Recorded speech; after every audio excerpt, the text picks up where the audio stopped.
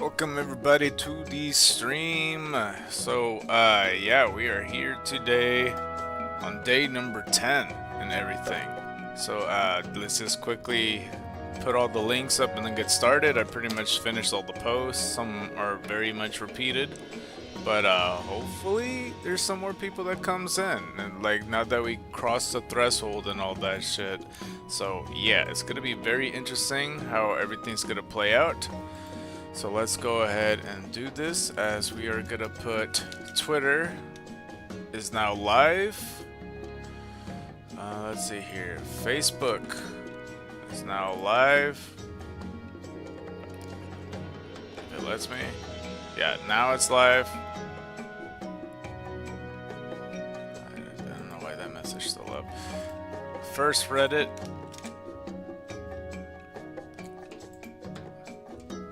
is now live, and second Reddit is now live. So now we could go get started with this. I don't think I mean, I've been considering whether I should like exit out or not, but yeah. Silly me, forgot to increase the count in the last one. That's the only mistake we did. After like I tried to skim it through just to see if I you know, counted all the Eevees correctly, but we are at 570 out of however many we're gonna do. I have no idea, because it really doesn't matter how many Eevees we find. It's just like at this point, you know, if you're watching this and you're trying to figure out how to retro/vintage hunt, basically whatever mon you are trying to become a vintage or retro mon or whatever you're looking out for, you have to defeat at least 500 of that mon. Then after, it turns out that is a 1 out of 500 chance that now the Retromon is available within the grass or cave or whatever it is you're, you know, whatever it is that mon's available in will now be accessible. But it's still a 1 out of 500 chance, which is like a, I don't know, 0.05% or something like that. So we're gonna see if we could get it today. I think I'm gonna do like 5 hours and a half on the stream. So let's just get it started pretty much. I'll see as far as we could get, but hopefully we get lucky. If you want the rundown on basically all the days that we have done, basically day 1 we got ourselves a shiny Jigglypuff, which is named Emerald Eye. Day 2 was our like luckiest day, because we got the most Eevees, being 79, and we also had like 2 shiny Pokemon that day, being a shiny Hysteric, who we call Periwinkle, and along with shiny Ditto, who at first was named Blueberry, but then I realized there was already a Blueberry, so we named him Blue Jam. And then the third day I thought was pretty good numbers, but it turns out, like, for the longest time I thought we were first place on that one. But yeah, nothing of the sort. The fourth day wasn't so lucky. I think that's the day that Starscream passed away, and also that I ran from like 2 Eevees. So there was that going for us.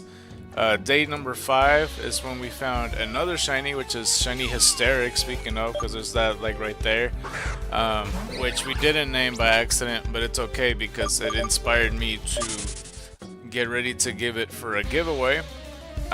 Which, by the way, if you're interested in a shiny Hysteric, be sure to put it in the chat below. Of course, the highest priority to the highest bidder, but that doesn't mean that you have to pay. If nobody ends up like bidding for the shiny Hysteric, you can just claim it in the chat below. Just keep in mind, for multiple people that wants to claim it, it will be determined by a wheel and or number generator, just depending on the situation. And then for, as well as the highest bidder, if it ends up being tied, the same thing. It's like, you know, depending on how many people is tied for, whether it be number generator or spinning the wheel or whatever we're gonna do. I don't think coin flip is, I don't know, coin flip would be kind of risky. I just don't know if it's like 2 people, like the wheel wouldn't really work in that case, would it? So we'll see. But that's for the most part. Day 6 was probably our lowest day because we had like 40 Eevees in total. day 7 was, what was it? Day 7, I think that's, no. Was it? No, day 5, I think that's when Wreckage also died. Or no, was it day 6? Because I end up switching to Haunter to battle, mostly. Day 7, I don't know what the circumstances are, but we got ourselves our first Eevee of the stream. I'm trying to think what happened on day 7. We got pretty close to 500. We like kind of miscounted, thinking that we found like 90 Eevees, and then we like did everything by the numbers. No, we didn't find 90 Eevees as much as I would like to. We do have 571 though, as we should fix this up a little bit. Day 8, we did find another shiny, which is a nose pass within like the first 15 minutes. We called it 49er. And then what else happened? And it got pretty close. Day 9 was as close as we could because we ended up the stream at like 495, and then starting from yesterday's stream, because this is all day 8, I should say, like we ended up at 495. On the start of day 9, we have finally passed the threshold that is 500. As you can see, we have like 571 now. So now, at this point, it is a 1 out of 500 chance, which I don't know what is the percentage for that. I feel like I should look that up. But yeah, I also got TCG Pocket open. I wish I could share my screen when it comes to that. But I should also open a pack while this happens and everything before I forget, because I'm gonna forget at some point. But before I do that, also I should point out that, of course, if you're feeling generous and you want to help me out in any way, shape, or form, please consider like donating to PayPal, Zelle, Venmo, Cash App, Patreon, GoFundMe, preferably GoFundMe, because then you can see the progress bar, and that would also help me out. So, you know, just keep that in mind. Yeah, because like even $1 would come a long way. And, you know, you could be the first donator and everything. Because I've been at this for 2 weeks so far, believe it or not, ever since the Eevee hunt. And I didn't think this was going to take that long. I thought, honestly, this would finish by day 3. It turned out, obviously, it wasn't. But that's just how it is. But yeah, that's for the most part. I think the next booster pack I have to do is Shiny Revelry. So, hold on. So let me raise the volume a little bit higher, so you can hear the thing. I gotta, oops, oh, I pressed the wrong thing. Let me raise it a little bit higher than that. Okay, so you could probably hear it now. Again, I wish I could show it on screen. Like if it was a perfect world and I had a little bit more extra, I probably could have invested in a phone recorder so I could have it plugged in somewhere else, and then you would see it on the side of the screen or something. But Shiny Revelry, and I'll be honest completely on what I got, like, and believe me, I got some fucking bootios not long ago, so let's go ahead and open. Hopefully there's some turnover packs, because I don't like looking through the packs on stream, because that sure takes a long time. It doesn't seem like there is any turnaround packs, which is unfortunate. So it does look like I have to go one by one on this shit. Alright, let's see. Pack number 1 is the best. Let me look through the pack number 2 just to see if there's any bent corners. Nope. Okay. Number 3. And this is basically the stream, me finding shit to do for the next couple hours. Because in the next 3 hours we'll be able to open another pack, pretty much. Okay, pack number 4. Alright, pack number 5. There's nothing. Okay, let's go check pack number 6. And then if there's no other packs that has bent corners, then at that point I just pick randomly. Oh, this one has a bent corner. Okay, I'll save that one for later. I think I'm like halfway there in the packs.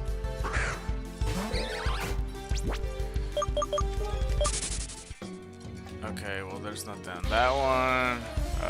There's like 3 more packs. I'm looking at the 7th one, perhaps the 8th one.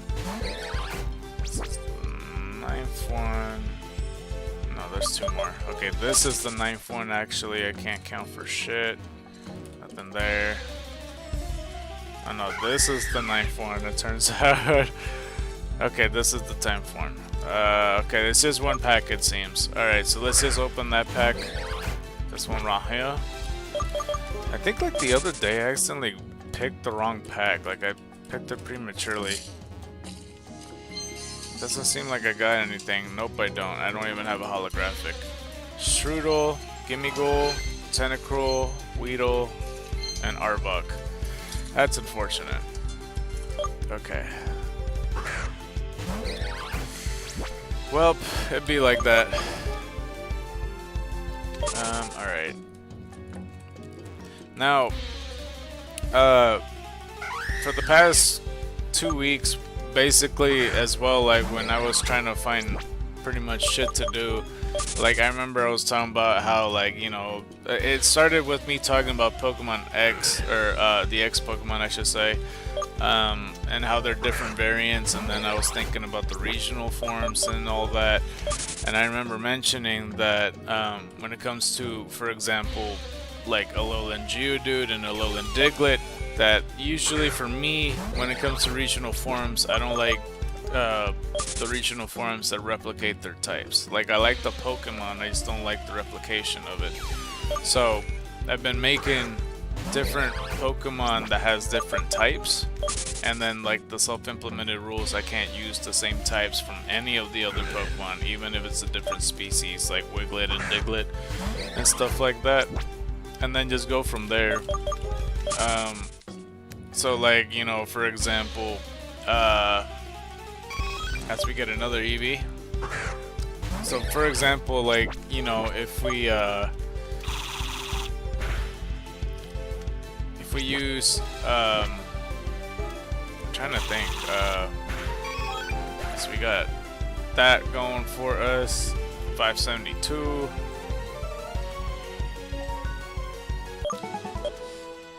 Level 51 though. Once it gets 1 more level, we're gonna switch it up. I'm trying to think, bro. So for example, like Sneasel's a good one because it's like Dark Ice type, but then the other type is Poison Fighting type. So now I have to consider all those ones. Or maybe even a better example, like Meowth. Like there's multiple of those. There's a normal type Meowth, and then there's a Dark type Alolan Meowth with Alolan Persian, and then in Galar there's like, you know, a Galar Meowth and a Berserker and stuff. Like that's already 3 types right there. Normal, Dark, and Steel. That even though Berserker has nothing to do with Persian, I had to look through the types, and I also, for the fact, counted the Elduin Meowth because, you know, on a normal day I would have picked Meowth to be Steel type, and then like the secondary thing would be like Psychic type. But then like the Elduin Meowth is also Psychic, so I have to make the rule. I just go like, okay, well shit, I gotta do this. I might as well just kill you on my own. You're weak to fighting, so yeah, let's just do it. Let's just do it. It's fine. Let's see.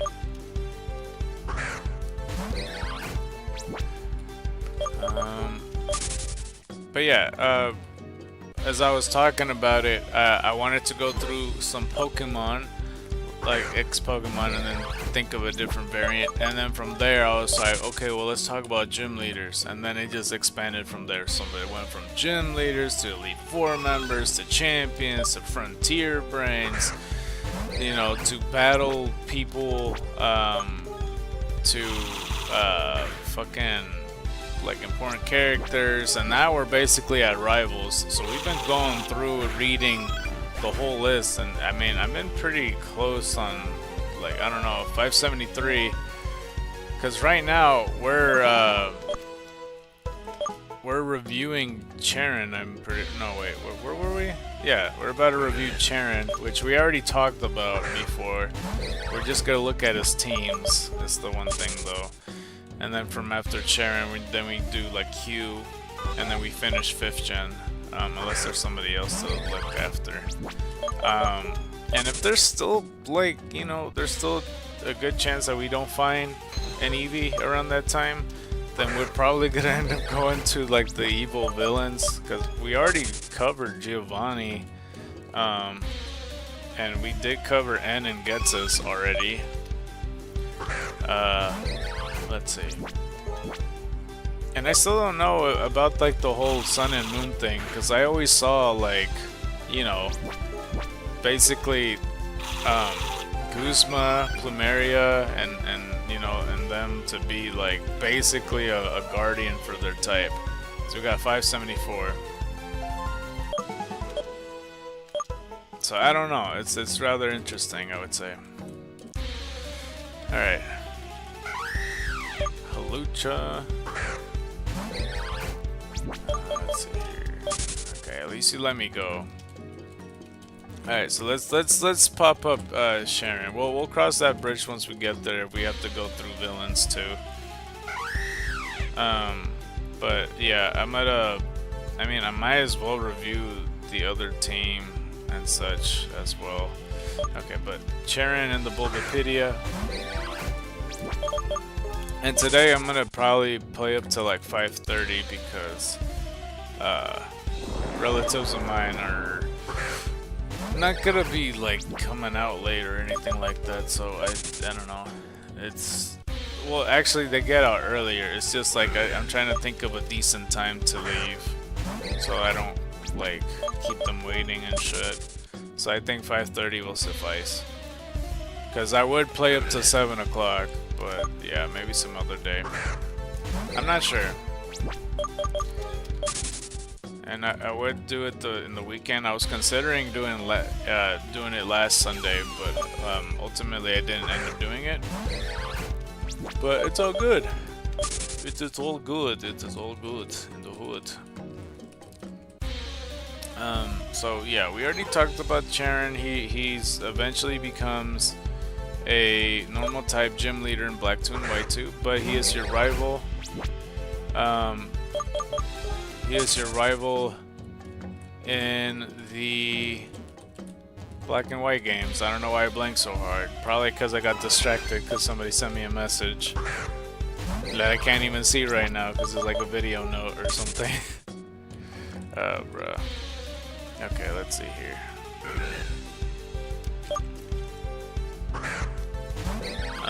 Let's see. So, for the first battle, of course, he chooses the Pokemon that's strong against yours. Winning this battle is not mandatory. The player will not black out and the story will progress either way.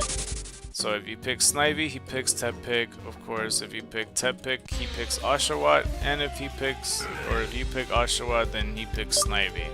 So that's kind of how it goes. Within the second battle, though, this is in Strighton City.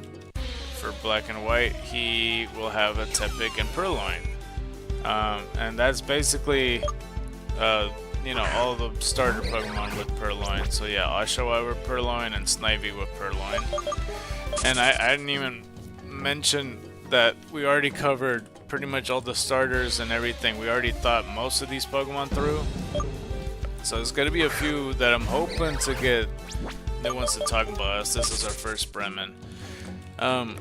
So this is a good example just in case you're watching this for the first time. So Snivy, you know, is a grass type Pokemon, and we're like trying to think to ourselves, okay, what's a good type that we could, you know, gravitate it to where it makes sense. For me, it makes sense that it's a dragon type, and I think because, I don't know, we made like a trend with like the starter Pokemon having a common type. Because for Kanto we made it a ground trio, and then for for Gen 2 we made it a Dragon Trio. Gen 3, the Hoenn starters, I think we made it into a like a fucking Steel Trio? What type was it? No, it wasn't Steel. What type was it? Flying? Yeah, it was Flying Trio. 4th Gen was like Ghost Trio. No, it was Ice Trio. And then 5th Gen, for some reason, we made it into like a Steel Trio. Yeah, so it's a Dragon Steel type, because you could kind of imagine a Metal Snake, I imagine. Like, not Steelix, but like, you know, a binding metal snake that, you know, bends and such. Purloin, though, well, actually, I'm getting ahead of myself. The Tepig, we made that like a Steel Electric. We still haven't settled on one. It, like, I don't know if it's Steel Electric or Steel Ghost that I'm going with. I kind of want to go with Steel Ghost, only because, like, I could imagine a haunted engine that's like really messed up, and then it like kind of smokes, but that's kind of like the Ghost Plasma, so I think that's pretty cool. But I could also imagine Steel Electric, where it's like an overdone engine, like I said. Something like that, like a mechanical machine. And then for Oshawott, since it's a samurai, it's like a steel grass type. Because, you know, swords and samurais, you know, plants and all that. Not plants, but you know what I mean, like, with their swords and stuff, they kind of not really go hand in hand, but I don't know, it just fits in my head. I don't know why I was thinking there. Alright. Now let's go like this. Get another Eevee done. I don't know if I counted the earlier one. 475 though. It honestly doesn't matter whether I count these anymore. But like, I'll keep them as an indication. So like, even if it's like 1100 or something like that, I'll be like, alright, that's fine. Anyway, Purloin, I think we made it a Psychic type. Part of me wants to say Fairy though. Psychic Fairy would be pretty cool. So if we are gonna end up changing it, it's probably that.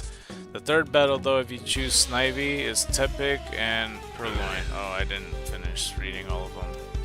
Or did I? Oh no, it's still the same team. Oshawott and Purloin. And then, yeah, Snivy and Purloin. So it's like legit the same rematch. Interesting. First multi-battle partner. Charian will join the player in the battle against 2 Team Plasma Grunts. As we get 576. Wait, hold up, I just realized. Nope, never mind.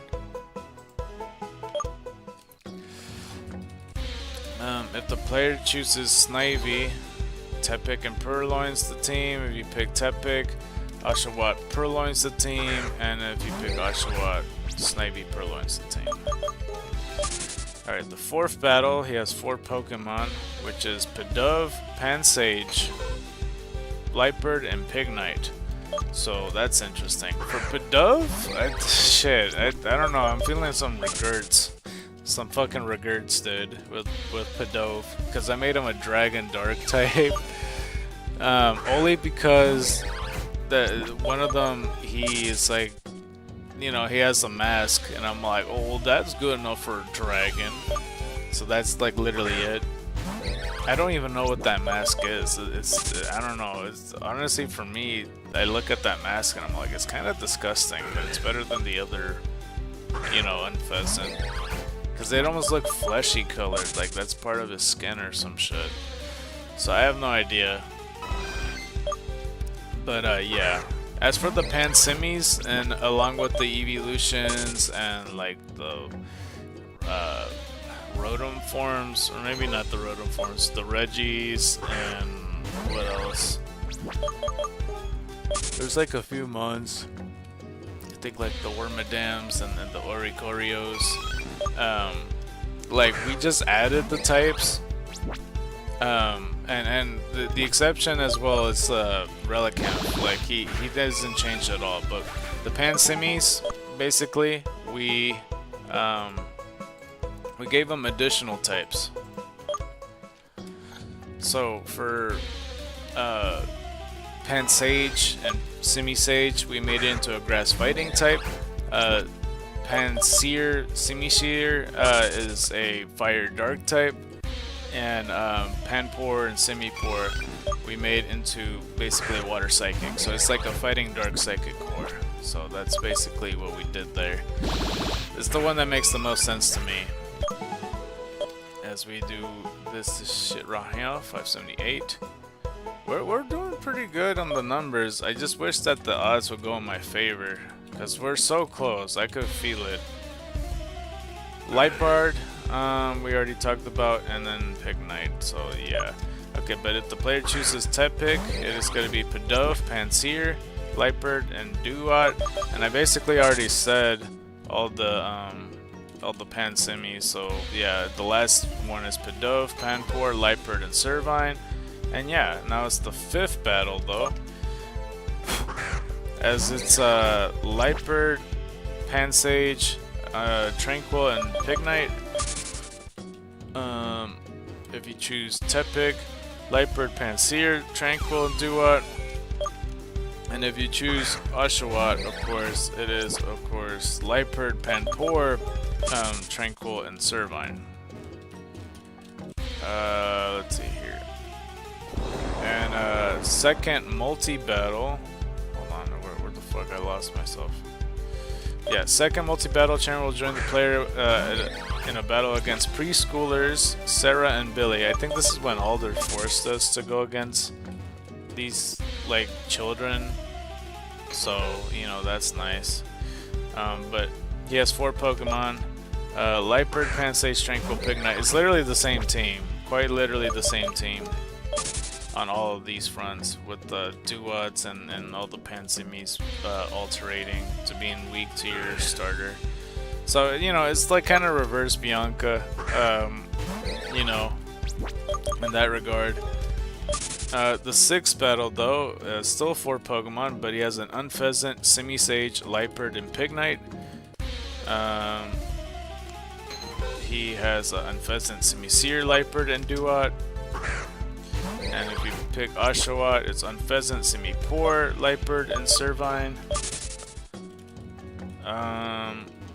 And yeah, that's it for the most part. The 7th battle, though, Unpheasant, Simisage, Lightbird, and Emboar. If you choose Tepig, it's Unpheasant, Simiseer, Lightbird, and Samurott. And if you pick Oshawott, it is Unpheasant, Simipour, Lightbird, and Superior. So that's pretty interesting. Let's see here. Post-game rematches. 6 Pokemon. Wait, what? Post-game. Route 10. Where's Route 10? I thought you faced them. Don't you face Charon at like like before you cross the gates on Victory Road? What the fuck? Post-game rematches. If the player chooses Snivy, 6 Pokemon. Lightbird, Simisage, Unpheasant, Gigalith, Haxorus, and Emboar. So with Gigalith, I think we made it a Steel Ground type. I could be wrong. It is just a mono type, so maybe I just made it Steel. And then Haxorus, we definitely made it Steel type, but he could come across as Steel fighting for me. Let's see here. I think. Let's go continue. The other team, if you choose Tepig, it's Lightbird, Simiseer, Unpheasant, Gigalith, Haxorus, and Samurott, which I do think this should be his real team. Because Samurott, like Oshawott, I feel like would be his first Pokemon that he would get. Because, like, you know, when I was mentioning about Gold, Silver, Crystal, like, their starter choices, those Pokemon are meant for them, pretty much. And for this one, this is as close as I could see with all the starters kind of matching. Like the main character gets Tepig, and then like Sharon gets Oshawott, and Bianca gets Snivy. But then there's Black 2 and White 2 and stuff, and I don't know. Hugh usually gets Tepig and all that, but it's kind of mix and match. But that's as close as it gets. If the player chooses Oshawott though, it is Lightbird, Simipour, Unpheasant, Gigalith, Haxorus, and Superior. So yeah, there's that. And then it's Black 2 and White 2. I might as well go through the teams and say fuck it. It's Patrat and Lillipup. Depending on which mode you pick on easy or normal mode. On challenge mode though, it is Patrat and Pidove. I'm not gonna cover the typings that I already discussed before, but Stoutland, Cinccino, and Watchog, since I already covered this whole bit before. This is the Plasma Frichgate, Stoutland, and Watchog. Second multi-battle. It says Sharon will join the player series of battles while traversing Camellia Forest. As this is Stoutland, Watchog, and Cinccino. You have Pokemon World Tournament. Sharon will use 3 of these Pokemon in single battles, 4 doubles, and rotations, and all 6 Pokemon in triple battles. He will lead always with the signature Pokemon Stoutland. So this is the Driftfield Mixed Tournament. So out of these, he'll have a combination or whatever it is between the levels of 25 and 50. There's Stoutland, Zangoose, Cinccino, Watchog, another Cinccino, and Watchog. So I forgot that they do repeat a lot of the Pokemon he has. Unova's Leaders Tournament. It is Stoutland. Wait, hold on, let me do this real quick. Stoutland, Zangoose, Cinccino, Lopunny, Castform, and Bouffalant. If I'm doing that right. Oh my gosh, my freaking phone is super slow. Not slow, but the page is slow. I mean, same difference, but you know what I mean. This is the Type Experts, World Leaders, and Mixed Masters Tournament. 6 Pokemon.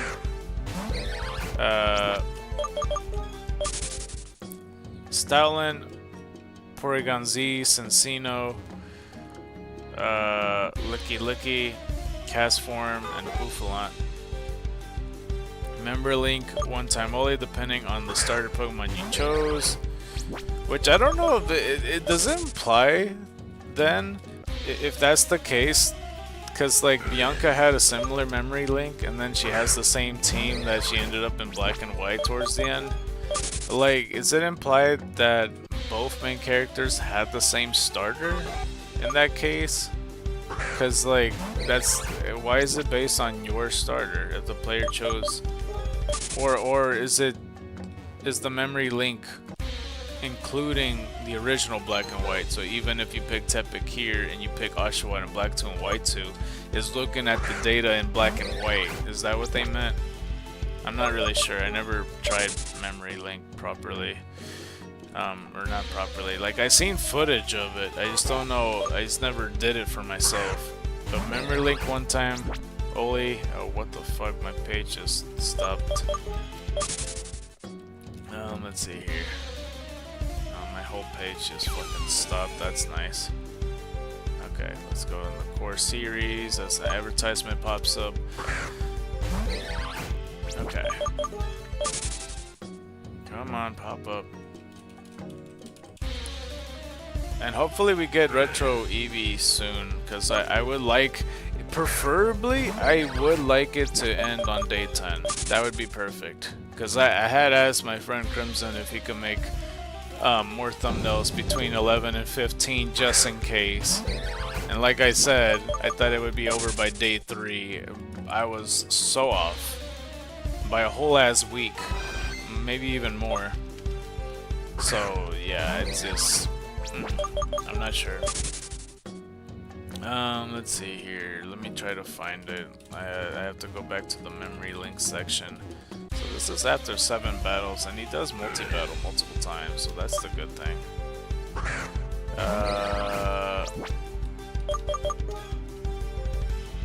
Trying to go through Okay, I'm back at where I was. Memory Link, one time only. The team Charen uses in this battle is dependent on the first partner Pokemon the player chose in the Pokemon Black and White. If the player chose Snivy, Liepard, Simipour, Unpheasant, Gigalith, Haxorus, and Emboar. So yeah, this is basically the same team as before. Liepard, Simisage, Unpheasant, Gigalith, Haxorus, and Samurott. And then for the Oshawa team, let's see. Liepard, Simisear, Unpheasant, Gigalith, Haxorus, and Superior. And yeah, no, it's T for T, the same one. And then there's the thing right there. Yeah, so that's basically it for that right there. The next character to look at is Hugh, as for rivals. Because we were going to start with Hugh last time, but I felt like that was a weird order I was doing just to ignore that fact. Alright, Hugh we didn't do, like talking about the BIOS and all that, because Charen we did like a little bit ago, like 4 days ago or something, reading his bio. So we're going to read all of his bio right quick. And I do like Hugh a lot. Like, Blacktooth, like I said, like for my list is Platinum version 1, probably like, you know, the second gen, like any second gen, like more likely Heart Gold would be my favorite had I played it. But basically second gen, like gold version for me or crystal. But I'll say Heart Gold because I know I'll prefer that version a lot more. And then like Blacktooth, I think I like Blacktooth a lot. And a lot of the reason is because of Hugh and his storyline and like just seeing all the characters again. I don't know, it just means so much more.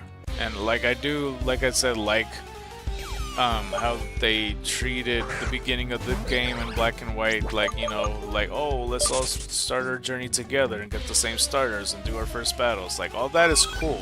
I like that a lot. I just don't like the Pokemon that's available to me, and like playing through the game and like struggling to find a good team that's not similar as the one that I used last time I played. Like, I don't know. And there's like a lot of Pokemon I didn't like. It's the Jalapeno's level 43. I don't know if that makes sense. I know a lot of people that does like 5th gen, but like there's very few 5th gen Pokemon that I really like, and it is the most competitive gen for sure. Like there's a lot of Pokemon that super viable in 5th gen, but I think Blacktooth and Whitetooth is so much better in my opinion. But anyway, Hugh is the rival character in Pokemon Blacktooth and Whitetooth. His name is chosen by the player at the start of the game, and he is 12 years old. And in the core series games, Hugh is the player's childhood friend. He is described as feeling passionately for Pokemon battles and Pokemon strength. He is also a doting older brother to his sister. He hates Team Plasma because they stole a Purloin his late grandfather had caught for her. For that reason, Hugh travels across Unova and challenges his gyms so he and his Pokemon can become strong enough to topple the new Team Plasma. He considered both his Pokemon and the player to be his partners, and the battles with and against them at several points during their journey. Being extremely quick to anger, when it comes to dealing with the villainous team, Hugh initially refuses to forgive the old Team Plasma members living in Driftfield City, treating them with as much hostility as the new members and asking Clay why he forgives them. However, as he continues battling the new Team Plasma and interacting with members of the old Team Plasma, Hugh comes to understand the division between the two sects. Ultimately accepting the help of Rude and the old Team Plasma grunts in the Giant Chasm.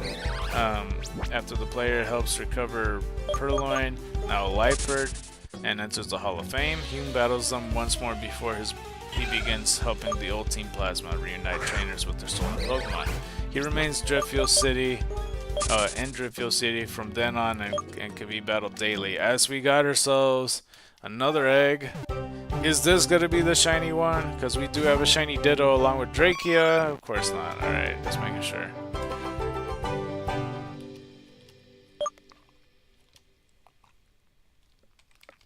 Is this 33? 33? 33? That's fine.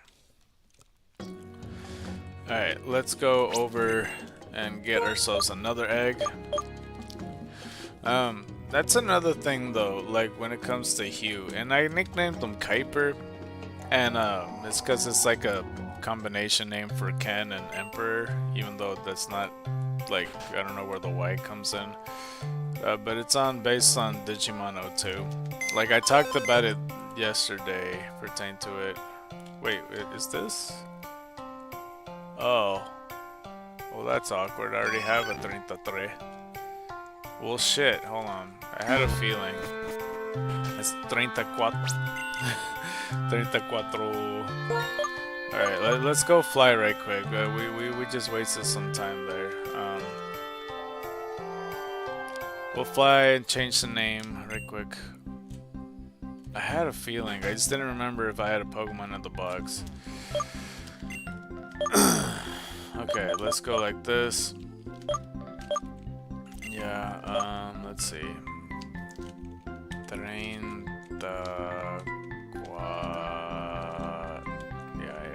I knew it. Okay, that's fine. No, I didn't want to do that.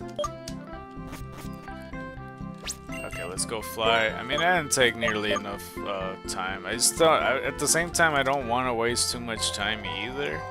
I really would like to see as much Eevees as possible, only to boost my odds. But yeah. So that's 34 Eevees. And it's supposed to be like 1 out of 50, but usually when those odds are never accurate for me, because it would be like, if it's supposed to be 1 out of 50, then you could bet probably out of 1 out of 65 you'll find something. Like, you just include 15% more in your car insurance. Runaway speed is up, special defense is down, and likes to relax. Okay. So yeah, because the first 2 boxes is 32 and now it's 34. Alright, will this be the shiny egg? Let's see. And once it gets closer, like once Pepequeño's up and ready to battle for us, we're gonna get a lot more eggs, and then we're gonna shiny hunt. We're gonna do proper shiny hunting. And that might be, probably has to be the day 11, honestly, thumbnail. Because today's thumbnail, well, I didn't even mention yesterday's thumbnail. Because originally with Wednesday, we put the Gigantamax Eevee, which belongs to Noarium. And like, I did that because we're about to approach the big 500, so I wanted to have a big Eevee, Gigantamax Eevee for the occasion, because this is the threshold. But we ended up finding a shiny nose pass, and we didn't pass 500. We got close. We ended up at 495. So then yesterday we put the Gigantamax Eevee for the occasion, because it's the threshold. That's why I did that. Even though it doesn't really make sense, and there's no Gigantamax or Dynamax even in the fucking game. That's kind of my thought process. Anyway, that's pretty much it with the bios with Hugh. So here's the first battle. Okay, so for Black 2 and White 2, first battle, winning the battle is not mandatory. The player will not black out, and the story will progress either way. If you have Snivy, he has Tepig. If you have Tepig, he has Oshawott, and if you have Oshawott, he has Snivy. And a lot of these Pokemon fare pretty good with them. Like, I can imagine him with the Oshawott, and I can imagine him with the Tepig. But more so, I do imagine Tepig, because just imagine this angry man full of wrath with Emboar, like, you know, and I said this yesterday too, like, I can imagine Emboar, like, fueling with fire right next to, like, I almost said Kuiper, when Hugh is walking away from an explosion caused that he did trying to wreck Team Plasma, and I think that's so cool. And he is one of my favorite rivals. I think the best rival is easily Silver, because of like how much hate or whatever that, you know, it's a personal rival where you're like, man, I want to take this guy out, and you know, it's a personal level where he's just like this bad guy that, I don't know, I mean, he turns over later, but yeah, I think Gary's a really good rival too. And this guy, some other rivals I don't like because they're just too fucking nice. It's like you're not really a rival. The only exception, I like Barry because he poses a threat, you know. Some other rivals like Mayor Brendan or whatever, they fucking stop battling at some point. Not even show you the last evolution. It's like, what? How are you gonna show me your Grovyle or Marshtomp or Combusken and not battle me again? What the fuck? And then like the Sharon and Bianca, like I don't know. Bianca's pretty easy to beat, and Sharon is somewhat difficult, but I never had that rivalry tension with them. He's kind of more of an ally that, like, you know, kind of tests me, I guess. But like Q's a different story. The 6 Shin rivals I don't mind, but they're still a little bit friendly. Like I don't mind them either though. I do like battling them, but it's not really the same. It's like half and half. How I could give a fuck, man. How he purposely picks a Pokemon he to be weak against you, and I'm like, what the fuck, how? And that's like that for Sun and Moon and Ultra Sun and Ultra Moon. And let's see, 8th Gen, the rival is like Marnie and Bede. I don't really like Bede. Marnie I like. Who else? Hop is cool. I like Hop a lot. Hop is pretty close to, if anything, he's almost equal to Barry. Or, yeah, not, like, they're pretty equal, I would say. And then for Scarlet and Violet, I don't remember the rivals, to be honest with you. So, you know. Anyway, second battle. Black 2 and White 2, if you choose Snivy, is Tepig. If you choose Tepig, it's Oshawott. And if you choose Oshawott, it's Snivy. So it's just level 8, and you battle them at Flockacy Ranch. I'm not even sure why you rematch. He doesn't even have a second Pokemon. But first multi-battle, he used teams will player in the multi-battle against 2 Plasma Grunts. He has 2 Pokemon though. He has a Pignite and Pidove. And if he has a Duat and Pidove, and of course if you have Oshawott, it's a Servine and Pidove. Third battle though, if you choose Snivy, it's a Pignite, Simipour, and Tranquil. Yeah, well, that's another complaint though that I had about Black and White. There's a lot of repeated Pokemon. Like there's a lot of similar battles because of the amount of Pokemon that they are available to. You're gonna be facing a lot of fucking Tranquils and a lot of Pansimis, and I don't know. I don't like seeing a lot of the same Pokemon because this is literally pretty much Charon's team. Like I mean, I know he had a Purloin and all that and stuff. Like this isn't T for T the same, but it's freaking close. Even though I like him as a rival, but yeah, Duat, Simisage, and Tranquil, and then Servine, Simisear, and Tranquil. And I would have caught Pidove had it been available in the first route, because it's only Lillipups and Purloins and shit like that. So the second, wait, did I say Servine, Simisear, and Tranquil, right? I don't know if I did or not. Second multi-battle, Hugh teams up with the player in multi-battle against 2 Plasma Grunts. And the Plasma Fridge Gate, Pignite, Simipour, Tranquil, it's pretty much the same team. Duat, Simisage, Tranquil, and then of course when you pick Oshawott, Servine, Simisear, and Tranquil. Okay. Fourth battle though, 3 Pokemon, Unpheasant, Simipour, Emboar, which means that this is more likely his team. Again, it's very, very similar to Charon's team. Undellatown, Tranquil, Simisage, Samurott, and the last battle of Undellatown, Pheasant, Simisear, and Superior. Actually, no, he had a Simisear, huh? Simisear and Samurott, so I guess it's slightly different. Just slightly. I mean, he doesn't have the rest of his Pokemon. Third multi-battle partner, Hugh teams up with the player in the multi-battle against Zinzolin and a Team Plasma Grunt. He really only had 3 Pokemon? I swear he had 6. Like he develops more and more. Emboar, Simipour, and Unpheasant. Samurott, Semi-Sage, and Unpheasant. And for Oshawott, Superior, Semi-Seer, and Unpheasant. Okay.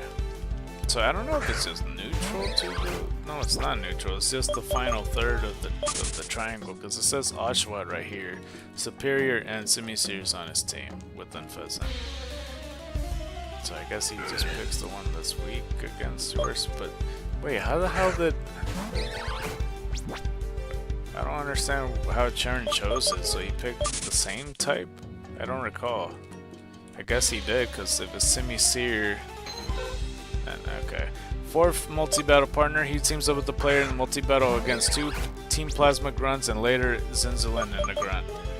I don't remember that, but I guess he uses the same exact team, which is Embor and Pheasant Semi-Poor, Samurai and Pheasant Semi-Sage, and of course Superior and Pheasant and Semi-Seer.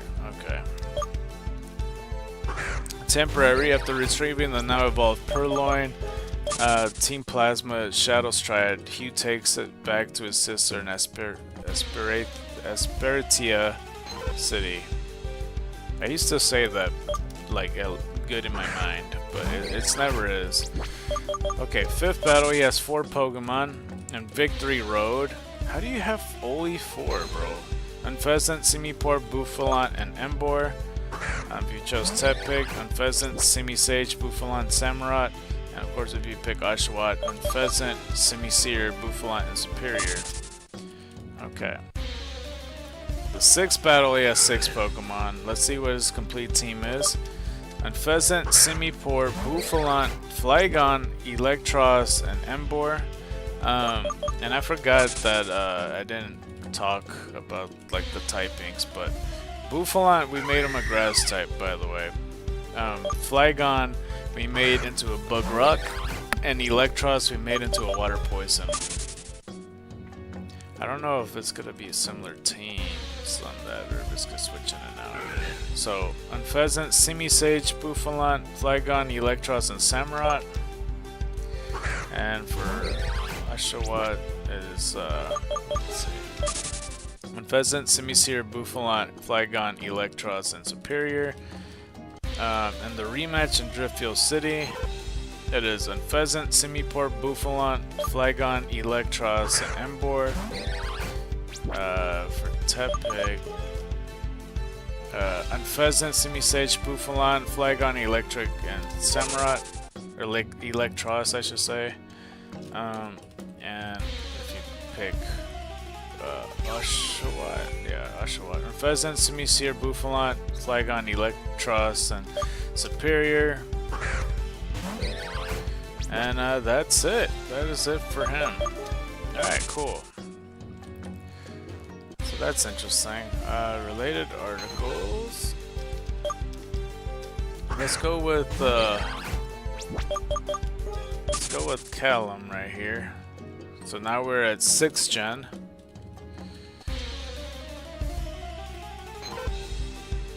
I just realized, yeah. No, because, I mean, like, part of me wants to... I wish, like... Because we almost covered all the characters. We hadn't covered Green yet. We covered Leaf, though. Well, I don't know. They're somewhat one and the same, but not really. Green is in Let's Go Pikachu and Let's Go Eevee, but Leaf could be considered someone else, because they're doing the protagonist, but they didn't do the one that was like at the Mewtwo cave, because I'm pretty sure you do end up battling it. But the only other ones that we hadn't covered is Yellow, because that's a manga exclusive. Crystal's basically Lyra, so I mean there's not really anything to cover, because that's, you know, Ethan's perspective and all that as well. There is an Emerald character, but that's a manga exclusive. 4th gen we covered, 5th gen we basically covered now, yeah. And then 6th gen, Callum, which is the X and Y character. Callum is the male player character in Pokemon X and Y. He serves as a rival in the same games if the player chooses to play as the female character. As a rival, he is one of the player's neighbors and close friends.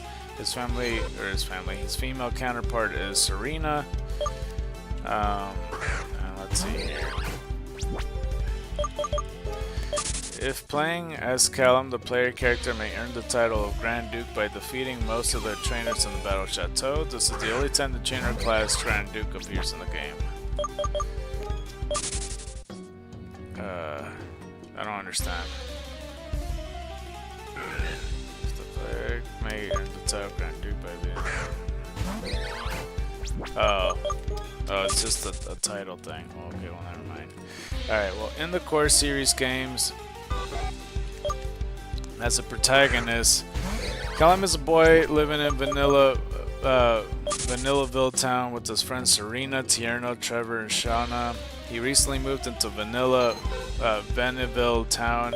His mom owns a Rhyhorn and fletchling, the latter of which wakes Callum up at the start of the game. And as a non-playable character, which is gonna end up being Serena as well.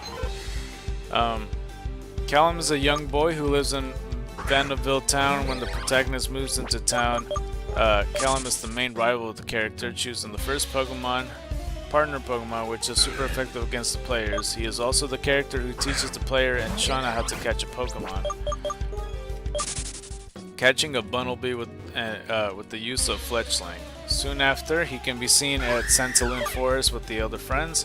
Callum is the child of two prominent Pokemon battlers, and this motherfucker. Fucking hold on. You wanna fucking go, Halucha? Bitch motherfucker. Hitting me and shit. I think I developed a habit where my hand almost moved straight to the mouse about to use the counter. Like that almost happened. But we're almost at level 52, and when we get to that, we're gonna switch up the Pokemon. You better let me go, Halucha. I'm telling you right now. If you don't let me go, dude, I'm telling you right now, dude.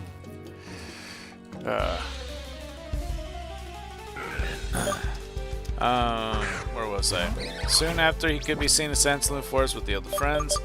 Callum's the child of two prominent Pokemon battlers and is seen as one of the two best battlers of the group of friends, alongside the protagonist.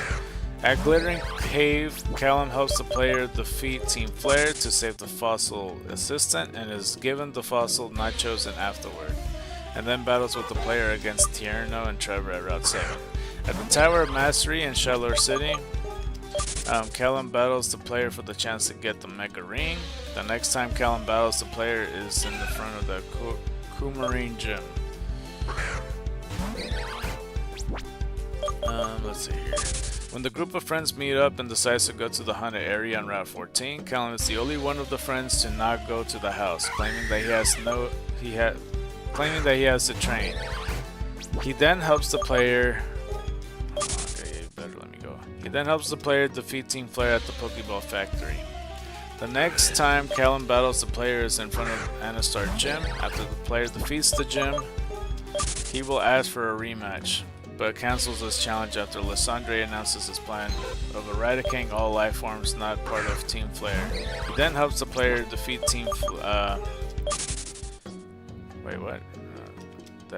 He then helps the player defeat Team Flare to get to the legendary Pokemon and defeat Team Flare for good. After the player enters the Hall of Fame and battles the Battle Mason, Callum can be battled in Kalude City, at which point he has obtained a Megarine on his own. When defeated for the first time here, he will give the player an Absolite and tell the player to meet Professor Sycamore in Anastar City. He can be battled at Kalude City once per day. And as the protagonist, as the player character, Callum can have up to 170, I had a dyslexic moment, oh god, 721 Pokemon available in the Kalos games as an NPC. He uses the selection of Pokemon throughout the story to battle players, including usage of Mega Evolution. Callum is required to pick between Chespin, Fennekin, and Froakie as his first partner Pokemon. As a player, he will choose the Pokemon first. As NPC, Callum will pick the first partner Pokemon with the type advantage over the player. As a player, he is also required to catch either Xenoverse or Yveltal, required in the story. And first partner Pokemon. Tiana will offer Callum one of these 3 Pokemon at the start of the game under Professor Sycamore, both as player characters and NPC. So it's Chessman, Finnegan, and Froakie, of course. Legendary Pokemon. As a player, he is required to catch either Xerneas or Yveltal in the Team Flare's secret hideout, or the secret HQ. After it awakens to be used for the ultimate weapon, the player will then be asked if they would like to use legendary Pokemon to fight against the Sandre. And it's Xerneas and Yveltal.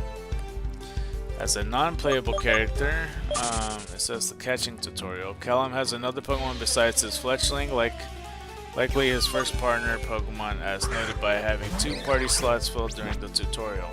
So it's Fletchling, and then yeah, your starter Pokemon that's strong against yours, and he caught a Bunnelby, like you mentioned. But yeah, Fletchling, and what the fuck? That's the first match? Fletchling and Braxton? Okay, if the player chooses Fennekin, Fletchling and Frogadier. Wait, how come it doesn't start with the what? I thought you do battle. What? Okay, well you fight. Wait. Okay, I'm confused. Did I skip something? I didn't. Yo, what the fuck? Okay, I don't understand. The starter Pokemon obviously battles on the against each other. I don't know why they didn't include that. But the other thing is Fletchling and Quilladin. That's the second battle. I don't know why it's saying it's the first. It's like the berry thing all over again. It's like, oh, Starly and the starter, and that's like your first battle. Like, I don't think so. Second multi-battle though, Callum teams up with the player against a pair of Team Flare Grunts. As we got Esper, Absol, and Braxton. Esper, Absol, and Frogadier. And Esper, Absol, and Quilladin. Alright. Third battle. Why does it say first battle? This whole page is fucked. It's so fucked. Why does it say first battle here? Okay, well, anyway. Tower of Mastery, it says. Meowstic, Absol, and Braxton. Oops, I didn't mean to do that. I thought I was on the run. Meowstic, Absol, and Frogadier. And I'm pretty sure the Meowstic is different. Like, if you were to pick Serena, it would be the white Meowstic, because this is the other one. So, yeah, that's pretty much it. So Meowstic, Absol, and Quilladin. And then it says second battle. No, this whole page is fucked. I don't understand why they didn't review this, or it just went out of order or some shit. Meowstic, Absol, and Frogadier. Meowstic, Absol, and Quilladin. And in case I didn't say it, Meowstic, Absol, and Braxton. Let's see, this is Route 14. It says the third battle, but that's not true because I already named like 4 other battles. Meowstic, Absol, and Delphox. Meowstic, Absol, and Greninja. And Meowstic, Absol, and Chestnut at Route 14. Third multi-battle. Callum teams up with the player against Celosia and Bryony. I never remember the characters, like the admins of Team Flare. Like, I never do. I swear. Meowstic, Absol, and Delphox. Meowstic, Absol, and Greninja. And Meowstic, Absol, and Chestnut, I imagine. I don't know why I can't fucking... Wait, what? Did what? Oh, I didn't click here. Okay. I was about to say, like, why is the Greninja team has 4 Pokemon? I went to a head. Wait, what the fuck? Is the advertisement hop or some shit? Yeah, there's the Chestnut one. Alright, next battle though at Anastar City. Meowstic, Absol, Jolteon, and Delphox. Hold on, I wish there was, yeah. Meowstic, Absol, Flareon, and Greninja. And for the other one, Meowstic, Absol, Vaporeon, and Chestnut. I might as well... Nah, I can run. It's fine. It's all good. It's all good.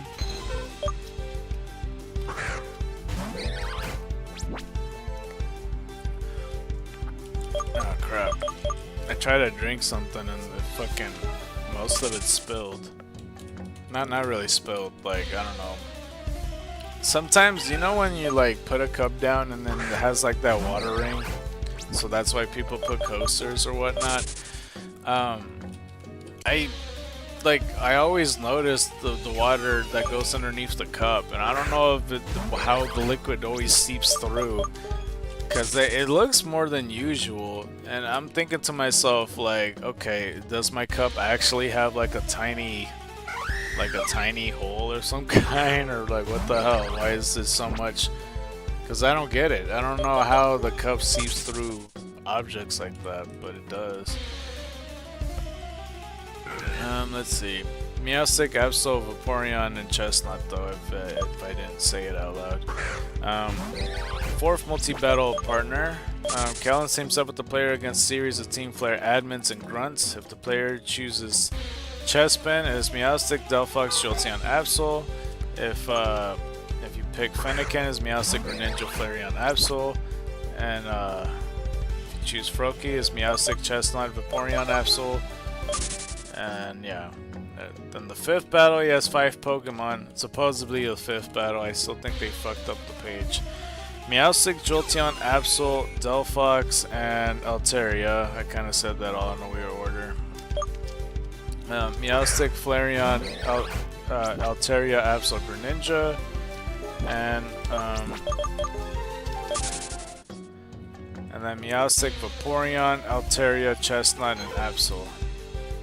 Rematches in Kalut City. He has 6 Pokemon. He has himself a Meowstic, Clefable, Jolteon, Absol, Altaria, Delphox. On this one, he has Meowstic, Clefable, Flareon, Absol, Altaria, Greninja. And for this one, he has Meowstic, Clefable, Vaporeon, Absol, Altaria, Chestnut. What are the names? Meowstic and Altaria? Or no, wait, hold on. Meowstic, Clefable, Vaporeon, Absol, Altaria, Chestnut. Something about it just sounds like I'm saying the same name. Meowstic, Vaporeon. I don't know. Meowstic, Altaria. I don't know. It just sounds like similar syllables and such. Okay, well, next is Serena, so let me just go to her right quick. And I probably would have to skim through, to be honest with you. Oh, I'm already tired. I like how I hit my second one yesterday and not referenced it.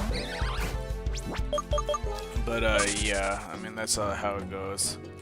I'll read the Serena thing in a little bit. I kind of want to focus on a little bit of this. We could take a break from it. We already said like 3 stories. I mean, I would like to. It kind of bothers me without.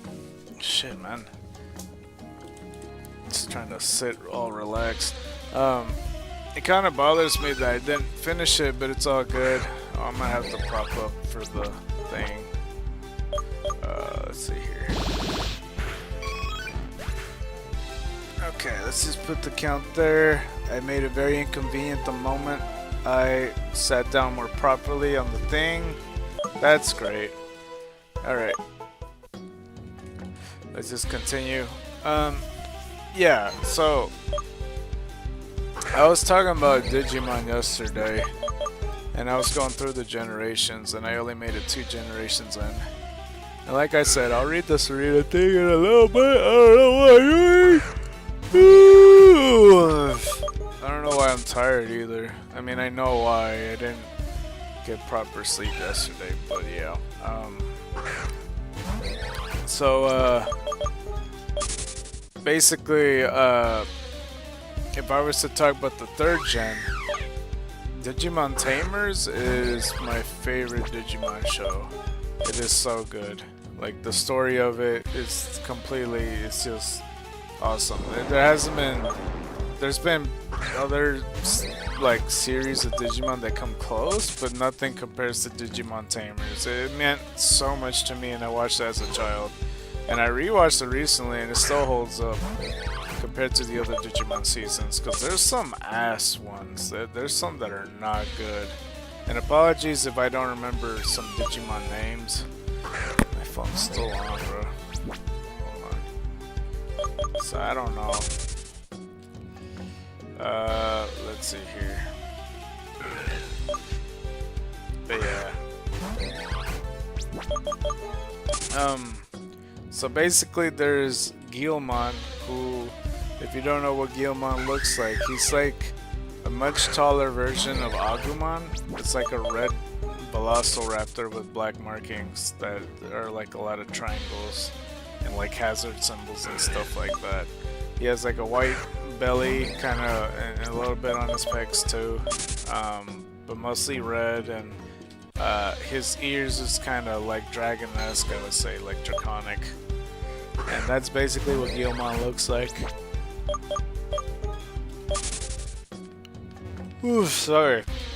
So when he digivolves into Growlmon, the champion level. And it's basically Ngl if he was bigger, except like he has white hair that is kind of spiky-ish. And I think his like black markings is different. I don't quite remember, like something like that. I don't know. They didn't put too much thought into Growlmon. But I think the one after that is like Metal Growlmon or some shit like that.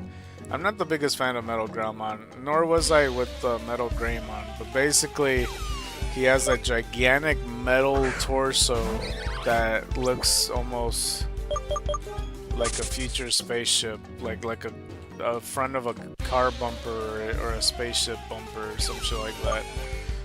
He has that, and then instead of his arms, it's two like blade sickles, almost like two giant knives, and he still has the white hair, and in front of his face mask where his teeth are, it's like a metal plate that serves as like metal teeth.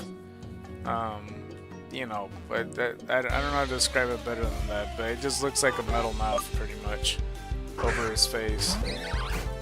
And that's Metal Growlmon. Now the real thing, well, I should say that like when something goes wrong, he could turn into something else in his mega form, similar to how Greymon turns into Skull Greymon the ultimate level instead of Metal Greymon. It's the only difference on here because it doesn't happen at the ultimate level, but rather in the mega level. He turns into something called Magidramon, which is a very cool mega level Digimon because it's like very much draconic-esque. Well, he is a dragon, and like, you know, the torso up is like, you know, he has arms and all that stuff, but like on the bottom half it's like a serpent tail, and he has wings, and the color scheme is like red and white, and he looks very gnarly and vicious. I wish I could describe him better than that, but like on the part of his dragon face, like the upper half, upper jaw and up, is mostly red, and then the other side of it is white, if I'm remembering correctly. But yeah, no, I think it's really dope for sure. Hold on, let's increase the counter. We have 582. Make your bets now, and when I get that Eevee, or the retro Eevee, I should say. Alright. Let's go like this. But yeah, that's Magidramon. He's really cool. He showed up for like one episode, I think. I don't know if he showed up in any other mainstream stuff, but yeah, no, he's a big deal. But if you raise your Ngl good, or like, you know, not in a hateful path or revenge or anger or anything like that, the Mega Evolution is Gallantmon, which looks similar to Omnimon, except without like the face cannons and swords and shit like that. He looks similar to him. The color scheme is like red, white, and gold, but he's mostly white.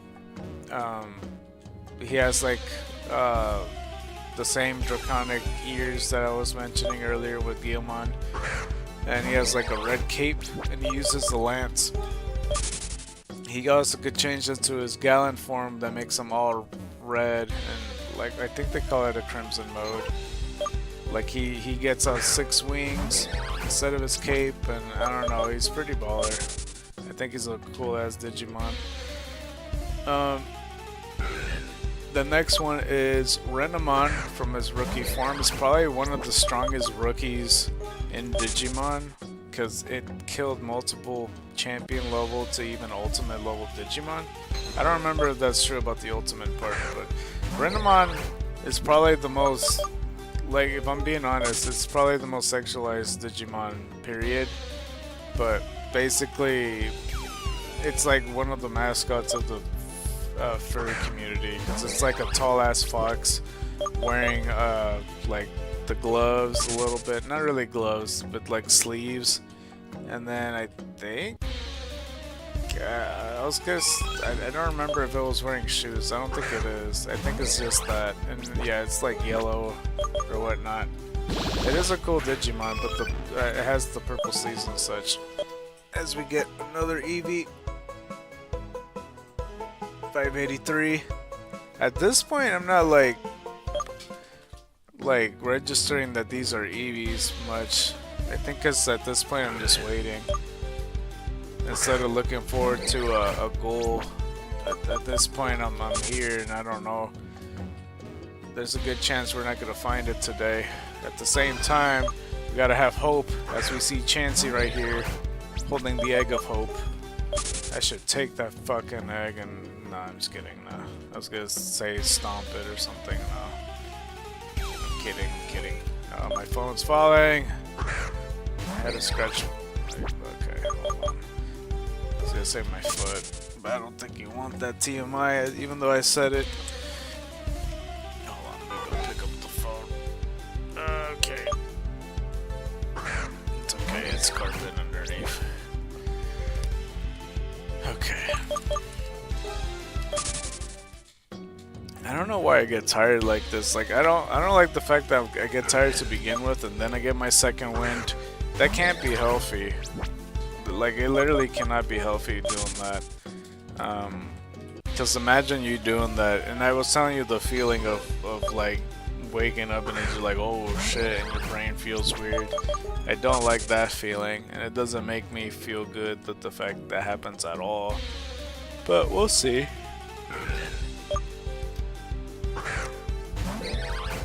I feel like it's too early for that, because that usually happens at like 3 or 4 p.m.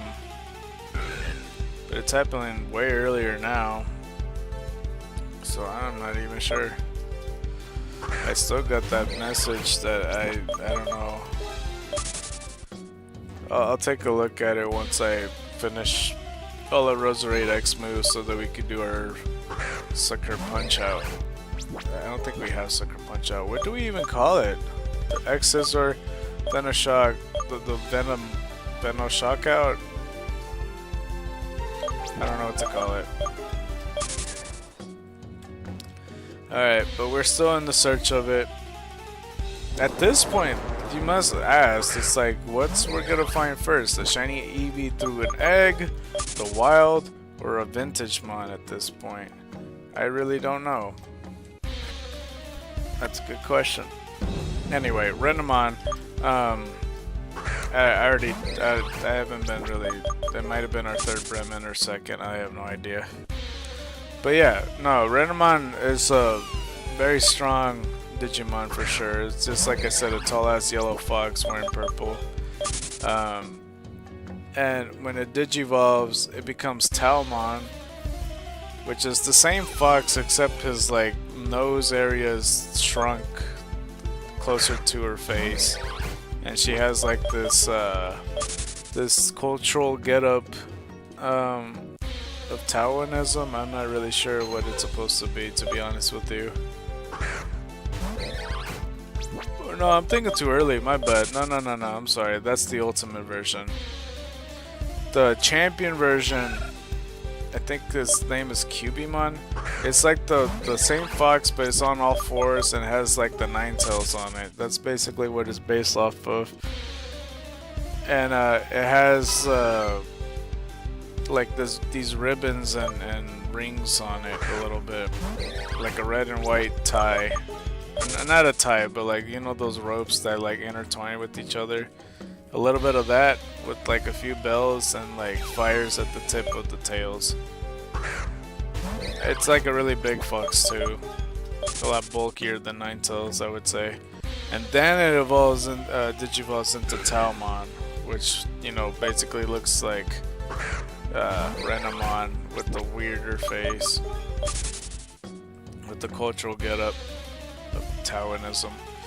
I forgot what the final evolution's called, but I think it's really cool. I think it was like called Sakuramon? I could be wrong, but basically it's a lady this time, except it's in a golden fox armor. And the golden fox armor is like black and gold, but the top of the little fox like upper jaw is covering her eyes. You can see like a little bit from her mouth and stuff like that. And I don't remember the color of her hair. I don't remember if it was like a purplish or lavender or white or some or blonde. I forget. But she's also holding a staff, as well as Taomon. I think it was holding like a fucking brush or some shit like that. I don't recall, but yeah. But for the other one, oh, sorry, I was yawning. For the other one, yeah, that's that Mega Evolution. Now, the third one, we talked about it before. It is Terriermon, because I mentioned that it was in the movie that Terriermon was in there. It digivolves, well, it like as I described it yesterday.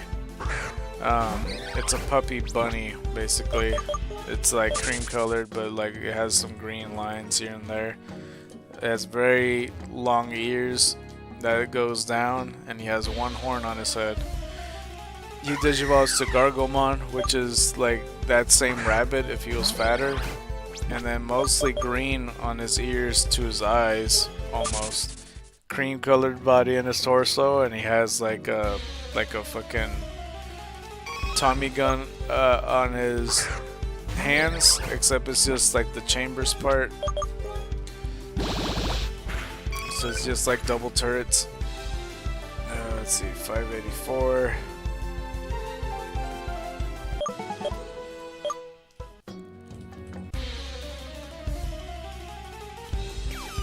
Keep yawning. And it's wearing pants as well, along with the ammo belt. And then Gargomon, we talked about it along with Terriermon, but not as well with this Digimon. This is Rapidmon, except this is the green version one. Basically, if we take Terriermon and elongated him with like a rounded belly, and put his armor, like solid green armor, like throughout his torso, to his head, to his ears, all green. Like a dark green, like an emerald green or something, with the red tips on his ears, because we mentioned it before. Hey, sorry, my bad. I had to scratch my ear. I have no more. Okay, we're almost there. But basically, we talked about him before because as we got 585, we talked about Golden Rapidmon pretty much, because he had the Egg of Destiny in the movie. But that's a Mega Evolution, because it goes from Rookie to Mega, like, immediately. Along with Vmon making it to Magna Vmon or Magnamon, I forget what it's called. But Rapidmon's at ultimate levels. It's like, how the fuck?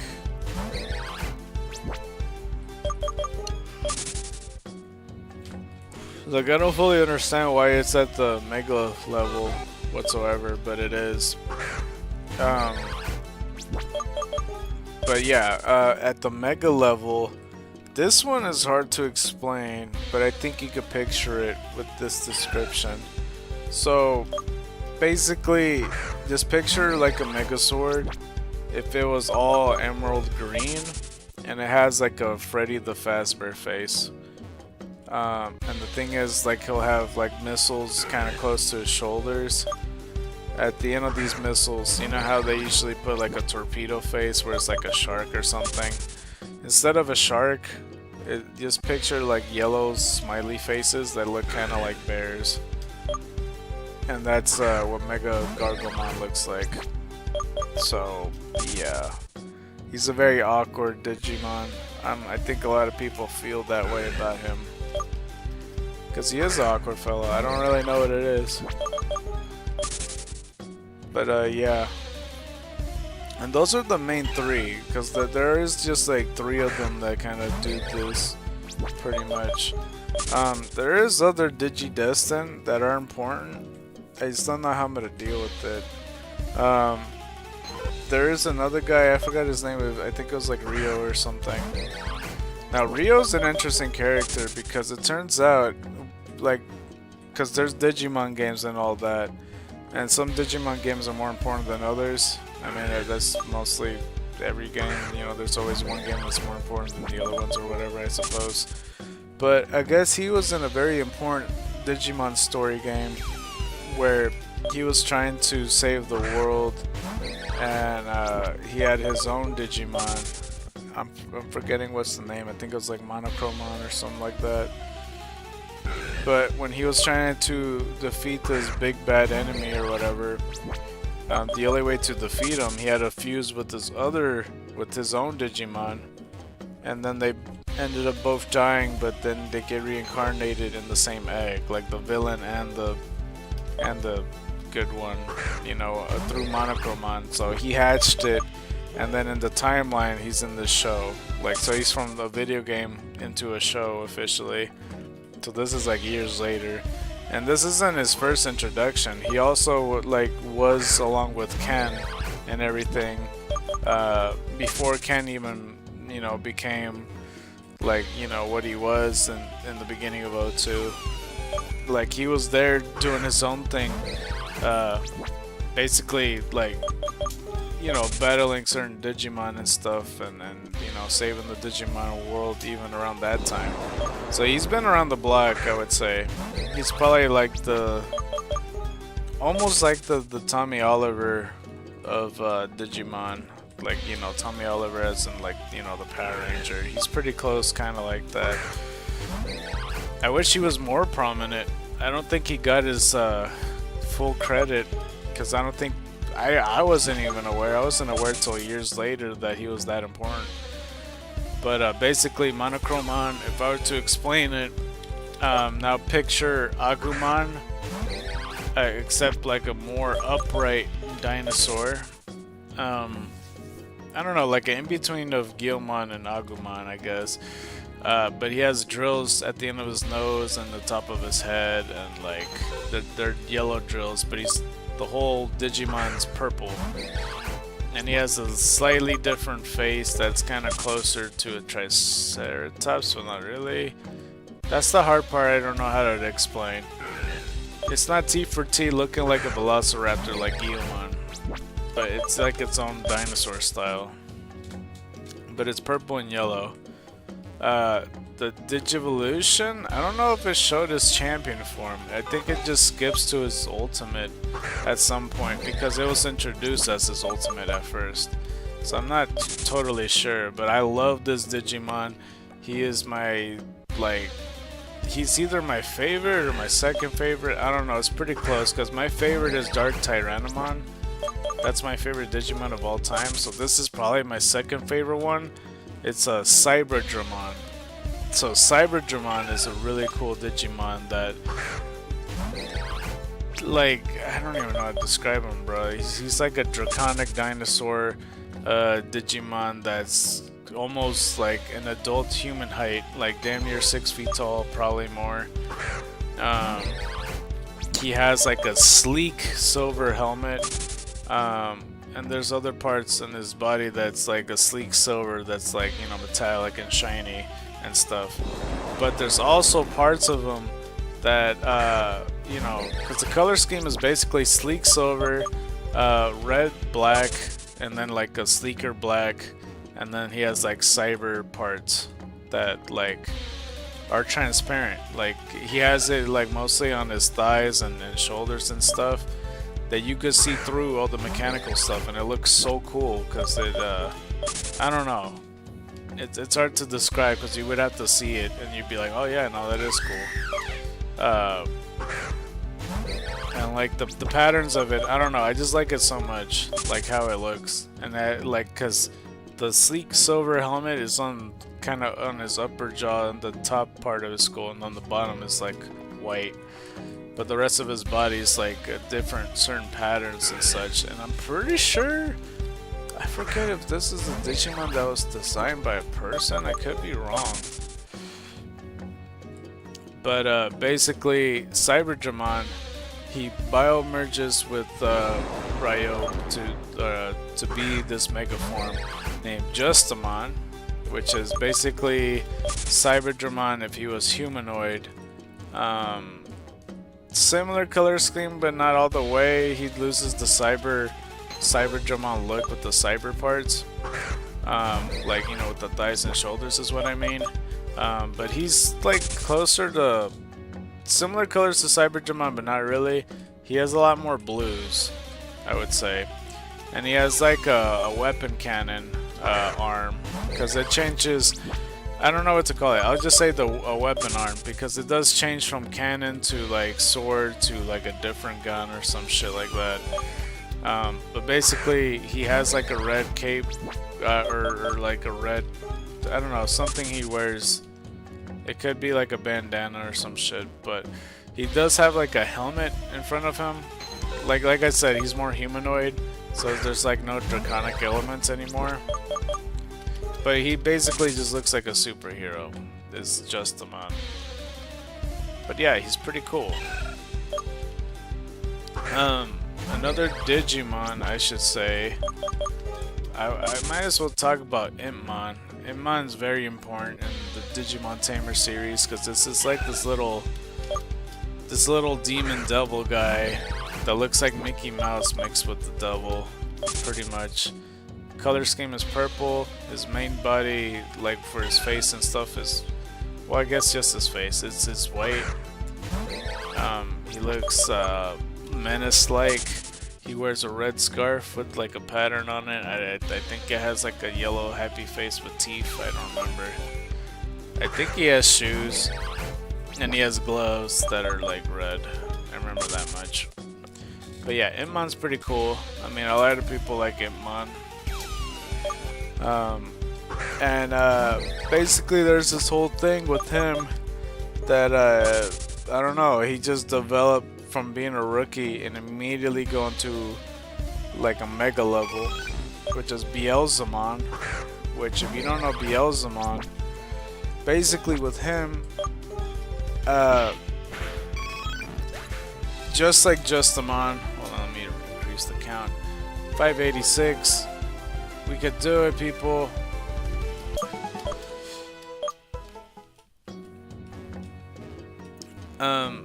Just like Justamon, he has like somewhat of a helmet that goes over his head, except it's just more of a mask than a helmet. But like his face is more exposed, and you can see his eyes, unlike Justamon, because you don't see Justamon's eyes. Because it's like this black mask that he's wearing, but you can see blonde hair in the back. And he has like a weird third eye going on. White skin still, but a lot of what he wears is like a black jacket, black pants, you know, black metal boots that has silver on it. You know, he's supposed to look like a biker. He holds a shotgun.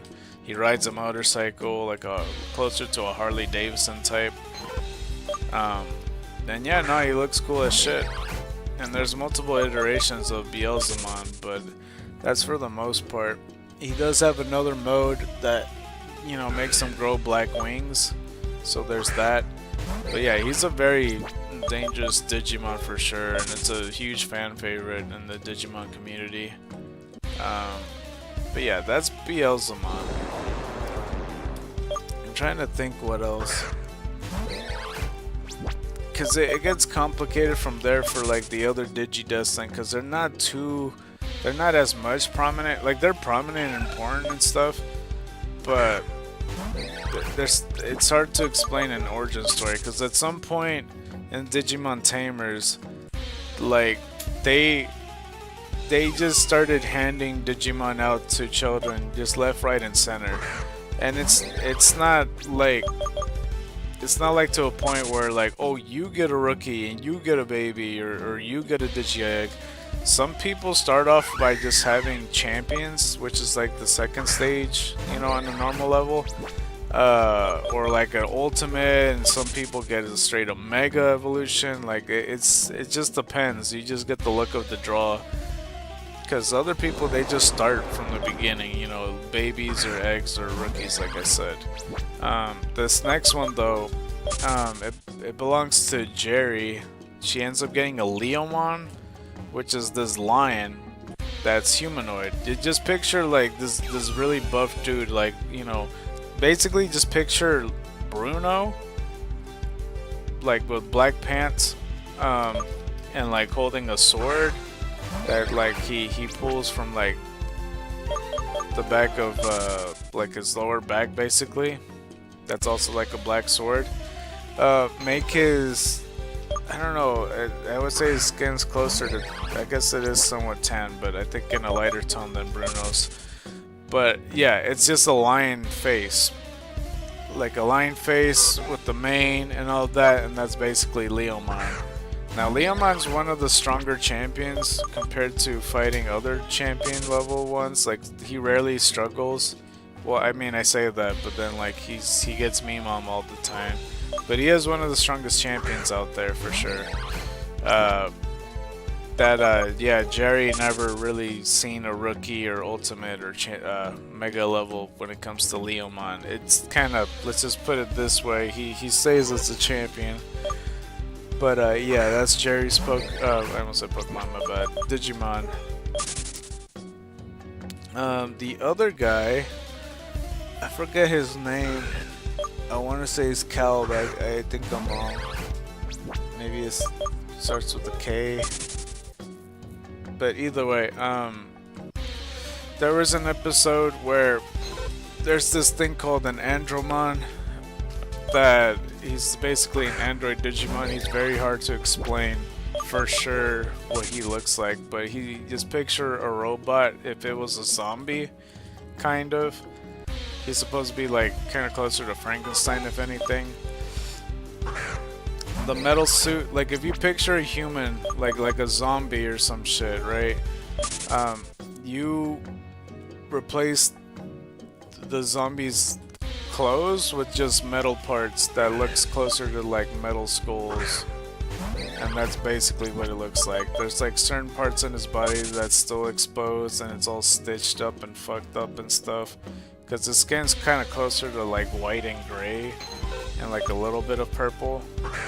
But like, yeah, he mostly wears silver and like a dark gray in his metal parts. And he has like somewhat nails and stuff like that. I'm trying to remember if he had stitches. I think he did, but I remember like solid black nails for sure.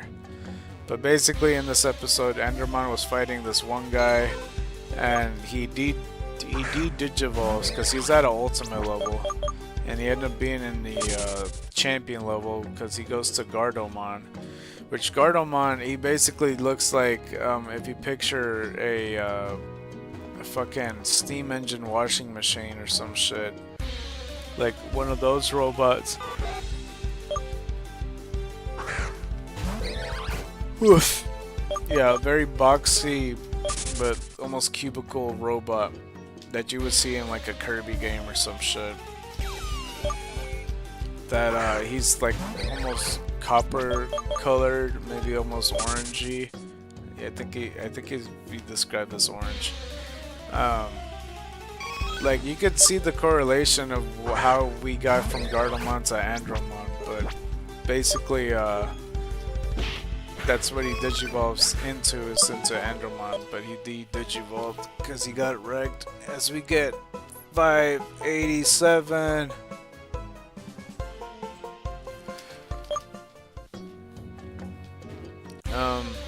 Yeah, that's for the most part when it comes to Guardromon. There's not really much to say. He just kind of hangs out.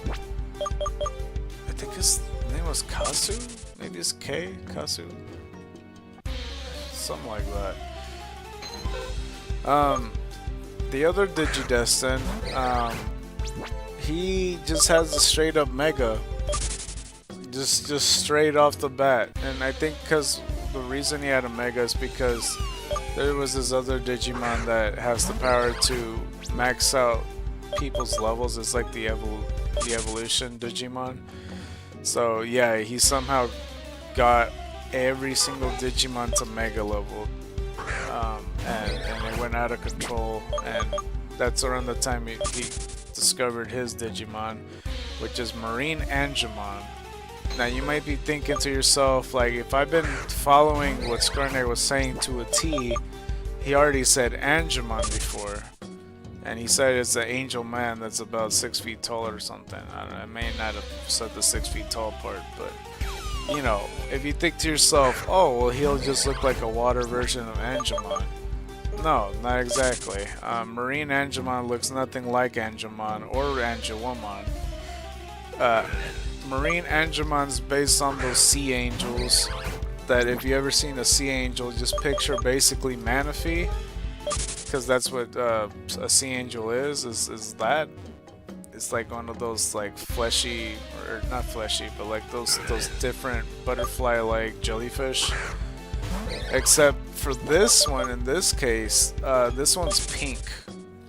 And I guess you could picture a Manaphy, but like you would have to suspend your mind for a second.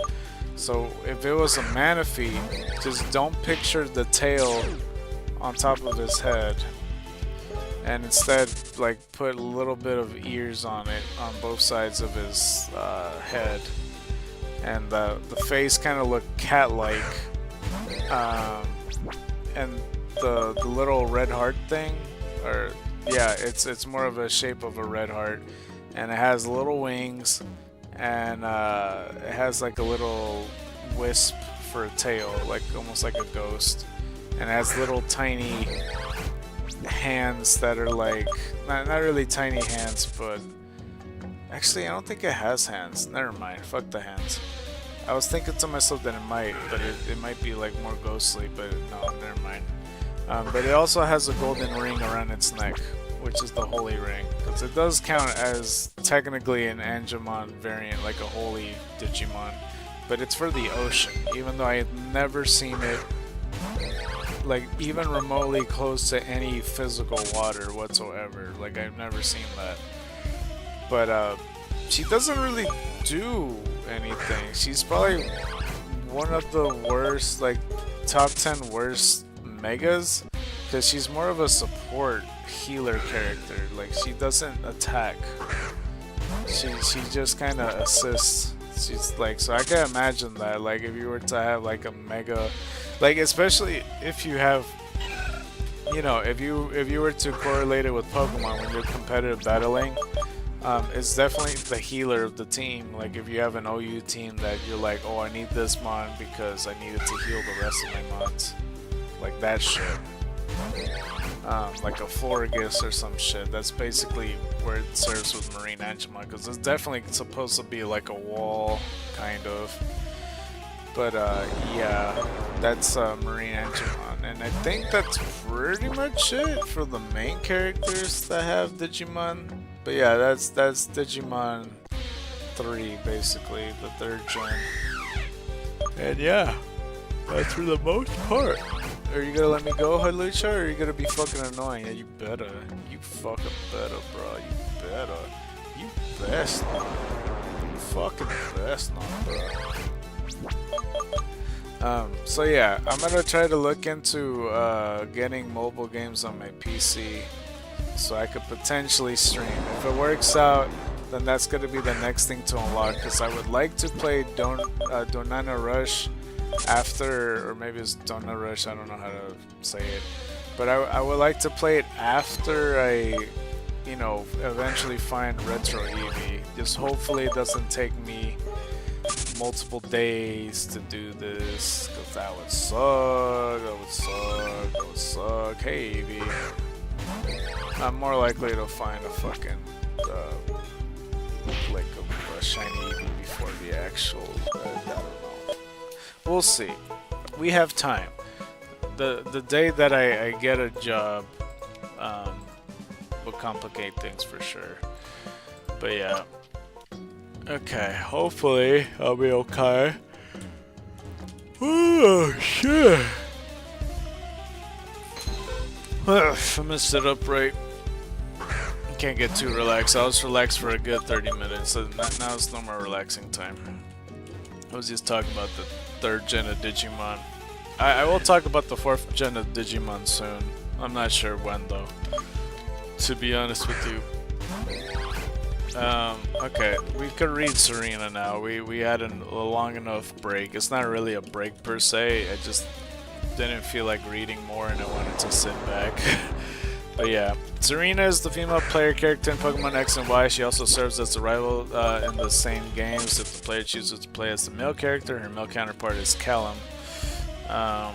And there's some parts that I might have to skip over because, you know, pretty much I would have to...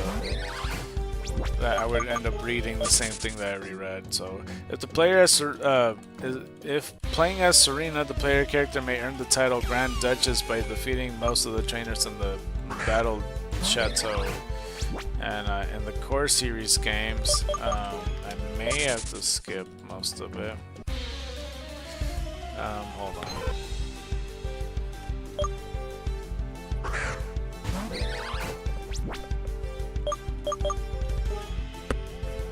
Sorry, I just had to scratch my ear because it was freaking, I don't know, it was itchy earlier. Hopefully everything's okay. Serena's a young girl whose appearance changes based on trainer's customization. The player could choose between 3 different presets. Okay, I got away. How many hyper voices do I have even? 4. Okay, so I got 4 Eevees to attack. The player can choose between 3 different presets, default appearances, choosing between Serena's hair, eye, and skin color. These default otherwise are identical in most media and her stock art. Serena uses the default middle option, having gray eyes and long honey blonde hair.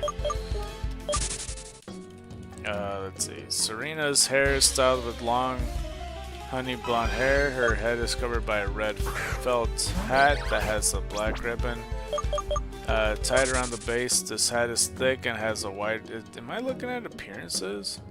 No, it says that's a player character. Oh no, I am at the appearance section. Okay, let's just move on. Serena appears both as a playable, non-playable character. Playable and non-playable character in Pokemon X and Y. Playing as Ngl I'm, Serena will appear as one of the player's friends and rivals, and as the protagonist, Serena is a girl from Vanderbilt town with her friends Ngl I'm, Tierno, Trevor, and Shauna. She recently moved into Vanderbilt town. Her mom owns a Rhyhorn and Fletchling, the latter of which wakes Serena up at the start of the game. And I think, I don't know, sometimes I like to think, like, based on the teams, they'll give me clues on which one is more canon. You know, like, especially with Sharon, like, he'll have, like, a Simisear and a Samurott in his team. And, based on, like, Diamond, Pearl, and Platinum, I think it's implied that that's Dawn's Clefairy and Kadabra. Because I don't think Lucas would have a Clefairy in his team. Maybe he will, I don't know. I just don't think that's his style for shit. Because I seen him in like other media and stuff, like in the manga. He's a character that likes taking his time. He likes slow Pokemon and then like using Trick Room pretty much. Even if it wasn't like that, I don't know. He's more of a guy's guy that's just lazy. And Clefable's kind of an OU mon that's kind of hyper offensive, and Clefairy in Pokemon are, you know, like not really meant for lazy dudes, I guess. You know what I mean? Like for Dawn, I think she was always looking for cute Pokemon that are meant for contests and such.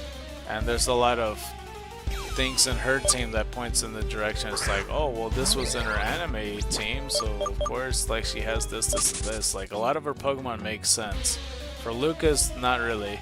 I don't think I saw any references to Pokemon that he had in other forms. I mean, like he didn't really have any anime appearances, sure, but like not even in his manga team he had similarities besides the starter Pokemon. Cause yeah, I don't even remember his full team, but I don't know. But with Serena, I'm pretty sure she would have the Meowstic and like the Absol and like Clefable and shit like that. Let's see, where was I? As a non-playable character, Serena is a young girl who lives in Vanderbilt Town. When the protagonist moves into town, Serena is the player neighbor and their main rival, choosing the first partner Pokemon, which is super effective against players. She is also the character who teaches the player Shauna how to catch Pokemon, catching a Bumblebee and use their fledgling. Soon after, she could be seen at Silent Forest with the other friends, and then pretty much the rest is the same story. Okay. So she, as I said, has the starter Pokemon, and like if you were playing as the main character, hold on, let's go like this right quick. 589.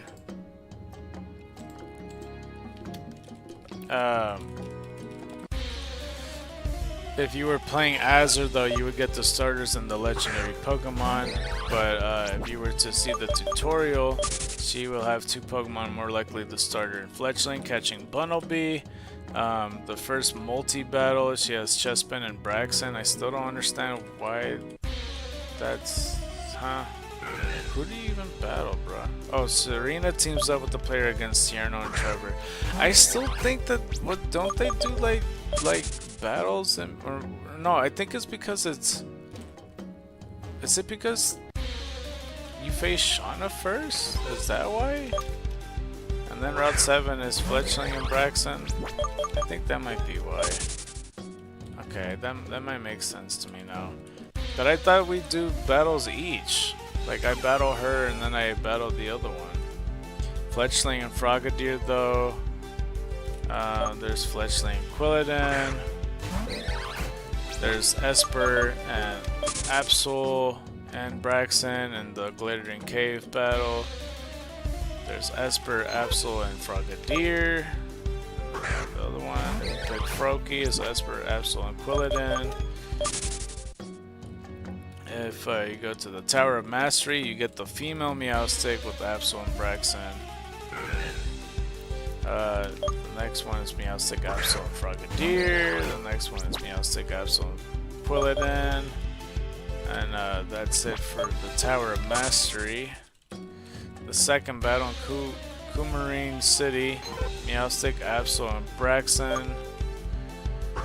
And let's see, Meowstic, Absol, and Frogadier. Sorry if I'm slowing down. Meowstic, Absol, and Quilladin. Then the third battle is Meowstic, Absol, and Delphox. Meowstic, Absol, and I can't see the last one. Greninja. Oh, my whole page is fucked. Meowstic, Absol, and Chestnut. Alright, third multi-battle. It's pretty much the same teams. Meowstic, Absol. Oh, come on. And Delphox. My whole fucking... Oh my gosh. This is in the Pokeball Factory, by the way. Meowstic, Absol, and Greninja. This page keeps fucking up. That's why I keep stopping in the game too, because like I'm trying to fix it while I'm doing this. Meowstic, Absol, and Chestnut though. The fourth battle, she has 4 Pokemon. Meowstic, Absol, Jolteon, and Delphox. Meowstic, Absol, Flareon, and Greninja. Meowstic, Absol, Vaporeon, and Chestnut. Team Flare Secret HQ, Meowstic, Delphox, Jolteon, and Absol. Meowstic, Greninja, Flareon, and Absol. Meowstic, Chestnut, Vaporeon, and Absol. And that's the 5th battle. Meowstic, Jolteon, Altaria, Absol, Delphox. That's another one. Like, I know that, like, obviously anybody could use Altaria, like male and female and such like that. But it's almost implied, like, if Serena's gonna lean towards the fairy typing or something like that. Because, like, you know, 590. You know, because she could potentially Mega Evolve it, and she has Absol that can Mega Evolve, and then, like, there's Clefable that she eventually gets. Because I don't think Callum would be a fairy-type trainer, personally. But yeah, Meowstic, Jolteon, Altaria, Absol, Delphox. We have Meowstic, Flareon, Altaria, Absol, Greninja. And we have Meowstic, Vaporeon, Altaria, Absol, and Chestnut. Now for the rematches in Kalut City, it is Meowstic, Clefable, Jolteon, Absol, Altaria, Delphox. Meowstic, Clefable, Flareon, Absol, Altaria, and Greninja. And Meowstic, Clefable, Vaporeon, Absol, Altaria, and Chestnut. How come she doesn't keep the fucking Fletchling, now that I think about it? I didn't even do any of the Pokemon, did I? Shit. Okay, so Fletchling, I think I made like a Dragon Steel type, I'm pretty sure. For the starter Pokemon, I don't remember what the theme I gave them, if I were to think. Let's see. So, I think what I gave to Fennekin and Delphox and all that, I think I gave it like Ice Ghost. For Chespin and Chestnut, I could do Steel Poison or maybe Steel Electric. And then for Greninja, I think I gave it like Grass Fighting. So this is the first time I'm not theming all of them, but I can had I want to, because we could kind of make them like a ghost type for each of them. It'll be the Ghost Trio, because Delphox could be Ice Ghost, Greninja could be like Grass Ghost, because he's like a secret ninja, and then like Chestnut could be like a, you know, he could be like one of those Iron Maiden like chambers that execute, and then there'll be like a ghost inside. He could be like those death traps. He could be Steel Ghost. I think I like that idea. We'll do that as the Ghost Trio. So yeah, I mean, I like that for the most part. So the Kanto Trio is Ground, the Johto Trio is Dragon, the Hoenn Trio is Flying, which still needs some work because, like, you know, fucking Skeptile doesn't look like a flying one, does it? The fourth gen one is Ice, and then the 5th gen one is Steel, and now 6th gen is apparently Ghost. So yeah. But besides that, what was the other team? I think it was Meowstic. Meowstic easily would be Fairy type or Fairy Dark. Well, actually, I said male and female would be different, huh? So Fairy Dark and Ghost Dark, probably, if I were to guess. Clefable, I think I said Dark Psychic type, I'm almost positive. Absol, it ends up being a Dark Fairy when it Mega Evolves, and we officially made it Ghost Flying, because it does so many flying moves, like Razor Wind, even before it had wings. And like Ghost type, because that'd be another alternative than Dark, because I really don't feel like giving it Psychic. Altaria, we made it Ice Electric type because it's a cloud, and like it does eventually become a Fairy type when it Mega Evolves, because that would be my go-to had I not picked the type that I chose. And pretty much everything else with the evolutions, we said all types of stuff, like, you know, we gave Jolteon Electric Steel, and then Electric Poison as another variant. We gave Flareon Fire Rock, and then we gave it Fire Ghost. For Vaporeon, we gave it Water Dragon, and then like Water Ground, and then like for Espeon, it's like Psychic Ground, and then we made it Psychic Rock. For Umbreon, we made it Dark Poison, and then it become Dark Steel. Let's see, is this how many Hyper Voices I got left? For 591, by the way. We already going for another 100. That's insane. For Glaceon, we said like fucking, I don't even know, bro. What did I say? Ice Flying? And Ice Ghost?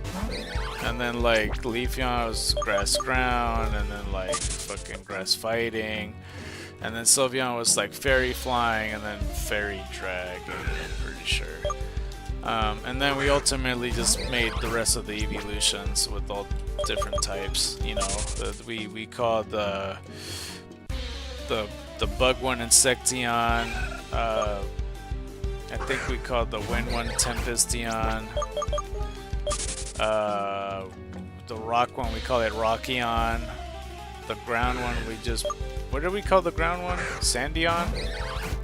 The steel one probably Titanion. Let's see, fighting one, and we call it Soleon.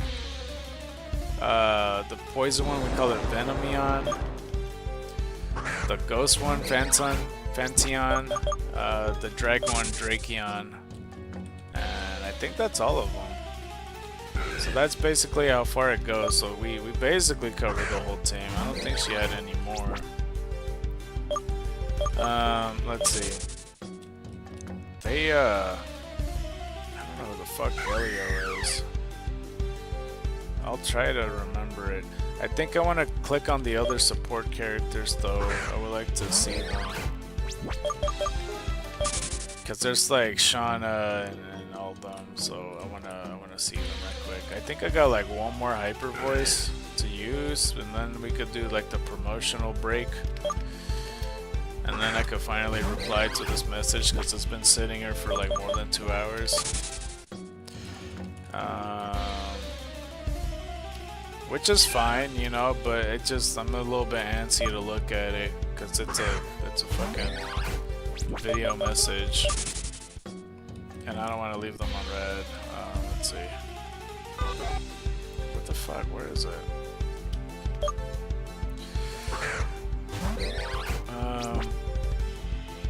Trying to find it. So there's Trevor, there's Tierno, and Shauna. I want to go with Trevor first because he's like my least favorite out of the 5. Okay. Trevor is a friend and rival of the player in Pokemon X and Y. His Japanese name is Trova. And the core series game. Trevor appears in Pokemon X and Y as a friend of the player. Trevor delivers a player a Pokedex on behalf of Professor Sycamore, and he aims to be the first among his friends to finish collecting data for his Pokedex. Trevor and his older sister live in Lumio City. I didn't even know he had a sister, what the fuck? Near Juan Plaza. Ever since their parents left them behind in order to travel around the world and train their Pokemon, it has been Trevor's dream to travel all over Kalos with a Pokedex of his own. He first battles the player on Route 7 alongside Tierno. From then on, Trevor occasionally engages in his own kind of battle with the player, comparing how much each has completed the Pokédex and losing every time. I mean, considering, like, imagine that the fucking Callum doesn't even collect Pokemon and he's still losing. When the Abomasnow and Frost Cavern is threatened by Team Flare, Trevor comes and helps the player by battling one Team Flare Grunt's Mightyena and let the player beat Mabel and save the Abomasnow. I don't remember this. I played X. Fucking advertisement. I was literally about to read. Come on, bro. It just shot up immediately. After the player has entered the Hall of Fame, Trevor can be found in Geosenge Town. There he will tell the player about various Pokemon that can use Mega Evolution. Trevor captures many different kinds of Pokemon to complete his Pokédex, but the Pokemon he keeps in the party tends to be members of the Fairy Egg group or ones revived from fossils. Trevor has appeared as one of the players' partner in the battle Mason when choosing multi-battle. And yeah, the first battle, multi-battle with Tierno. It's Trevor and Tierno, which is a mixed match of Pokemon. It's 2 and 1. It's Pikachu and Flabébé with the orange leaf and a Corphish. Pikachu we gave water ice type, and like I asked a friend of mine like what would they do, and they said fire type, and honestly I could imagine Pikachu in a lot of different types, to be honest with you. And to be fair, it does make sense because like the other Gorochu, if anything, he looks more fiery, like the actual Gorochu, not the Xenoverse one. Flabébé we gave it like grass type, simple as that. It's like the easiest decision in my life. Corphish, I think we just gave it like fighting dragon. I think we'll give Corphish fighting for now. We could make it dragon fighting, to be honest. Okay, we'll give it dragon type. I don't know. I don't want to make it fighting type because then that's just crab brawler. Alright, Battle Mason. He has a Tyrantrum and a Aurorus. He has both fossil Pokemon. Oh, I skipped some shit, bruh. What the fuck? Second battle, Route 119, or 19 I should say. He has a Raichu, Aerodactyl, and Florges, the orange one. Okay. And we already talked about Raichu and all of them. Aerodactyl, I made it into a ground dragon type, you know, like even though you revive the fossil, like let's say 50 or 100 years from now, if you able to develop another form, that's what it would be. And yeah, Florges would be like the orange one and stuff. As we hatch an egg. Alright, nice.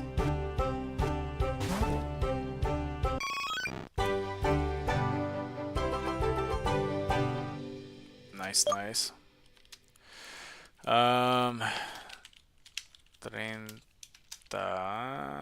35? Yeah. 30 sin. Oh my gosh. Man, if somehow I get like completely hijacked with my full account. Also, the egg hatched a lot sooner than the other one, unless I'm tripping. I don't know. Has it been an hour and a half already? I mean, it's been 2 hours, but like, I don't think the other egg even took that much time. But yeah, that's 35 right there. Let's take a look at it. I tried to put 35, but it's too much. Runaway, special attack ups, attacks down, with the likes to a relax quirk, I guess. I mean, we basically finished Trevor because I noticed that we're gonna go click on Tierno next as we get our egg. Let's go over and fly. We got like one more hyper voice, so we're just gonna do that and then rush over to the Pokemon Center. So it's gonna be pretty quick depending on how soon Eevee arrives. You know, best case scenario, we run into Retro Eevee now, but let's see. We shall see. We shall see. We shall see. We shall see. We shall see. Unless this fucking Hoolucha is a pain in the ass. Tierno is a friend and rival of the player in Pokemon X and Y. Let's see. And he's in Pokemon EX. I see. Tierno appears in Pokemon X and Y as a friend of the player to whom he gives the first partner Pokemon sent through him by Professor Sycamore. He is a dancer and his goal is to create a dance team with Pokemon. He wants to find Pokemon with amazing moves, such as such, the Pokemon in his party knows dance moves such as Swords Dance and Paddle Dance. Tierno is first met in Aquacord Town, where he delivers the player and 2 of their friends. As we got another Eevee, he delivers the players 2 of their friends, a first partner Pokemon on behalf of Professor Sycamore. As like we got another count, 592. Was that really the last hyper voice? Okay, okay, let's go to the Pokemon Center then. We'll resume with Tierno in a little bit. I'm gonna take a mini promotional break. Little mini promotional break. Okay, let's go like this. We got pretty much like a little over 3 hours in the stream. But let's take a little mini promotional break. Alright, so I think what I'm gonna do first, I'm gonna make it into a QR code for Facebook. I think what I'm gonna do. Yeah, let's do that. And then we've got a put free QR code generator. This is the promotional sucker punch out, or whatever you want to call it, because we got a couple moves to do. We got Veno Shock. We got good old motherfucking, which color should we use? Let's use blue. Yeah, blue's fine, whatever. Yeah, I'll stick with blue. What other moves we have? X Scissor, we have Hyper Voice. Man, I don't understand. People keep, how are they finding me, bro? They're like keep adding me on Facebook, and I really does for my channel, for channel purposes.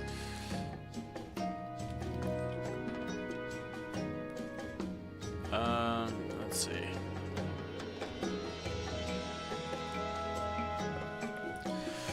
And yeah, there's nothing really good for X's or like Veno Shock to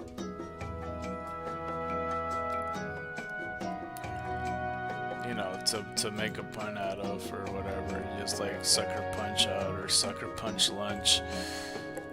Unless I do like X Scissor cut out, but like we're not cutting out anything. Okay, there we go. It's just loading a bit slow.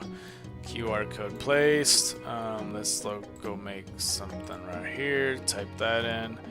Let's make it light blue for no reason. Watch and scan. Or no. Let me type it the other way. Scan and watch us get a super. Let's put ultra rare on.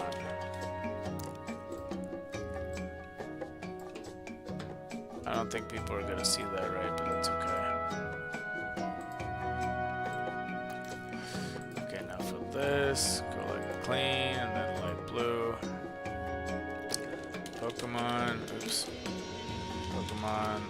Xenoverse Retro / Vintage. I might as well put / Shiny Hunting.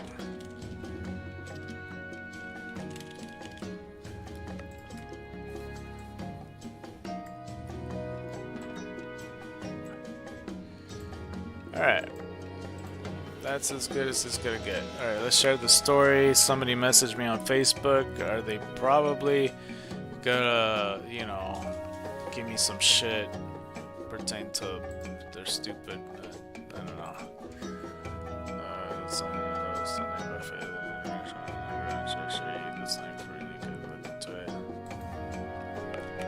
No, I'm good.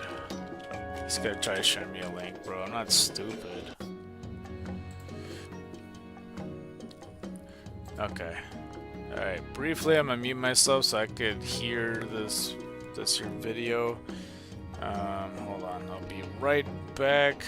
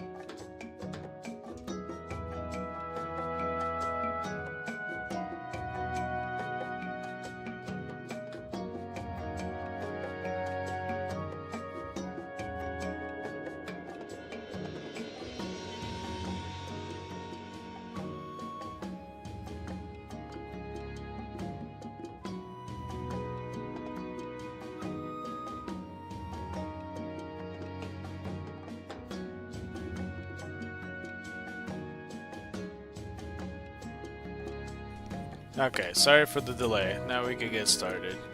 I just had to do a reply right quick. Okay, so hopefully it won't take too long. Alright. Where was I? Tierno? We were at Tierno.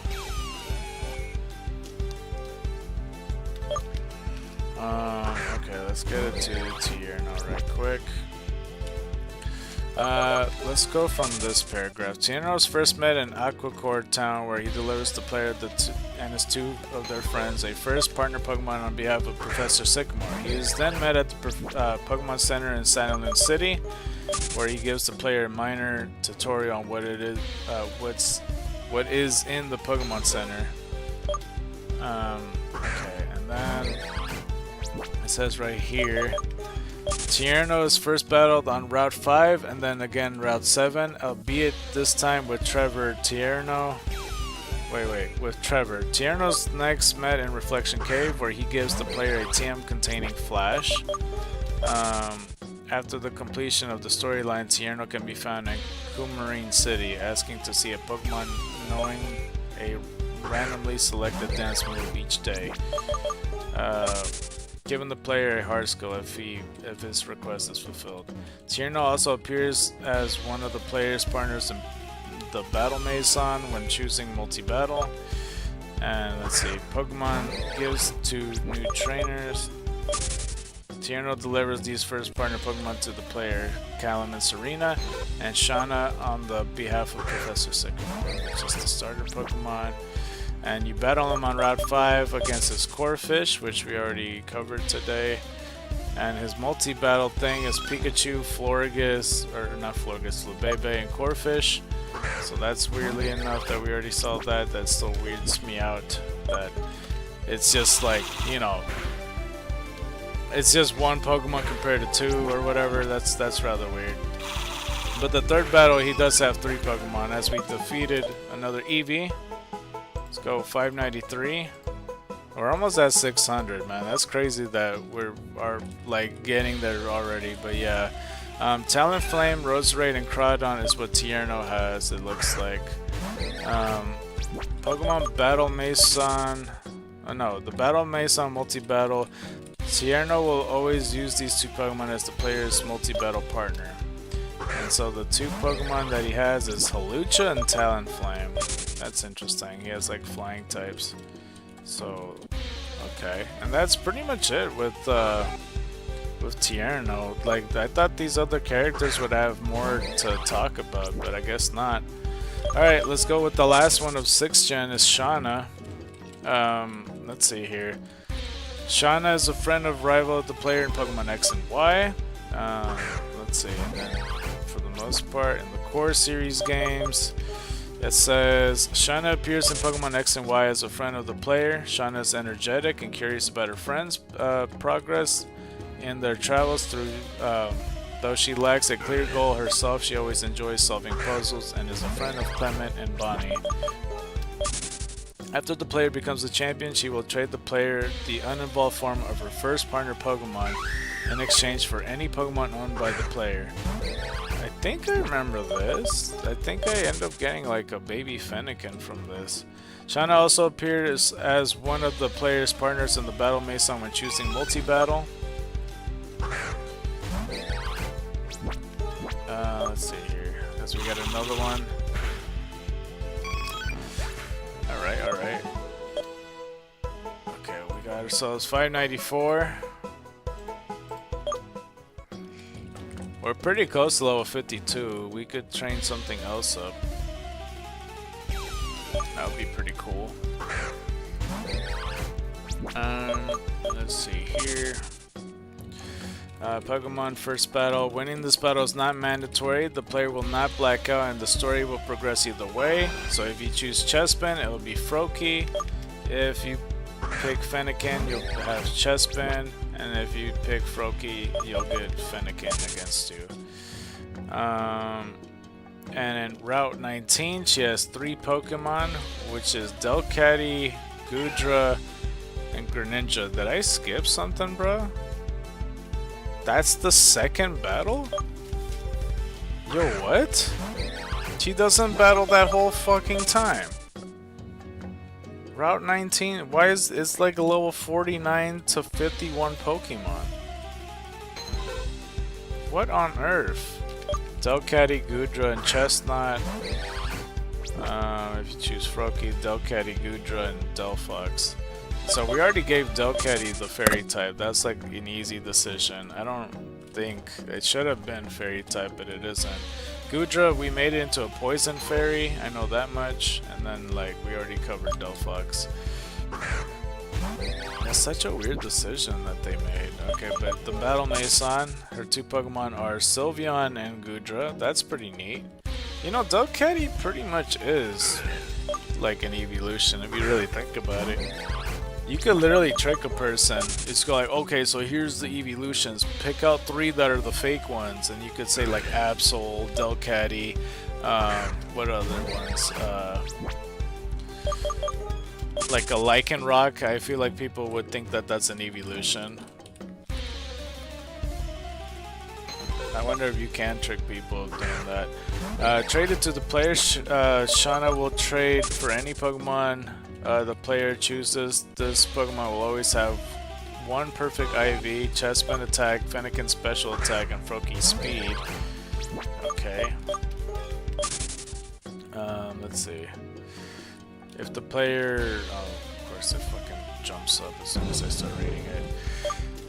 If the player chose Chespin, a Vanderbilt Town, any Froakie, the nickname Froable, no items, Jolly Nature at level 5, okay. Froable's a terrible name, by the way.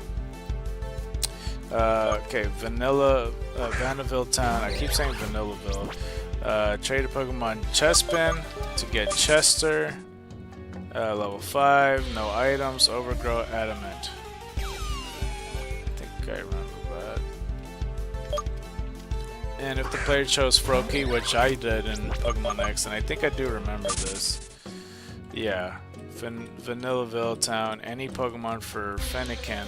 Kinnykins, I do remember that. Yeah, Kinnykin. Level 5, Blaze ability, Modest Nature. Okay, so I didn't know it was... I mean, I guess I should have figured that the nature is pretty straightforward. But yeah, I don't know what else characters I could click on. Core series. Oops.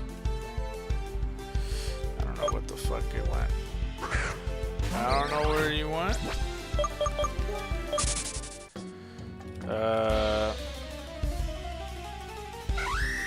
Okay, let's press back a few times. Let's go to the Serena page, go to the related articles. Because we're pretty much done with 6th gen, actually. I don't think we could do much about 7th gen or anything like that. I'm not even sure where the fuck Elio come from. Like when I saw on the list, I don't know who the fuck Elio is. Unless that's the kid's name in the fucking Sun and Moon, that'd be weird. Don't you think? Elio and Celine. Yeah, I think that's Sun and Moon. That's weird. And then Chase and Elaine, and then Victor and Gloria, Rhea, Kari, Florian, Juliana, Paxton, Harmony. Okay, let's click Elio and see what happens. Yeah, Elio's Sun and Moon. Sun and Moon and Ultra Sun and Ultra Moon, aren't they? Doesn't the Ultra Sun and Moon character look slightly different though? I didn't know his name was Elio. I was like, who the fuck is Elio, bro? That was weird. Okay.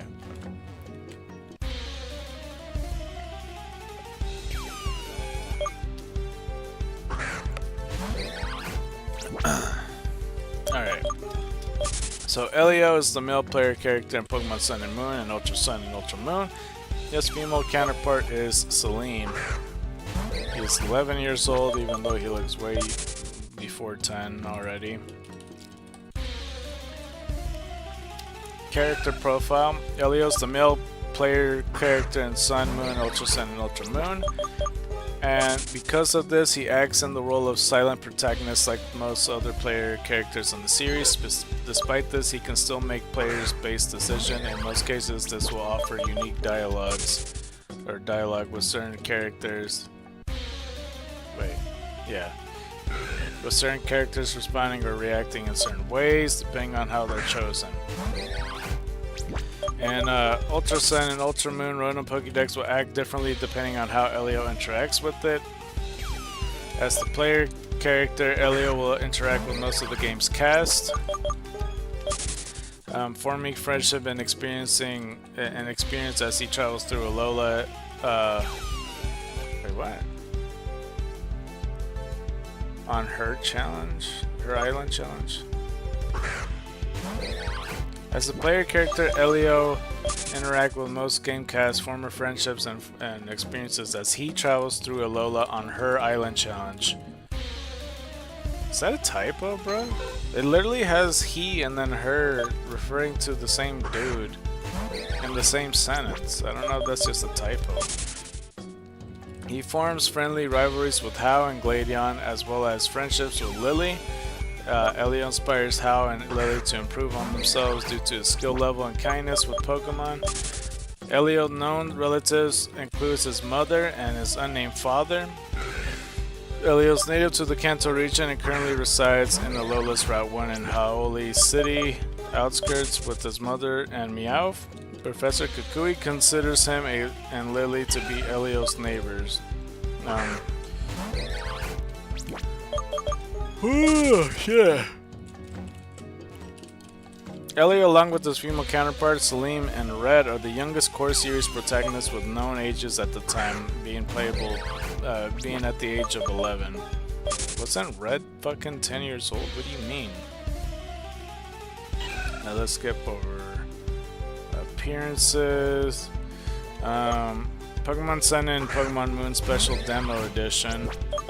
Appearing as Sun in the Pokemon Sun and Pokemon Moon Special Demo version, they begin their adventure by opening the mailbox at their house on Route 1. They open a letter given by an unknown subject who leaves them with Ash Greninja's son, and then goes to Hau'oli City, in which they meet up with Hau and get into a fight with Team Skull.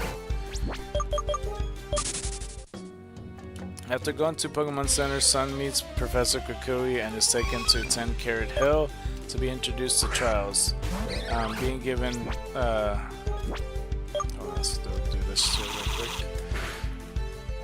Bring your family, I know you're hiding them. You fucking get them out, fucking. Alright, let's go count 595.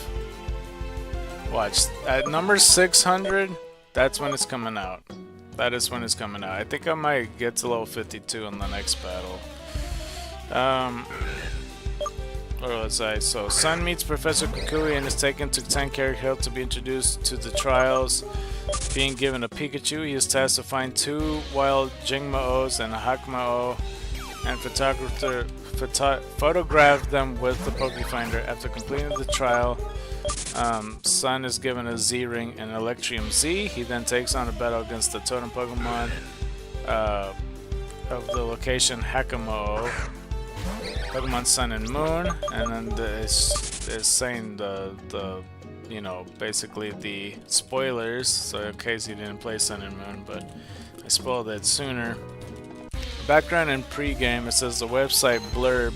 You will choose to be a hero or heroine in Pokemon Sun and Pokemon Moon, and you can name yourself whatever you like. The story begins right after your character has moved to the Alola region. No sooner have you arrived than your adventure begins to unfold, and you'll meet many people and Pokemon as you grow and learn. Elio's an 11-year-old boy who recently moved from the Kanto region to Mele Mele Island in the Alola region. He moved to the region along with his mother. Elio exclusively appears as a player character. State of the Island Challenge. Elio begins his adventure with Professor Kukui to ask to see him. After grabbing his bag and hat, he walks with the professor to Ikitan to receive the first partner Pokemon from the island Kahuna, Hala. Mistaking the young girl for the Kahuna, he runs into Lily, whose Cosmog Nebby. Wait, hold on. He runs into Lily, whose Cosmog Nebby has escaped her bag and gets attacked by Wild Spearow on an unsteady plank bridge. Is this gonna get us leveled up though? Hold on, let's see if this gets us leveled up, because that's gotta change to our dynamic instead of the X scissor cutout or whatever. Oh, not quite. Okay, maybe the next one then. But gets attacked by a wild spear on unsteady plank bridge. He quickly protects the Pokemon despite not having one of his own. After the bridge collapses, the island's guardian deity Tapu Koko saves the two from falling. Elio quickly befriends Lily and Nebby, and the two proceed to walk back to Iki Town for Elio to choose his first Pokemon. After doing so, he gives the Sparkling Stone to Hala, receives a Pokedex from the professor. Where'd it go? I just lost my place. Receives a Pokedex from the professor and meets How, a rival who befriends and has battles often. The following day, Professor Kukui teaches Elio how to become a proper trainer. He battles How once again and is given a Z-Ring by Kahuna Hala, officially starting his Island Challenge. Professor Kukui then updates his Pokédex to the Rotom Pokédex with a Pokemon by the name of Rotom, who becomes a new friend and mentor for the young trainer. Let's go like this right quick. Where is it? Where was I?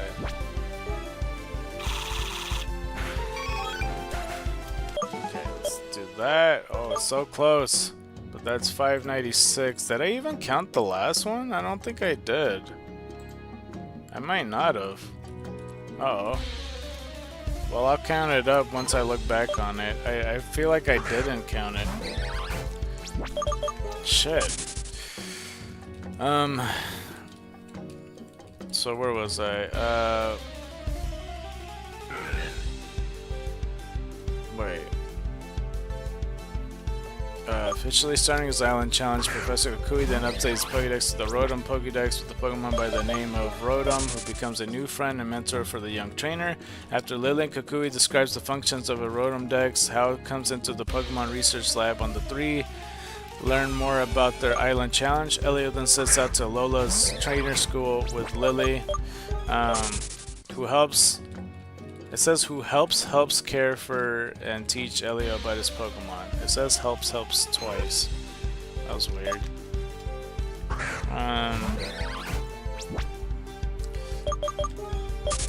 Elio gets called to the principal's office, to which Lily and Rotom jokingly tease him for. And graduates from the school. Elio begins walking to Hyoli City with his new friends, discussing island life in the upcoming city. As soon as they get the new city, the three explore the island, and How drags Elio to the tourist bureau to upgrade Rotom Dex. After which, Elio takes a group picture with How and Lily using the new function. While on his Island Challenge through Melee, Elio turns into troublesome Team Skull, a group of hooligans harassing people and interfering with the island life. He clears his first trial with the Lilium and gets taught how to use Z moves from the professor. After finding Nemi, who is lost in Melee Meadows, Elio defeats Hala in his first ground trial and travels with Lily and How and Kukui to Island Akala to proceed his Island Challenge. So we get another one. Will this level us up? Alright, level 52. Alright, nice. So yeah, let's get it to Fraligator then. I thought for a second, just for a tiny second, that I did not do that. And by that I mean like give him the lucky egg, because I that would have made me flip out for sure. Alright. Okay, lucky egg. And this is still gonna take a while because like you know, it's just the fact that didn't I hold the black sludge with Tuxedo Mask? Where the fuck? I think that's why it's just I have another one. Okay. But this one's gonna take a while using all the moves for sure. Or not. I'm not sure how close I am to level 52. Not even close because the whole bar is there. Okay, we'll see what we could do. Where was I? Discussing island life in upcoming city. As soon as they get to the new city, the three explore the island, and Hao drags Elio to the tourist bureau to upgrade Rotom decks, after which Elio takes a group picture. Did I just get 2 Bremens back to back, bro? What the fuck?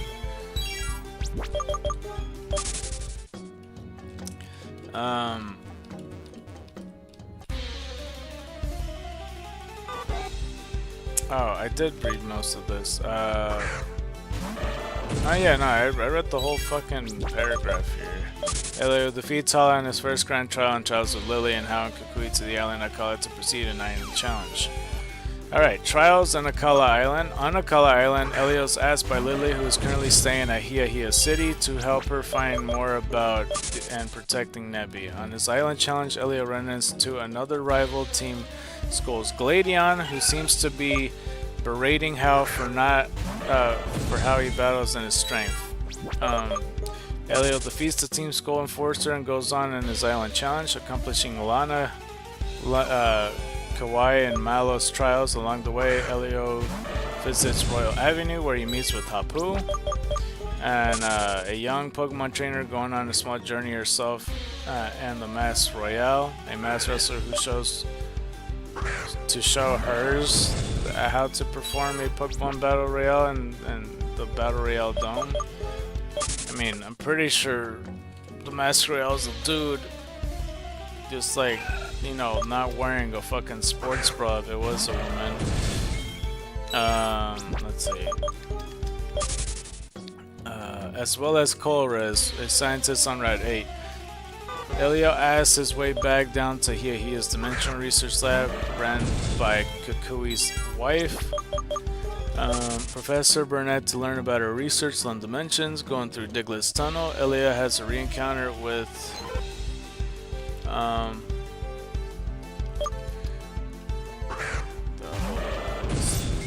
got distracted because I got a text. What the fuck?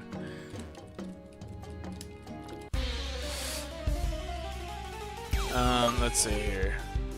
Elio makes his way back down to Hiahia's Dimensional Resource Lab, the Cookie's wife. Burnett learned. Where was I, dude? Shit. Hiahia's Dimensional Research Lab, run by Kukui's wife, Professor Burnett, to learn about her research on dimensions. Going through Diglett's Tunnel, Elio has a re-encounter with Kahuna Olivia, who agrees to do a grand trial with Elio. During the travels on Route 9, they meet Faba of the Aether Foundation. After helping the organization with the problem, asked to meet them at the Hano Grand Resort. Elio faces off against Olivia in a grand trial, with the nearby Lily and Nebby enjoying the battle. Hao informs Elio about their meet with Faba, to which Lily declines. Faba brings both Hao and Elio on a tour with the Aether Paradise. There, the two meets Wiki and the company's president, Lusamine, who explain her goals of protecting Pokemon. Elio protects Lusamine from a then unknown Pokemon called an Ultra Beast. Reaching the artificial island through an Ultra Wormhole, under the guidance of Wiki, they are sent to Ula Ula Island and regroup with Professor Kukui and Lily after the dangerous events that took place. And now, Ula Ula Island, let's see, Elio continues his island challenge. He is informed by Lily to visit the professor at Mally Garden and come back. Lily requests help with research at the Mally Library. There, Elio meets with Hapu again and is given access to a book in the library by Captain Ace Rolla. After reading The Light of Alola, Elio rides the Executor Express, traveling up to Mount Hakuulani's observatory, and he learns from Professor Kukui about the now developing Pokemon League. Returning to the Mally Garden, Elio runs into Guzma, Team Skull's boss, who thinks the Pokemon League and Island Challenge is unnecessary. Noticing his Z-Ring, Guzma picks a fight with Elio and shows him his strength. Elio regroups with Hao and travels down to Tapu Village to stay at Aether's house. Along the way, they run into a Gladion once more, as we got another one right here. This is our first victim of Feraligatr, even though that's not true because we have used these moves before. Ice Fang slash Water Gun Crunch. Crunch Lunch. That's what we're gonna do. That's what we're gonna call it. Or the Slash Out. Something like that. And that's another Eevee for the books. I almost forgot. 597. Alright. Oh, another one. I was trying to remember which one we're left off in. Alright, slash. Let's go like that. Do another slash. 598. We've been getting good numbers, I think. You know, but we got like a shit ton yesterday. Like, sure, we were playing for like basically 7 hours, but that was a lot. That was a lot.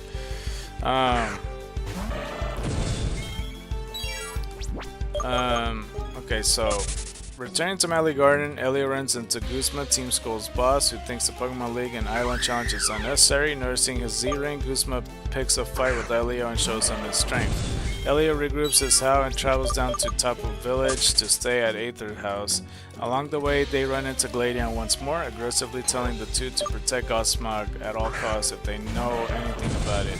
The League gets attacked by Team Skull Grunt after breaking away from Acerola and Hapu, to which Elio jumps in and protects the young lady. After finishing his 6 trials with Acerola, Elio sets up to Po Town, Team Skull's base, to rescue a young goose who was living at the orphanage. This turns out to be a scheme conducted by Team Skull's admin Plumeria, who Elio had fought before, kidnapping Lily and Nebby and bring them to Aether Paradise. Overhearing the conversation, Gladion forces Elio and Hal to come with them to the facility, with certain that Lily is there. Rescue at Aether Paradise. The now hostile Aether Foundation attempts to prevent the group from finding out about information on Cosmog and Lily. Elio goes to Aether Secrets Lab B and learns more about Cosmog, its origins, and Professor Mon. Regrouping with How and Gladion, Elio takes down Team Skull and rematching their leader once more before reaching the mansion where Lily and Lucamine are kept. Elio finds out that the president of the Aether Foundation is in fact the mother of both Lily and Gladion, and has an obsession with Ultra Beasts. Lily insists to her mother that Nebby will die if the power is misused. It is revealed that Lucamine had ended up kidnapping Nebby, containing the Pokemon in a cage, and been using his power to unleash hordes of Ultra Beasts across the Alola region, ending with both her and Guzma traveling to Ultra Space after a battle. This process has caused Nebby to evolve to Cosmoem, although none of them seem to be aware of this. Under the guidance of Wiki, they stay at Aether Paradise for the night, and the next day the group splits off, with Gladion giving Lily the Moon Flute / Sun Flute. See, that's the part I keep like not remembering as much. Like, so they traveled to Ultra Space, and then like they just took the time. They're like, you know what? We'll worry about that tomorrow. Let's go sleep. And they're like, okay. Like that's the part I don't remember, that in between section. I wouldn't be able to sleep for shit. I'm like, man, we gotta catch up with them or something. I don't know. I don't remember if they were able to or not. But there's wait, hold up. Why did it scroll so far down? Pony Island. With newfound courage, Elio and Lily travel to Pony Island and Sea Folk Village to search for a way to find Lucamine and save Nebby. The two meet up with Hapu for the 3rd time and brings them to the Ruins of Hope. Watching her become the kahuna at Pony Island, Hapu tells them of a second flute and a ritual to be performed on top of Pony's altar. After a small journey through Executor Island, Elio grabs the counterpart of Lily's flute and is met with Plumeria and Team Skull at H and Pony Path. As we see I just don't even care for counting him anymore. Telling them to help Guzma, Elio finished his last grand trial with Hapu, with a group of 3 proceeding through Vast Pony Canyon. At the end of the canyon, Elio completes the last of his 7 trials and is met with the Altar of Sunny and the Altar of Moony, where he and Lily performs a ritual that caused Nebby to evolve into a legendary Pokemon from the book of Melee, or Melee, Solgaleo and Sun version, and Lunala and Moon version. Nebby takes them to Ultra Space, and Elio confronts and defeats Lusamine, who berates him for helping befriending Lily. After a final showdown against the Lusamine Nihilego fusion, they're brought back to Alola by Nebby. And then in the ending of that, okay, so I started to realize that they weren't able to go to the Ultra Space World. I forgot about that, because it's just weird to me that they're like, yeah, let's just stay and sleep at the place that like almost damn near kidnapped us. That's where I was thrown off a bit, because it's like, I don't know, I wouldn't sleep right at all. I don't know. You ever go to a different place and it feels so off to sleep inside?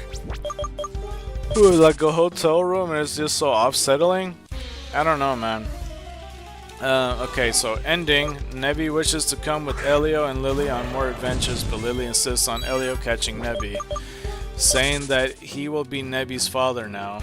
Lily says goodbye after Elio has caught Nebby. After catching Nebby, Elio is brought back to Tapu Village by Nanu and climbs to the summit of Mount Lanakila to take on Alola's newly established Pokemon League and Elite Four. His strength is tested by both Hau and Gladion with words of good luck from Lily beforehand.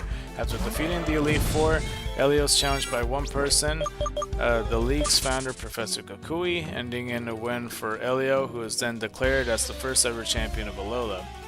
During the subsequent celebration of Iki Town, Lily takes Elio to the Ruins of Conflict, where the newly crowned champion faces Tapu Koko in battle and thanks for saving him and Nebby on the Mahalo Trail. Lily and Elio are then brought back to the festival and enjoy themselves. Lily intends to tell Elio something, but let me run from this. But gets stopped. The following day, Hal tells Elio an emergency and then that they need to go to the marina of Halloween immediately. So we got another Eevee right here. Let's go do that. As we got like our 100 and 500 chance, but we got 599. Oh shit. Hey, what's up? Are you interested in add some customized stuff to your channel, like logo, banner, overlay into our actual panels, models, etc.? Here's my Discord. Oh, yeah, appreciate it. I don't have money. That's why I'm doing the fundraiser. I'll just put hey for now. Hey. Sorry, I didn't notice you. Sorry, I didn't notice you, right? But I appreciate that you're here. Okay, let's see here. There's like a little bit of the chat that I could see, because like Xenoverse takes like 2/3 of the screen for me. Alright.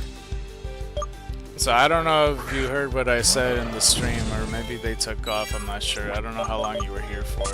But I appreciate that you're here in the stream. I mean, consider donating, whether it's PayPal or Zelle or Venmo, Cash App, Patreon, or GoFundMe. It's because like, you know, I need it for IRL stuff when it comes to billing or mechanical cars and stuff, and like editing softwares. Like there's multiple stuff. But like, yeah, even $1 would come a long way, but that's up to you guys at the end of the day if you can help out, or if you're interested in a shiny hysteric, like if you came from the Xenoverse Discord thing. Oh, they took off. Well, but yeah, if you're interested in the shiny hysteric, just be sure to let me know that you would like it and everything. But yeah, like if you're interested in it, just be sure to claim it, and then by the end of the stream we'll see if there's a winner. If there's no people either bidding or claiming it, then who knows. But like if you are the only person to claim it, then you are the winner by default. And yeah, I mean that's for the most part. Hopefully they didn't get offended with me saying I didn't notice you there. It's because I was fucking yeah, I don't know, I was just kind of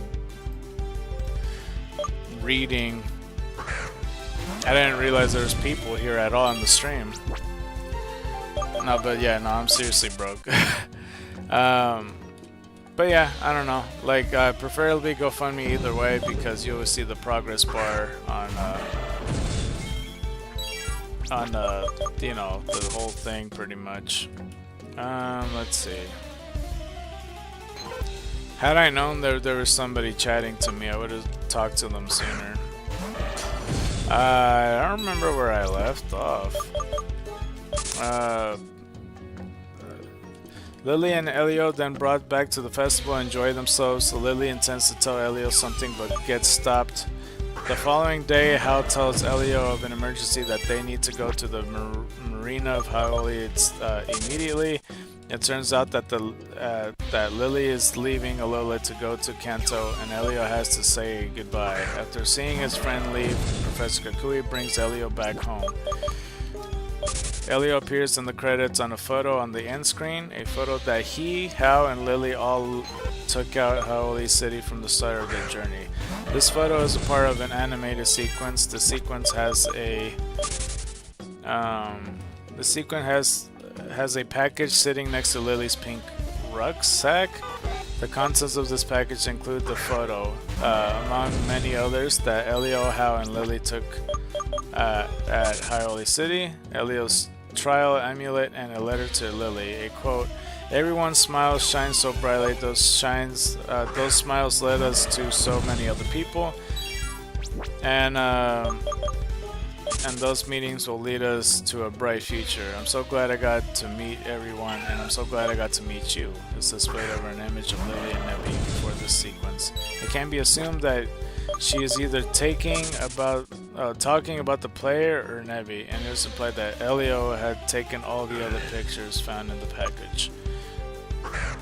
Alright, so then there's the post game, and by the way, the person that was advertising to me, I'm pretty sure left. There's like nobody else here in the stream.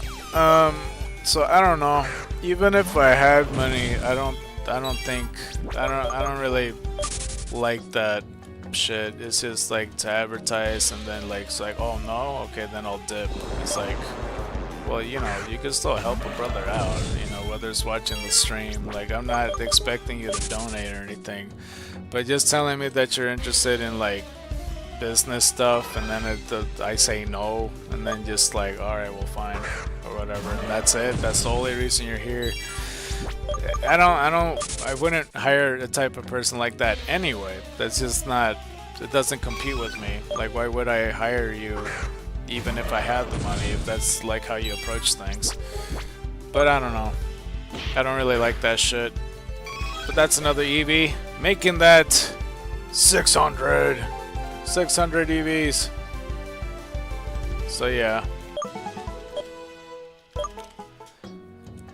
In case you are here, because I don't know if the stream is telling me an accurate number, because I don't know if there's, it says concurrent, but for me concurrent means that like the more average people that comes back or some shit, that or whatever. They're not saying current viewers, they say concurrent viewers.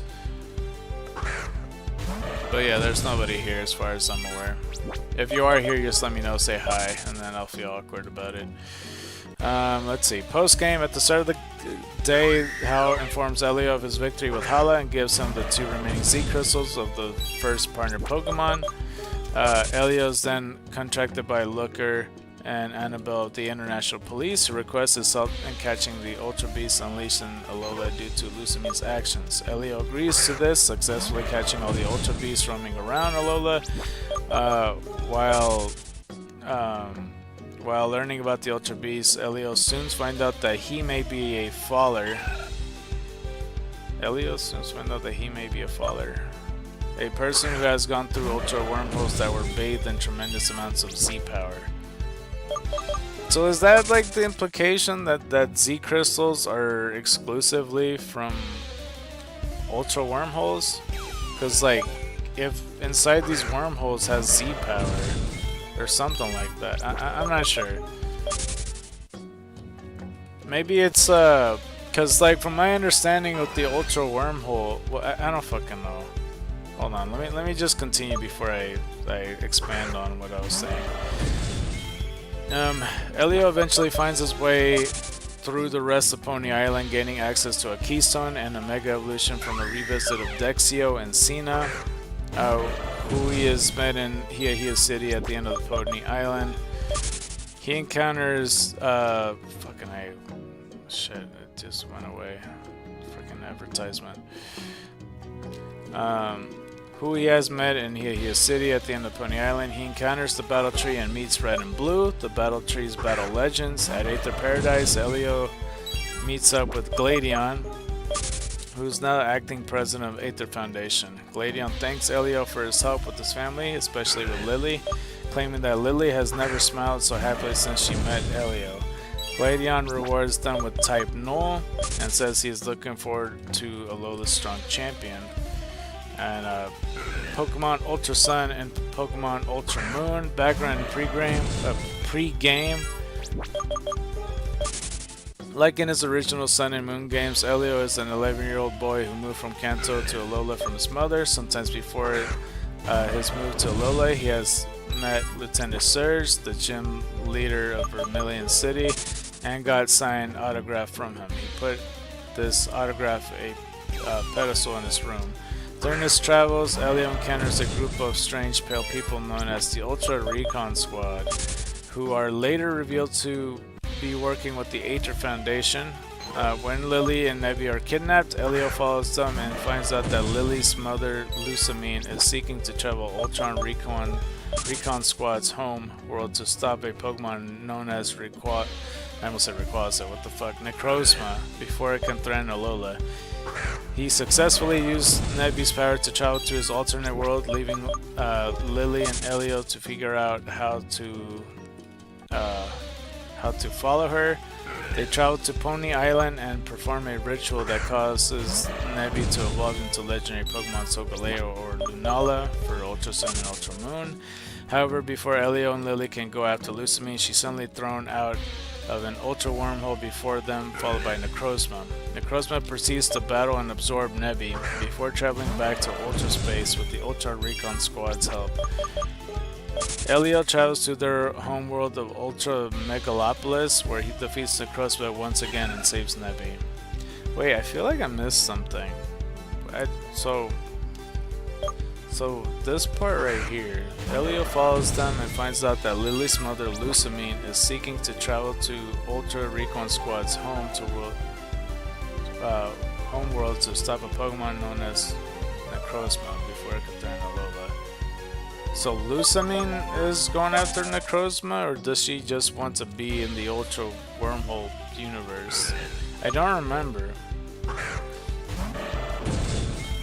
Lily and Nebby are kidnapped. Elio follows them and finds out that Lily's mother, Lusamine, is seeking to travel to Ultra Recon Squad's homeworld to stop a Pokemon named Necrozma.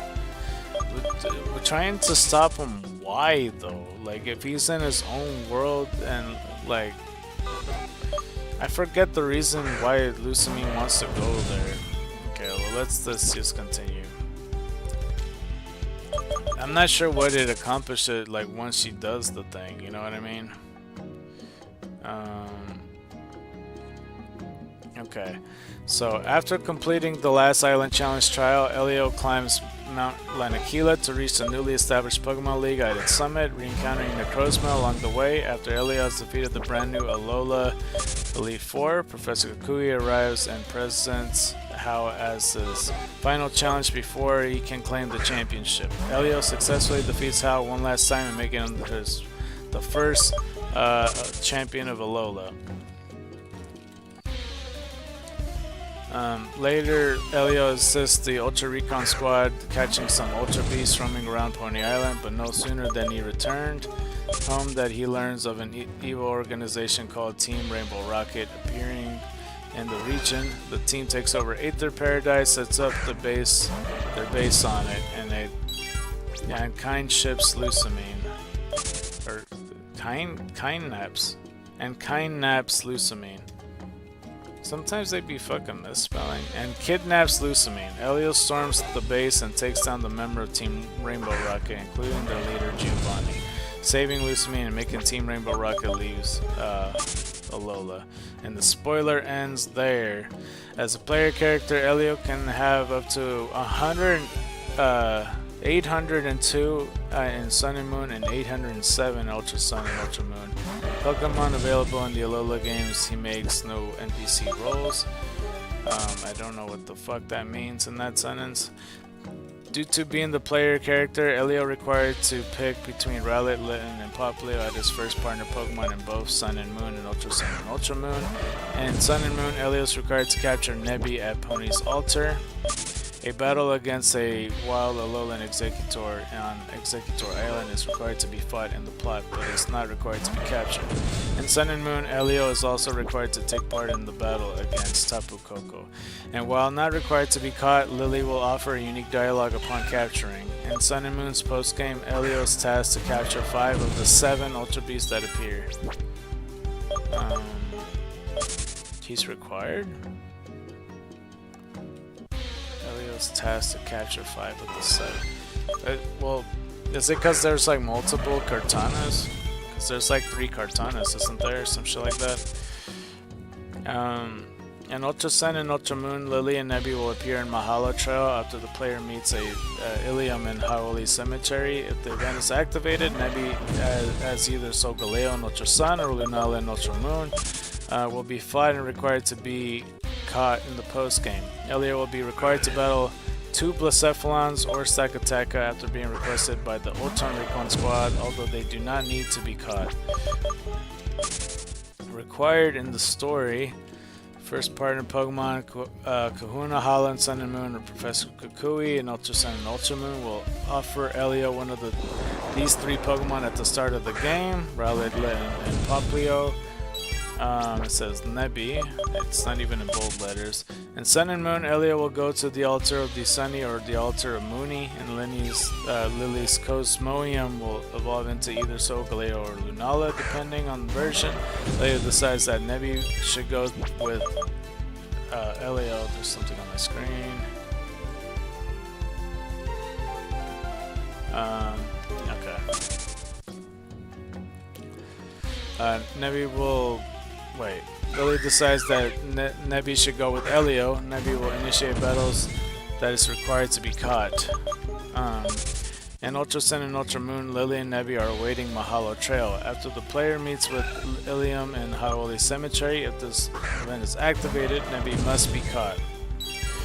So yeah, Solgaleo and Lunala, depending on the game that you have. And then like same for Ultra Sun and Ultra Moon. Ultra Beast, and I've been saying about like the bold letters, is because they put it in their paragraph on the title of that paragraph. They didn't do it for Pokemon and now for Ultra Beast. Depending on the game, Elio is required to capture certain Ultra Beasts. Pokemon Sun and Moon, see that's in bold letters. In Sun and Moon, Elio is required to capture multiple Ultra Beasts during the Looker episodes in the post-game as a result of the events that happen in the main game. Nihilego, Buzzwole, Pheromosa, Xurkitree, Celesteela, Kartana, Guzzlord. There's 2 Buzzwoles, 4 Pheromosas, 2 Xurkitrees, 2 Celesteelas, 4 Kartanas. But there's only 1 Nihilego? What? Isn't Nihilego like super common or something? But that seemed to be it for that. And honestly, with Elio and Celine, I don't think there's any true difference with either of them, to be honest with you. So I'm not really sure. I'm not really sure about that, to be honest with you. So I don't know, man. I don't know. I don't know also about Let's Go Pikachu and Let's Go Eevee when it comes to talking about chasing a lane, because like I really don't know, like what the fuck. Well, before we go to out of 7th gen, let's go talk about I mean, we could search up Lily, I suppose. Hold on, let me just go to the top. The burb. See if I can find her. Lily. I don't think Lily even has a team, but if she does, then so be it. We got basically 2 hours and a half left on the stream. Honestly, I kind of already forgot what she had put on the thing. It's just something about like the fucking. Wait, did my shit reset or something? Okay. Lily. I almost ran off. What the fuck? What am I doing? 601. There we go.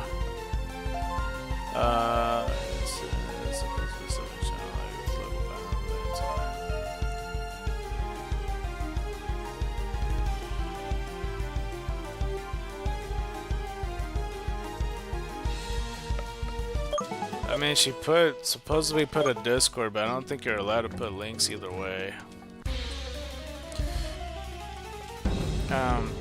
Anyway, if you were looking for the shiny Nihilego nicknamed Lily in Pokemon the series, see Ultra Beast anime. There's a shiny Nihilego?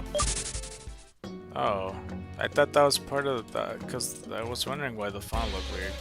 Lily is a character introduced in Pokemon Sun and Moon and Pokemon Sun and Ultra Sun and Ultra Moon. She serves as one of the player's character's friends and traveling companions during the course of the game. In Pokemon Ultra Sun and Ultra Moon, she eventually becomes a Pokemon trainer specializing in fairy-type Pokemon.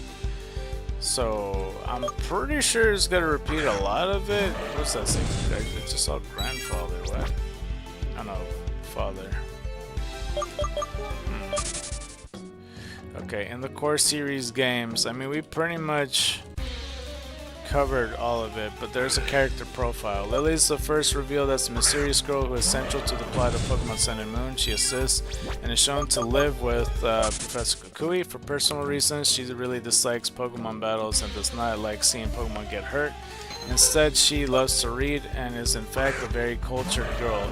At the beginning of the story, Lily comes off as shy, fearful, and has little self-confidence. Lily specifically seems to have a fear of heights and avoids conflict. She lives in the Pokemon Research Lab's loft where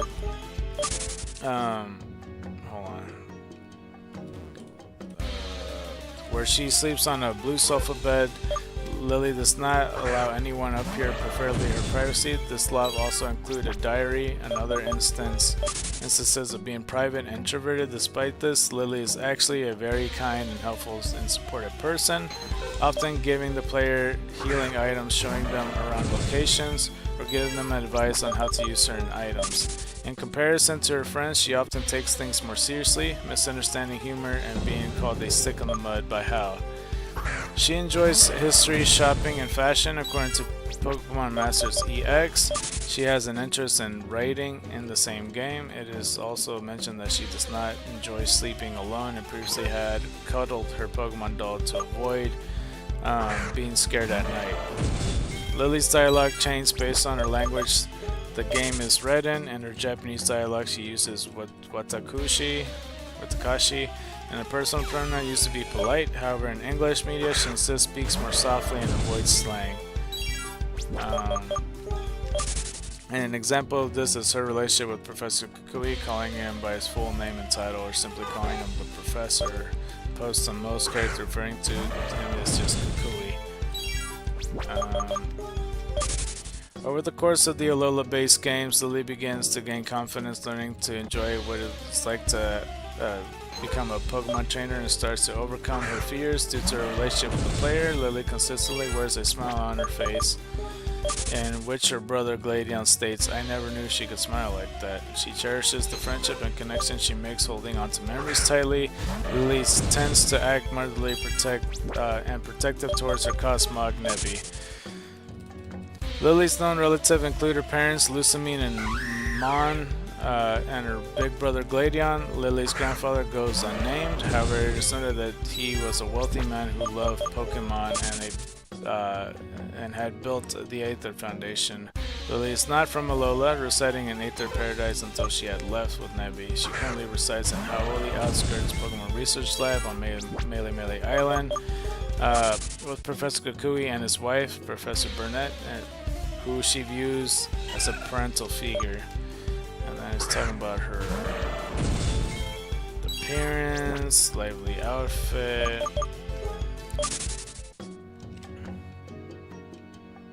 Wait, what's this saying?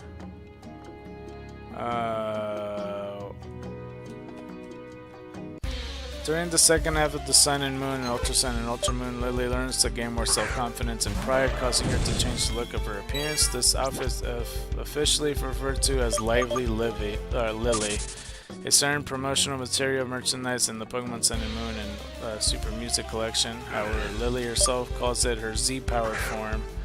In this appearance, she sports her hair in a high ponytail with the braid tying around the base and part of her bangs hanging off of the side of her head. She now wears an outfit that she bought on her own in Melee City. The top half of her outfit consists of white colored short sleeved hooded blouse with frills on the sleeves and the waist. Okay, this is just talking about her appearance. Okay. It says history and then it shows me a fucking advertisement. What the fuck? There's a history background. Lily used to live a happy life in Eighth Paradise alongside her mother, her family and her mother Lucamine and her father Moan and her older brother Gladion. This all changed when Moan disappeared within the Ultra Wormhole, leaving a weakened Cosmog behind. Since then, her mother completely changed, becoming abusive, controlling of her children, even choosing the clothes they wore. Okay. At some point later, Gladion ran away from home alongside a mysterious Pokemon, leaving her behind along with Lucamine. Not long prior to the events of the games, Lily made the decision to run away to protect the Cosmog she nicknamed Nebby. She also told Wiki about her plans, who told Lily to find someone called Professor Burnett who might be able to help. Pokemon Sun and Moon Special Demo Version.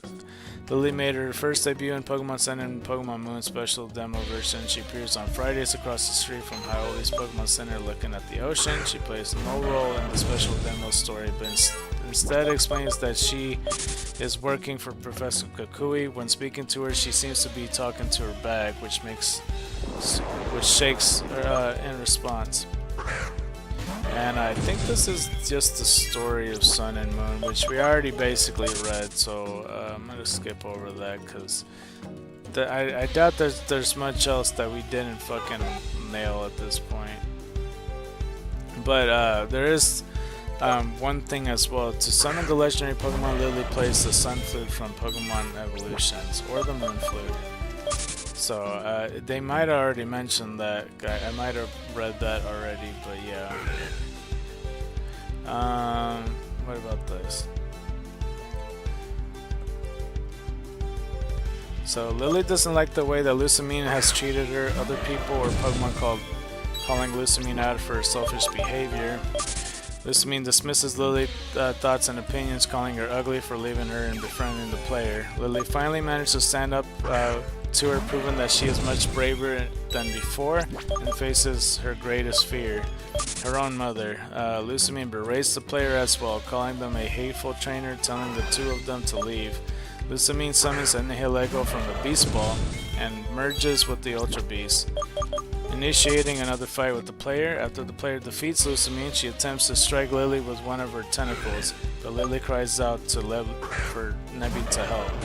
This sends out a psychic shockwave that manages to separate Lucamine from Nihilego. Before losing consciousness, Lucamine asks Lily when she started becoming more beautiful.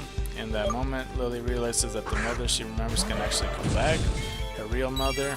Upon returning to Alola, Nebby indicates its desire to join and travel with Lily and the other player. Lily gently refuses as she is not a Pokemon trainer, but suggests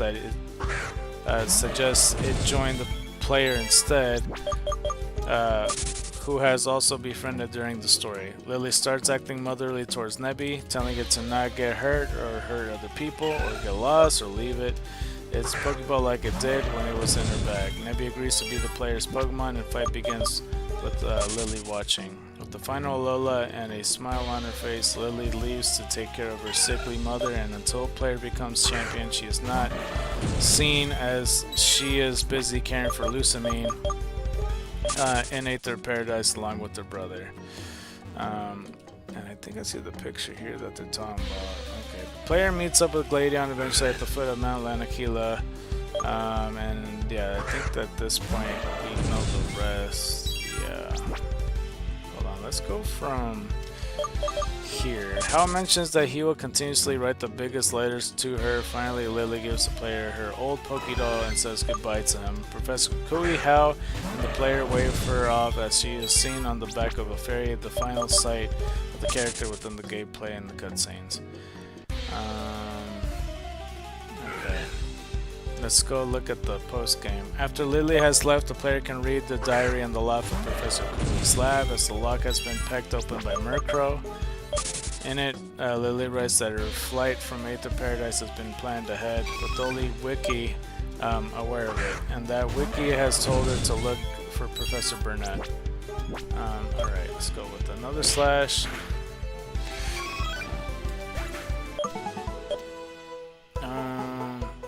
602.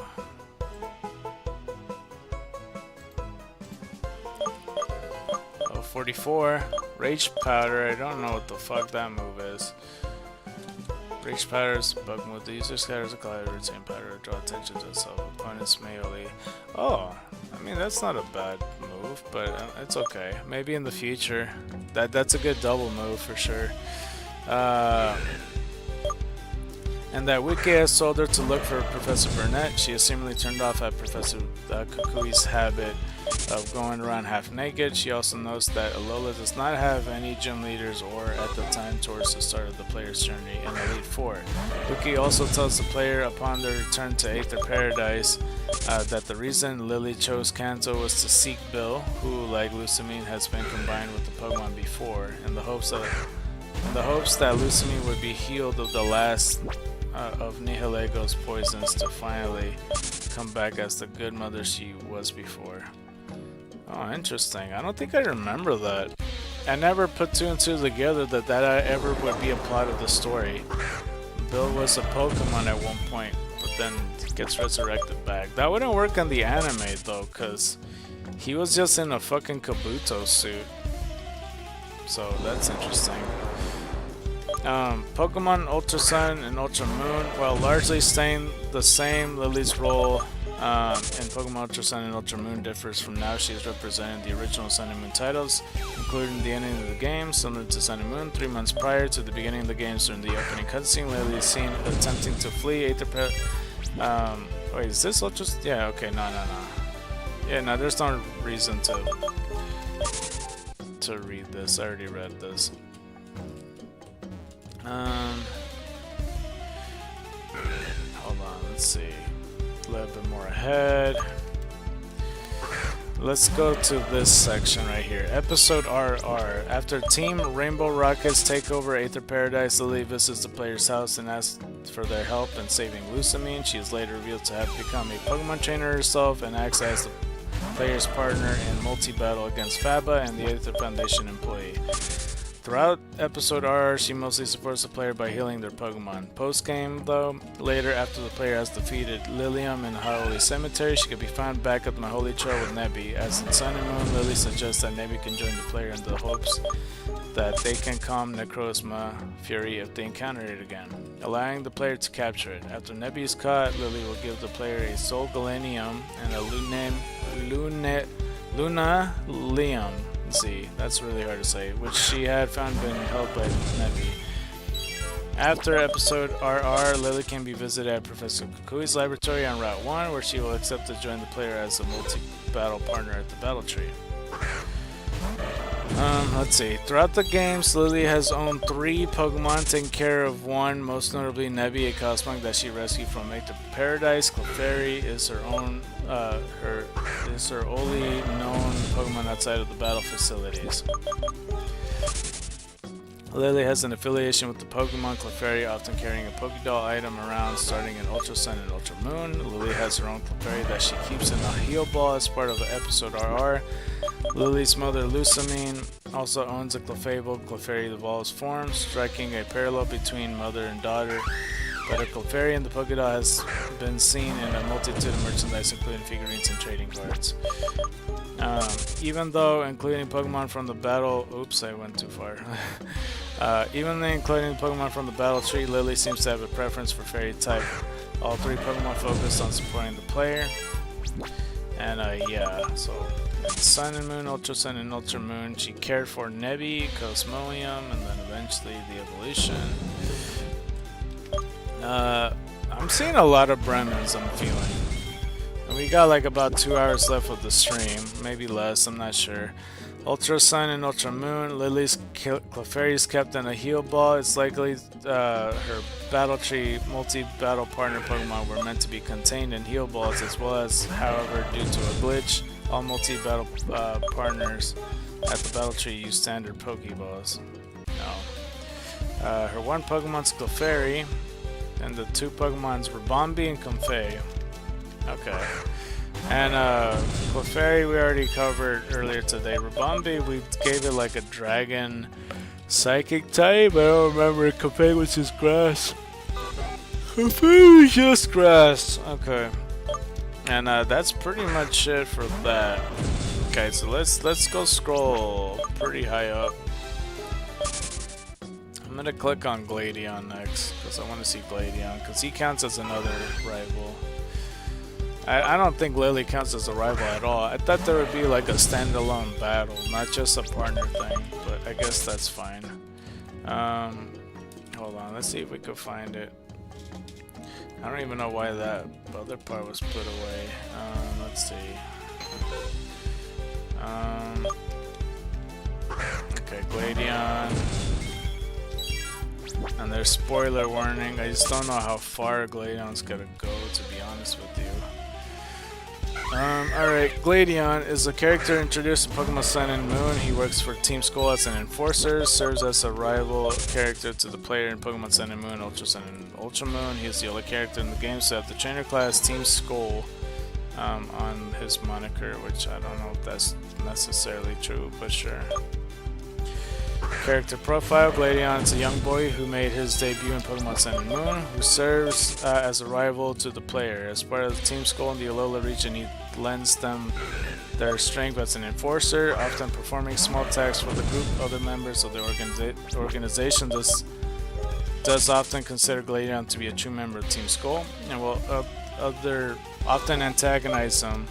Gladion starts off as a quite rebellious and along with his partner a type Null, which is to get stronger. Due to this behavior, Gladion comes off as unfriendly, telling others how and when to be serious and often doing things on his own. Despite this, Gladion cares deeply about his friends, family, and Pokemon, thriving to get stronger to protect them. Gladion has many skills, including strengths in Pokemon battles, often participating in Pokemon Royales.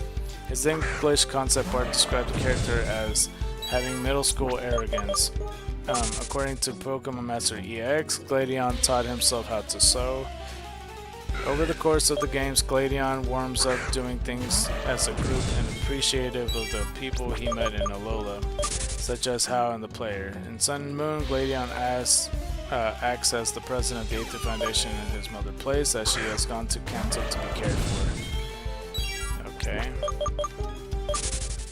Gladion also appears to be quite knowledgeable about Pokemon, including Cosmog, the Type Null line, and the Ultra Beast, Pokemon being researched by Aether Foundation he had named the civilized species. Gladion knows relative includes his parents, Lucamine and Moan. He also had a little sister by the name of Lily. Gladion's grandfather, Lucamine's father, goes unnamed, but he was known as a wealthy man who had loved Pokemon, creating the Aether Foundation. He had originally lived on Aether Paradise with his family before leaving the type Null. Like his sister, Gladion has been treated poorly by his mother, being told to dress and act the way that she had wanted. Gladion compares himself to Null in his instance, despite having prioritizing type Null over Lily. Gladion appears to have a good relationship with his sister and had worried for her. I was talking about his appearance. Okay, so history and background. Website blurb: this young man lends his strength to Team Skull as an enforcer. He places high value on being strong in Pokemon battles. His partner Pokemon is the mysterious type Null. Gladion used to live a happy life in Aether Paradise alongside his family. Okay, this is looking pretty familiar. But yeah, I mean, we know him for the most part, and we pretty much know the story at this point. Yeah, because they're gonna, yeah, pretty much say what we already know. Gladion appears at the festival in Iki Town after the players become champion. Gladion appears with the Sylvili and photograph in Sun and Moon's credit sequence. After the player has become the champion in the Lola region, Gladion has taken over as the acting president of the Aether Foundation. While Lucami is away, he may be spoken to at Aether Paradise Conversation Area, where he will give the player a type null of their own, along with all the Sylvili's memory drives. He thanks the player for helping out his family, especially for Lily, who he claims has never seen such a smile on her before. Gladion then explains to them that the cause for Lucami's actions were likely a result of his father's research of Nihilego. Let's see. Gladion is one of the possible challengers who may appear at the Pokemon League as the player defends their title as champions. What's this say? Gladion's role is mostly similar as in Sun and Moon, although with several changes, as Lucami is not obsessed with Ultra Beasts in this continuity. He instead left Aether Paradise with type null due to Moon's disappearance, seeking to become stronger to protect Lily and Lucami. After the player becomes champion, Gladion leaves the Alola region to train at Kanto and Johto. Okay. Before leaving, he leaves type null and set of memory drives in possession of Wiki, who gives them to the player at Ancient Pony Path during the post-game. A month after Ultra Necrozma's defeat, Gladion returns to Alola and can be faced in a Pokemon League title defense battle, where he will wield the fully evolved form of a Kanto first partner Pokemon. That's this fucker. I could run, right? I can't escape. You fucking bitch. Use a bitch. Use a bitch. Use a straight bitch. You're a bitch. Bitch. Bitch. You bitch. Okay, my bad.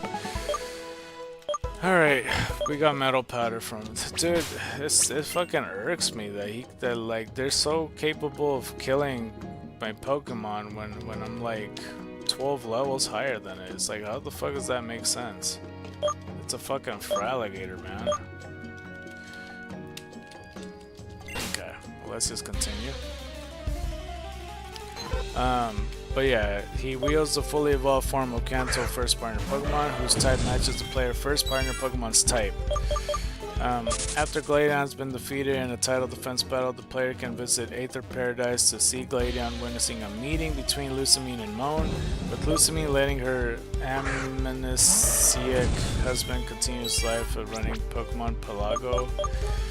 Gladion asks Lucamine if she's sure about wanting to leave him in his current state, but Lucamine is simply satisfied to see Moan being happy with his life. Have we seen Moan at all? I don't remember this fool. Gladion has a type null that evolves into Sylvili, having a soul in it from his mother at Aether Paradise. Sylvili's type and form will change to the type that is stronger against the player's first partner Pokemon. In Ultra Sun and Ultra Moon, Gladion will gain an additional Pokemon when the player is defending their title as champion after exploring Kanto and Johto. Here he will have either Venusaur, Charizard, or Blastoise, whichever is the same type as the player's first partner Pokemon at the beginning of the game. Sun and Moon, the first battle, he has a Zubat and a type null, level 17 and then level 18.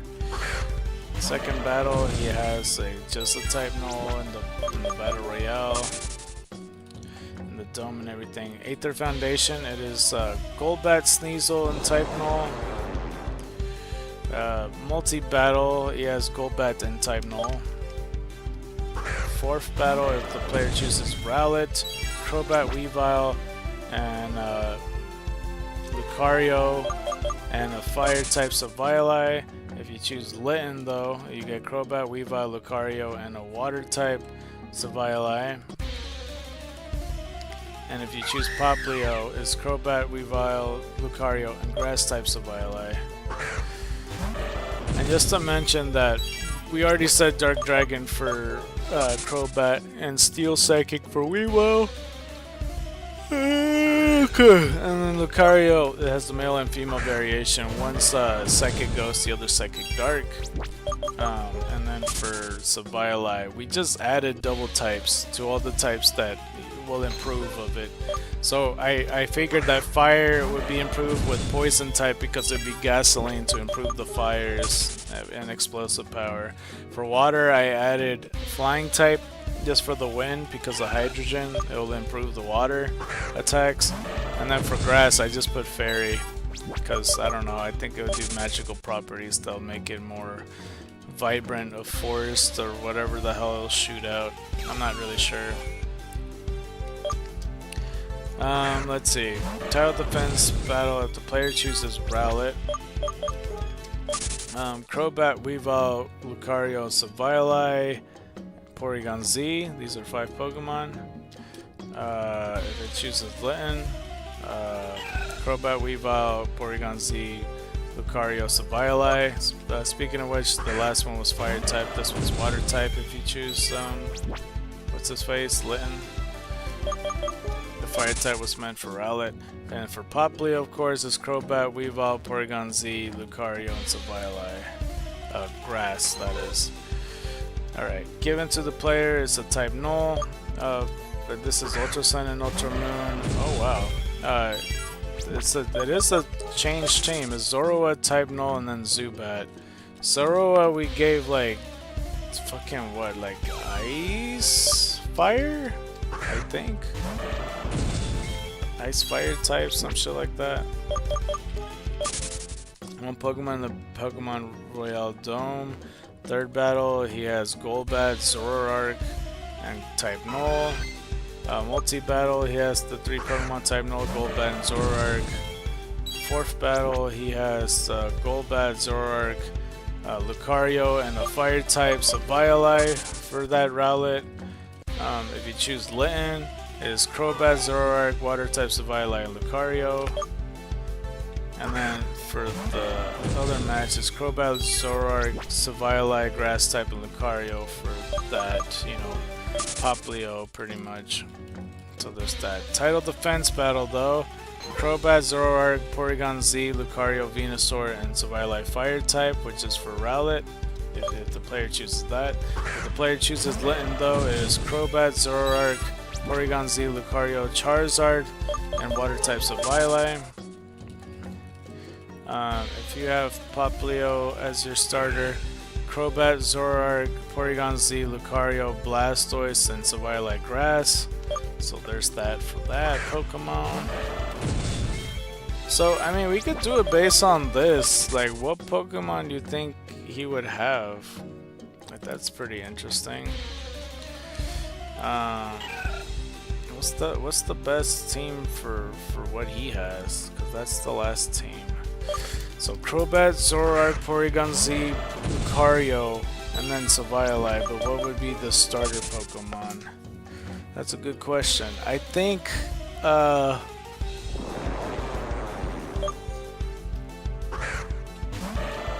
because it doesn't really matter what the main character picks, honestly. I think Gladion would want a fire type Savioli.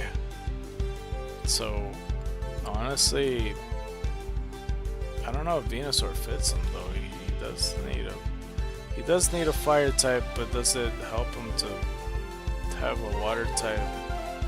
It's like the more balanced team if he has that though. Crobat, Zoroark, Porygon Z, Lucario, Charizard. I mean, there's 2 flying types though, but then there's 2 poison types either way.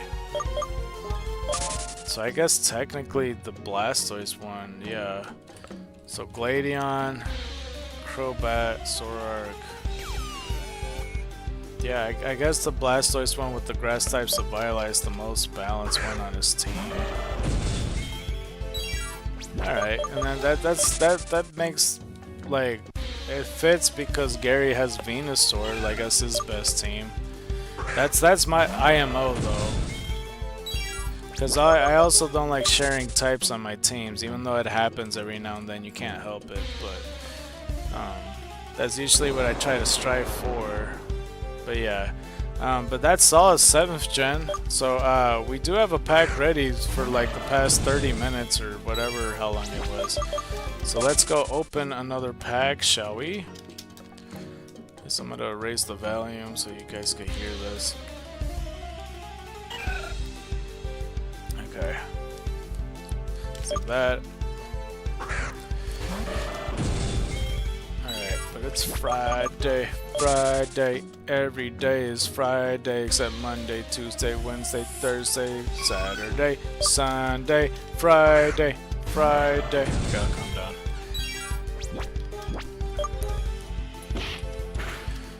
Alright, we got that.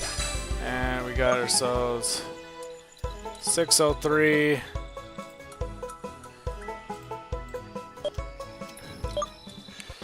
Okay. We're at Triumphant Light next. Because usually I go down on the order. Triumphant Light.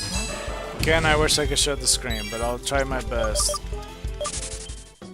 Let's open it. Alright, let's see the 10 packs that are available. There's 2 turned around packs. This one and this one. So there's one on the left, there's one in the middle, and then there's one on the right. So just to give you a reference. Hold on, let me look at the 2 packs just in case. This one's fine. This one's also fine. I'm feeling the right. I think I'm gonna pick the right. We do have something. Oh shit. Okay, Zubat, Starly, Magneton, Mothim, and then the special Pokemon. Let's do it as soon as we get a Pokemon. Oh, after we kill this Eevee though. Eevee, give us the luck. I mean, you know, we already know it's a good card. As we got ourselves 604.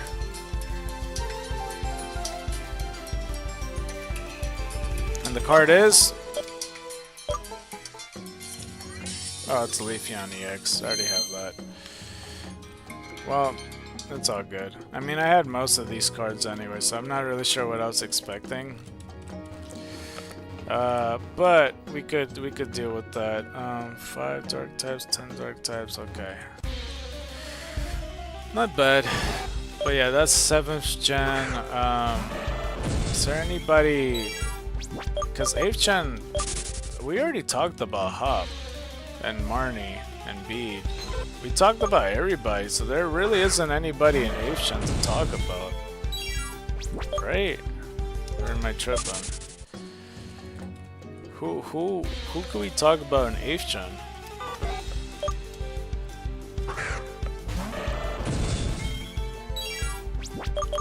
Yeah, because they all essentially become champion except for Hop, but we did cover Hop already. I think, right? At the top of my head, I don't remember any of this team. Okay, well let's get out of here on the home on my page. Okay. Oops. Oh, actually, hold on.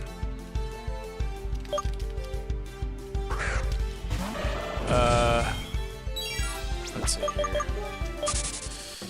We got this. I mean, it's okay if we skip Gen 8 or whatever. Or a better question, we could cover Coliseum and XD, because that's in between all of that, to be honest with you. That's a placeholder. Yeah, I think I like that placeholder ID, or idea, I should say. Okay. Alright, yeah, I'll do that. For Gen 8, we're gonna do Coliseum and XD. Let's just assume that this all happens and takes place closer to the future, but it's almost like a dystopian. No, but I forgot what I was gonna say. Like, as soon as the Ultra Beast thing conversation got brought up, I still don't understand about the Z Crystal thing, and I have to fucking kill this thing now. That's so annoying. Let's just do it. I forget what it was. Shit. I don't remember what I was gonna say before. But it was something pertaining to the Ultra Beast.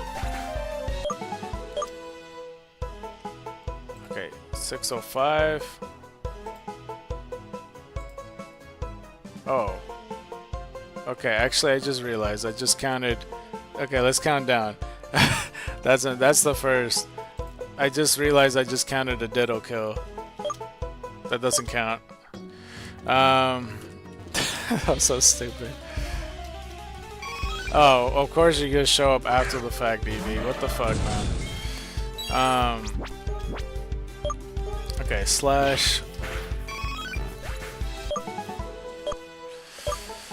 Oh, I didn't. Bro, what is wrong with me, man? Okay, let's go back to. Okay, 605. Ha ha ha ha. Alright, anyway. What am I trying to think here? What am I trying to think here? The Ultra Beast. When it comes to the Ultra Beast, like, I wasn't sure what was Lucimine's plan. I don't know if she actually wants Moon to come back, or if she actually is obsessed with the Ultra Beast, or both, or the Necrozma thing. But, like, I don't know how long... Huh? I don't know how long the Ultra Beast was out here for. You know what I mean? Let's we got a regular Eevee. One of y'all are gonna be shiny one of these days. Okay, this is what the fuck? It didn't register the T. Oops, that's not caps. Probably because I did that instead. 36. Oops, 6. I didn't mean to put that. Don't look at that. The X is next to the Z. Alright. What am I doing? I need to fly over to the... Okay.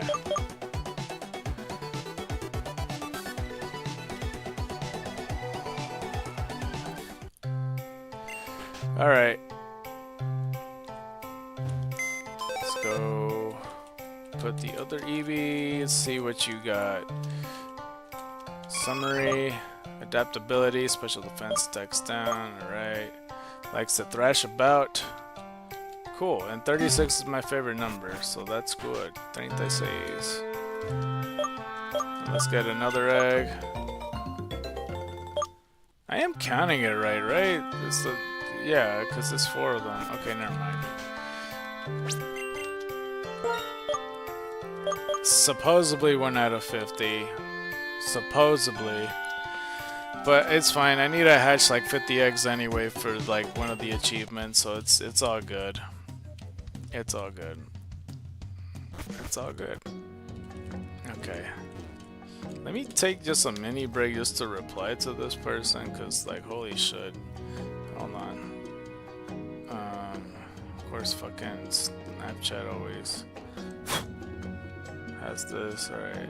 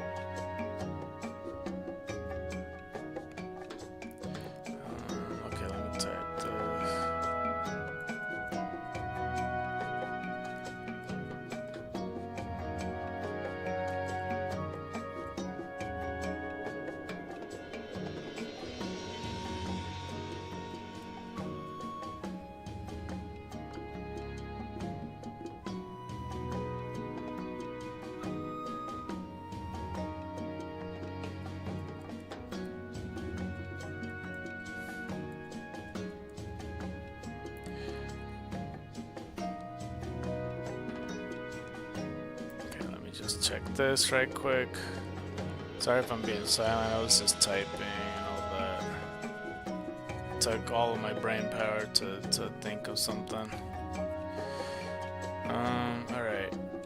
Meanwhile that happens, I could just go into the grass.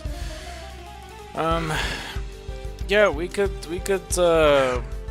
let's just do Coliseum and Gale of Darkness. We'll talk about Wes and like the other main character in Coliseum. I don't remember the other guy's name, to be honest with you. It might be like Billy or some shit. I'm not truly sure, but yeah. Okay. Pokemon Coliseum West. Alright, let's go look at that. Because this guy go through the game and everything, and I really don't want to, like, you know, talk about, there's like no gym leaders or Elite Four, but there could be some that could be considered like boss battles and or whatnot. And if it comes down to it, I'll return back and then I'll finish the rest if I have to, I guess, if we have nothing else to do. Because we already covered all gym leaders and all Elite Four members, and we're damn near about to finish all important characters as it is. Wes, Japanese is Leo. He's a young man who lives in the Aura region of the world. He is the protagonist of Pokemon Coliseum.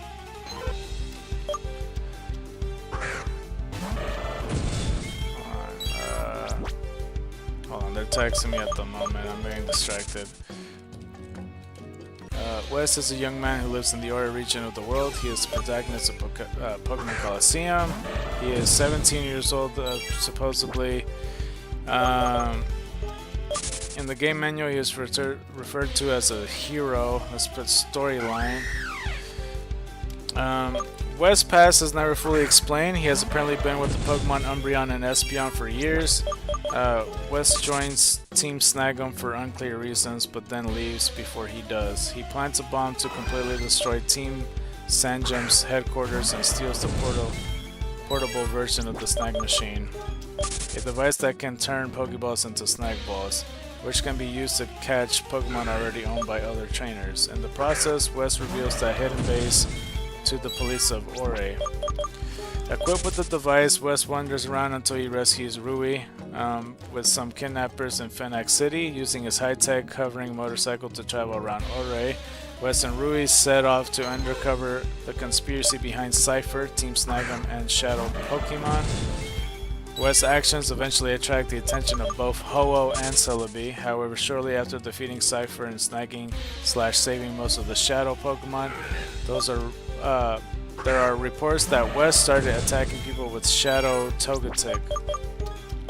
Wes, with the help of news reports and the Kids Grid, managed to track down the imposter to the outskirts stands, where he is in the middle of attacking one of the people nearby. He then battles and defeats the imposter and snags his doppelganger's Shadow Togetic. Yeah. Let's see.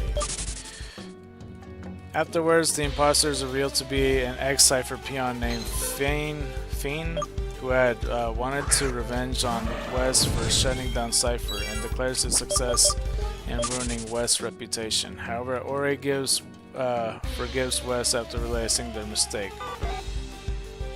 Ore forgives Wes. I guess the whole region, through the news.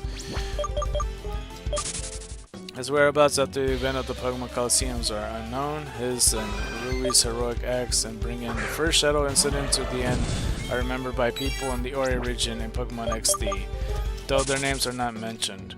And yes, Espeon and Umbreon. And that's pretty much the end of the storyline. Let me click on the manga. That'll be pretty interesting to talk about. I was considering looking at the manga for all the other characters. I stopped around in the manga around Heart Gold and Soul Silver, like at the very beginning. I wish I had read it all the way through, but it started harder for me to come by, and I don't think it'll be as hard nowadays, but I hadn't done it. Anyway, the Pokemon Coliseum Snatcher Leo. Wes appears in the manga adaptation of Pokemon Coliseum / Pokemon Coliseum Snatcher Leo.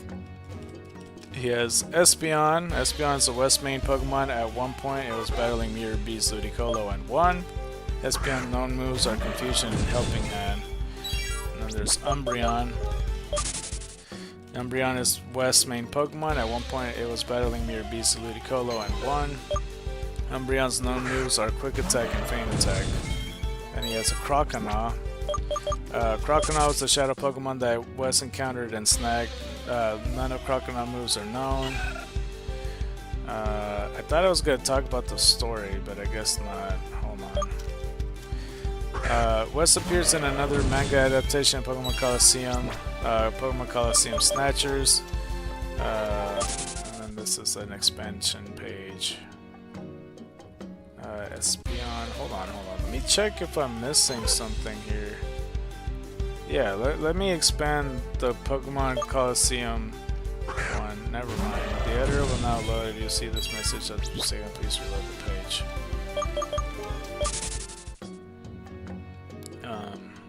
Okay. I'll just reload the page, I guess.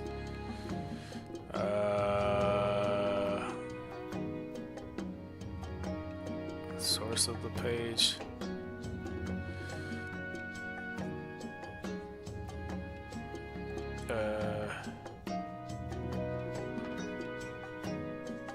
Wait, this whole page isn't finished?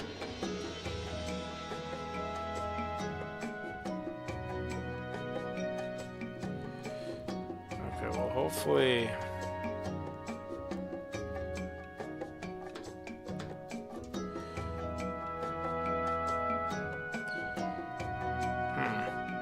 I don't think this page is finished. Or something, I don't know. It's not really... I don't know, let me refresh it one more time.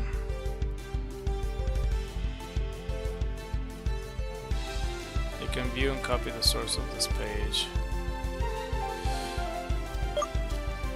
Okay, well let me try to read it if I can, because it's all in like code and shit. So I'm like kind of bewildered by it. Hometown unknown, region, Ore, eyes amber, blonde hair. Okay. Let's see. Storyline. This is gonna be really hard to read. Holy shit. Because there's like so much code and brackets. Okay. West Pass is never fully explained. He has apparently been with his Umbreon and Espeon for years. West joins Team Snag'em for unclear reasons, but then leaves before he does. He plants a bomb to completely destroy Team Snag'em's headquarters and steal the portable version of the Snag Machine, a device that can turn Pokeballs into Snag Balls, which can be used to catch Pokemon already owned by other Pokemon trainers. In the process, West reveals that the hidden base of the police of Ore. Equipped with this device, West wanders around until he rescues Rui from Trudley Folly in Phoenix City using his high-tech hover motorcycle to travel around Ore. West and Rio set off to uncover the conspiracy behind Scyther, Team Snag'em, and the Shadow Pokemon. West's actions eventually attract the attention of both Ho-Oh and Celebi. However, shortly after defeating Scyther and snagging saving most of the Shadow Pokemon, there are reports that West starting attacking. I really hope I'm not rereading everything, bro. I would try to pick the manga panel. Hold on, let me see.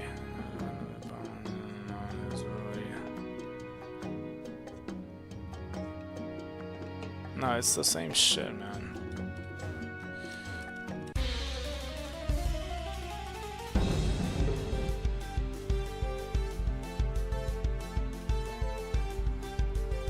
Hold on, I'm sorry for this. I'm like trying to look carefully. Nah, this is just the same page. It's just in code. That's stupid. There's sections of stuff you can help. Oh, I should have read that part. I was like, what the fuck? Okay, how about if I click here then? What if I click there instead? That's pretty cool art, actually. I like that art. Let's see here. Pokemon Coliseum Snatcher Leo is a manga adaptation of Pokemon Coliseum's plot starring West parentheses Leo and Rui fighting Scyther, who was created by Ouchi Suigen, also known for the manga adaptation of Jirachi Wishmaker and for another manga based on Pokemon Coliseum Snatchers. Hold on, let me take a moment to drink.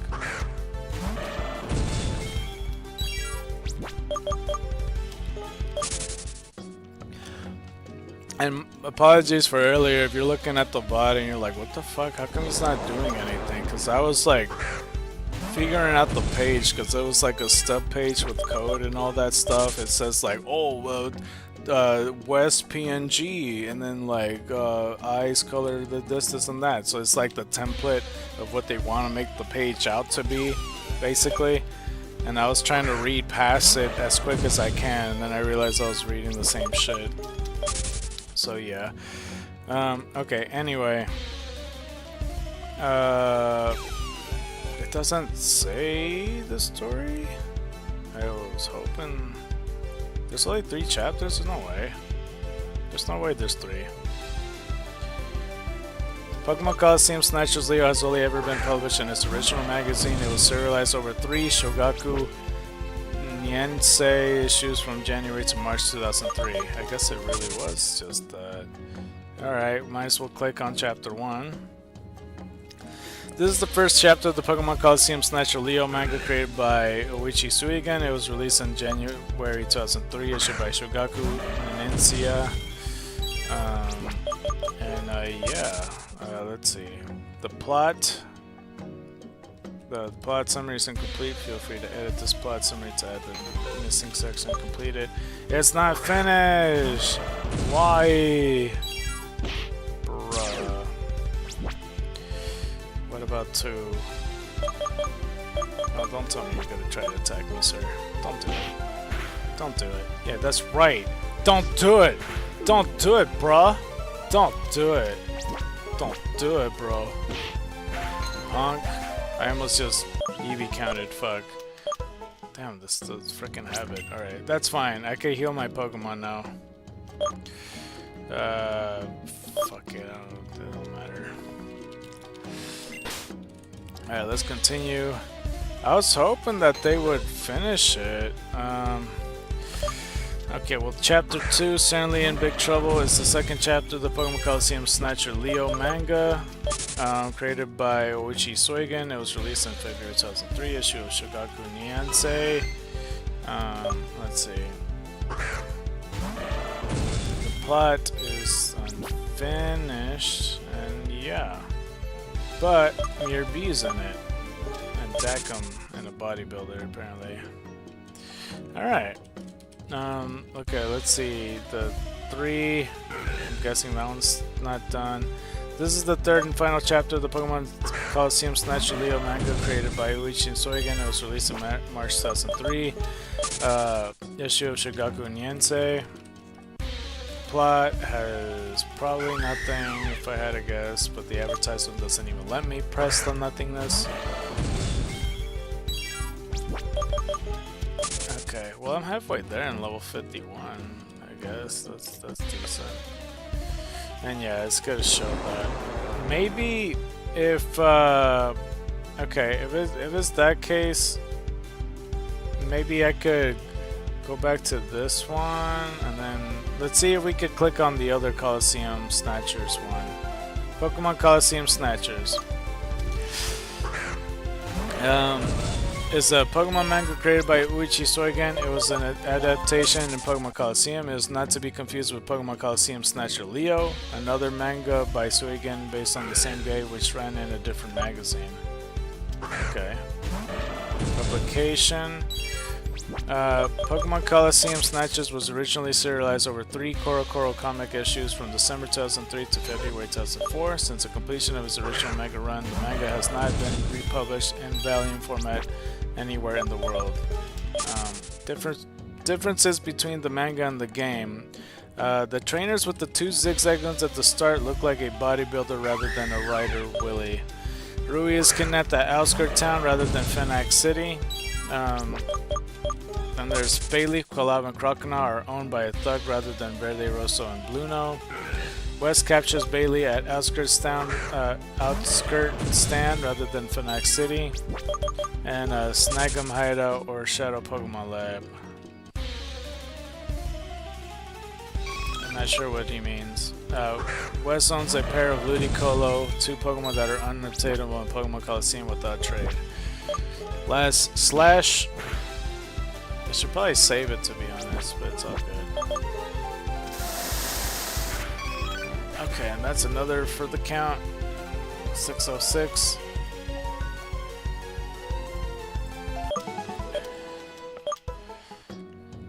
Alright. Okay, so he owns a Ludicolo. Alright, let's see if we could get chapter 1 at least, hopefully. This is the first chapter of the Pokemon Coliseum Snatches manga created by Uichi Suigen. Okay, and then let's see here. Plot. Oh, they have plot! They have plot, people! They have plot! Oh, God! Okay, well, this would make up for the Snatches Leo. I don't know how different the other one is compared to this one. Okay.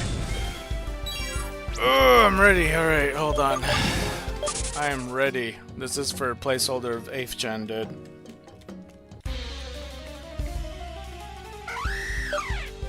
As for 9th gen, I don't even know, but we'll cross that bridge once we get there.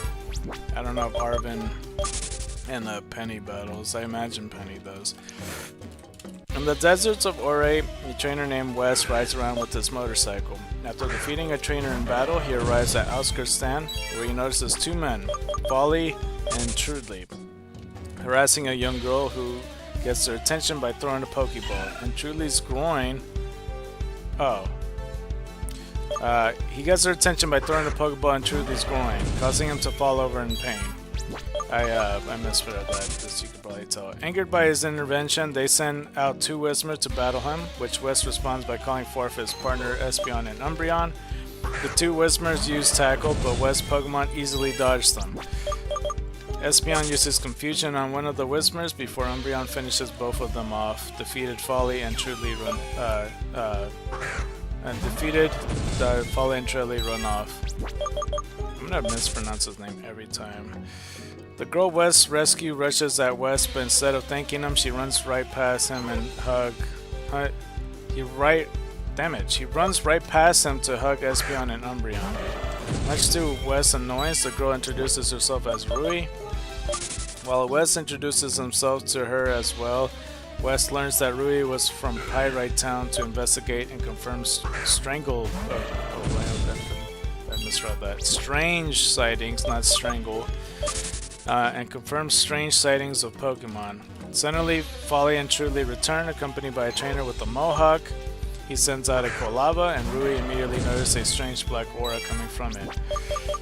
She informs Wes of this, but Wes can't see anything unusual about the Quilava. Quilava attacks Umbreon with Ember, but Umbreon easily dodges the incoming fireballs with a quick attack and hit Quilava, defeating it. The opposing trainer responds to his Pokemon's defeat by sending out a Croconaut and a Bayleaf, both of which has black auras as well. With the battle now 2v2 double battles, Wes calls forth Espeon as well. Croconaut attacks with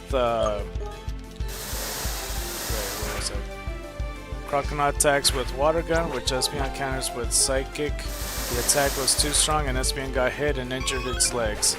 As we got another Eevee count. 607. Alright. Where was I? The attack was way too strong and Espeon got hit and injured its leg, being unable to move as easily, I should say.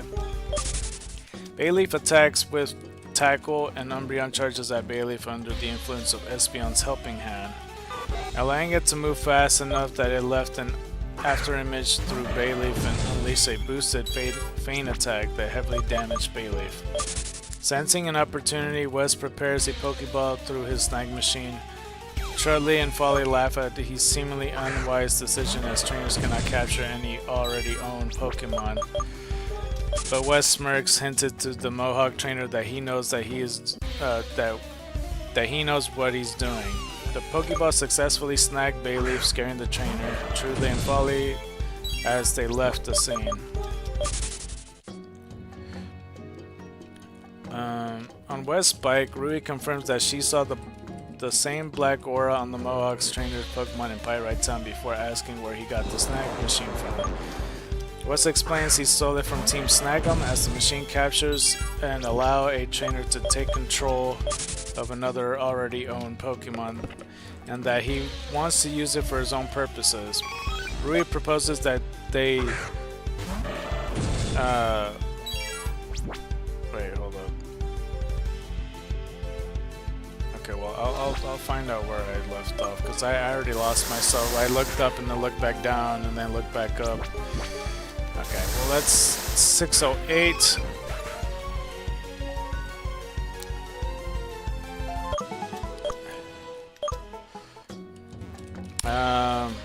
Okay, where was I?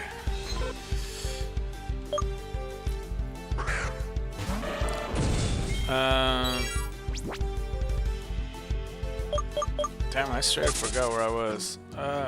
Wes explains he stole it from Team Snag'em as the machine captures and allows a trainer to take control of another's already owned Pokemon, and that he wants to use it for its own purposes. Rui proposes that they team up to travel the world together, where she finds shadow Pokemon and he snags them with his machine. Wes excitedly accepts the offer as they drove off to Pyrite Town. And then major events basically is Wes meets and rescues Rui. Wes snags a Bayleaf. Rui joins Wes on his travels. And then yeah, that's basically the one right there. Is it just the one chapter book or what? Errors, folly, and truly Whisper use tackle in this chapter, a move that Whisper cannot legally learn. Wait, really? I mean, I guess it always uses uproar, right? I guess, I don't know. I wouldn't put it past them. Next chapter, PCS 2. This article's missing one or more images. Okay, well, that's fine. This is the second chapter of Pokemon Coliseum Snatchers manga created by Uichi Suigen. Alright. The plot is incomplete! Oh god, it's not there. Oh, they're not gonna have it from there, but basically that's the gist of it. This is the third and final of the Pokemon Coliseum Snatchers manga created by Uichi Suigen. I just don't know how much they skipped. That's like really what I want to know. I'm sure in the future they'll fill it in. That sucks. I mean, unless like Cerebi has it. But let's like... Hold on. Let's go to Wes. Alright. Is there anything else besides that? Okay, well I see Bayleaf here. According to that, Bayleaf originally belonged to another trainer until Wes snagged it. It later joined with it the battle against Nazgûr's Metagross. Bayleaf's known moves are Tackle and Razor Leaf. And then Ludicolo apparently is two of them. Ludicolo joined in with the battle against Nazgûr's Metagross. Ludicolo's only known move is Hydro Pump. Okay. We got Plusle. Plusle joined in with the battle against Nazgûr Metagross. Plusle only known move is Thunderbolt. Bro, why is everybody jumping Metagross? Optional names? Wes, Seth, Thomas, Michael, Vincent, Eric, Seth, Duncan, Wolf, Luca, Paolo, Thomas, Carlo, Leo, Sandro. I like Wolf. That one makes sense to me. Trivia. Wes is the first playable character to start with Pokemon above level 5 in games where levels exist. The second and only other being Michael. Oh yeah, that was his name. Wes is the only player character to have been part of a villainous team, while the playable Rosa from Pokemon Black and White versions 2 was not. Her Pokemon Adventures counterpart Whitley was a former member of Team Plasma. I don't know what the fuck they're talking about, Willis. Wes is the first player or character to start the game with 2 Pokemon. Wes, the false name in the French release, is Michael, which is also the name of the main protagonist of the sequel to this game. The strategy memo size comparison suggests that Wes' height is somewhere around 1.6 meters or 1.7 meters, 5'4" to 5'7" tall. Alright, okay, let's go to Michael. I want to talk about Michael right quick. We're moving on to XD. Okay, Michael is the protagonist of Pokemon XD Gala Darkness. Like most protagonists, his name is customizable. Let's see here. Michael has a snag machine similar to that of Pokemon Coliseum's hero, Wes, and an aura reader which makes the dark auras exuded by Shadow's Pokemon visible as they were to Wes' companion Rui. He is given these at the beginning of the game. Okay, so through storyline though, Michael lives at Professor Crane Pokemon Lab at Ore with his mother Lily, who work for Professor Crane, and his sister Jovi. Hold on, let's do this. He is an up-and-coming trainer ready for his own journey with his Eevee, a Pokemon entrusted by him by his late father. Traveling across Ore, he seeks to defeat the criminal organization Cypher, which is now under Grandmaster Greevil's plot to wield an army of shadow Pokemon in order to rule the world. Not only does Michael successfully defeat of the Cypher peons and admins whom he encounters, but he also snags the shadow Pokemon in their possession. His final feat is the capture of Greevil's fully fledged team of shadow Pokemon, excluding XD001. This achievement brings about the disbandment of Cypher, and at least under Greevil's eldest leadership. During the game, Michael's father is mentioned multiple times as a distinguished public figure, but he is in fact deceased. This makes Michael similar to May and Brendan, whose father is the gym leader and the other Pokemon professor, but also to other playable characters whose fathers are not present. Okay, well, they're saying that he's a prominent character, but like, I mean, May and Brendan are like literally the only other person that has a dad. And Michael's? Oh shit. When Michael's adventures in Orades take place during Generation 3, he encounters two Generation 4 Pokemon, Munchlax and Bonsly, with Bonsly being used in Battle Bingo and Munchlax appearing outside battle. This 3D Eevee looks so fucking creepy, bro. I'm looking at the Eevee right now. And yeah. There's no manga up in this shit. No mangas whatsoever, that's crazy. I thought for sure they would have an adaptation. Let's see. Trivia: when snagging a shadow Pokemon, Michael uses his left hand to throw a snag ball. However, then when sending out his own Pokemon or attempting to capture a wild Pokemon, he uses his right hand. This may indicate that he is primarily right-handed, and the snag machine is one of his non-dominant hand out of necessity. The strategy's memo-sized comparison suggests that Michael's about 4'7" or 1.4 meters. During the development of Pokemon XD, Michael was going to have Vaporeon and Jolteon as his first Pokemon instead. Oh, that's interesting. So we get another Eevee. In the demo of Pokemon XD Gala Darkness, Michael has a Gardevoir and Protect. Michael has a Gardevoir and Parasect on his team, both at level 40. And that's basically all of the placeholder of 8th gen. It's like a non-gen, I guess. Because this would be Generation 3, but there was a lot to cover in Generation 3. Well,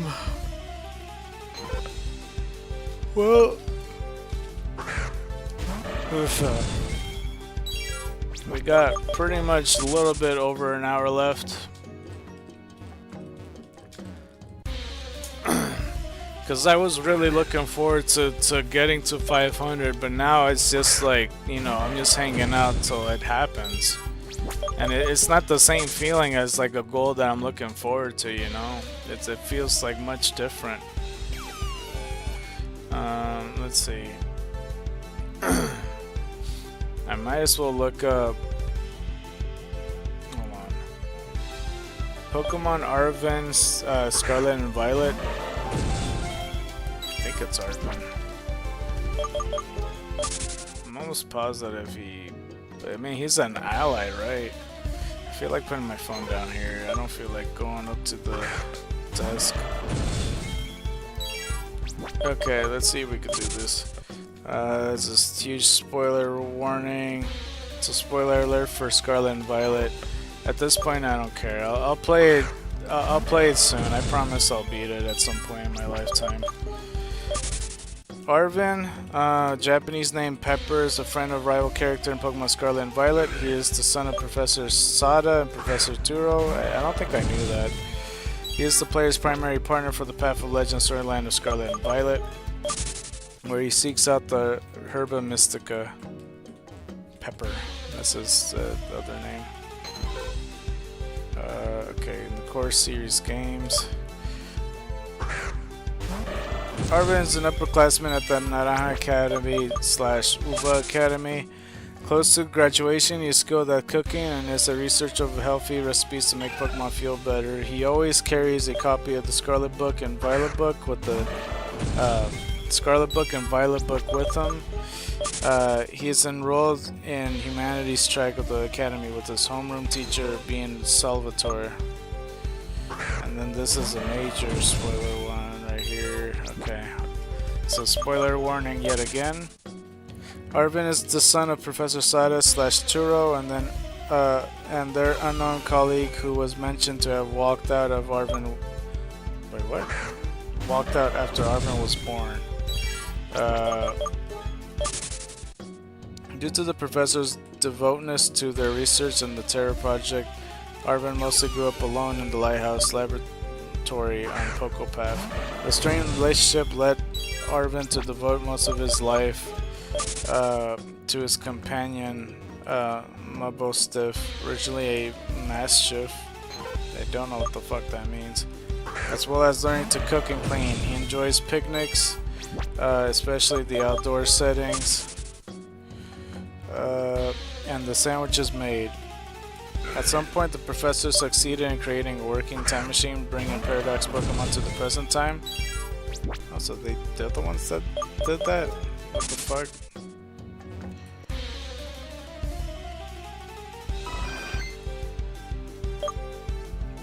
One such Pokemon has Koraidon / Miraidon.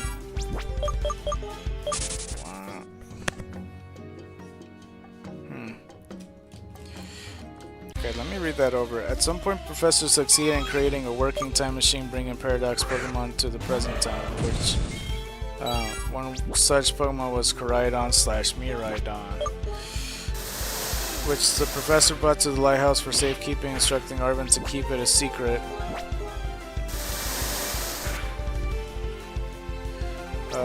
However, multiple people ended up witnessing the legendary Pokemon attacking several wild Pokemon. That's what we're gonna get. Another one, 610.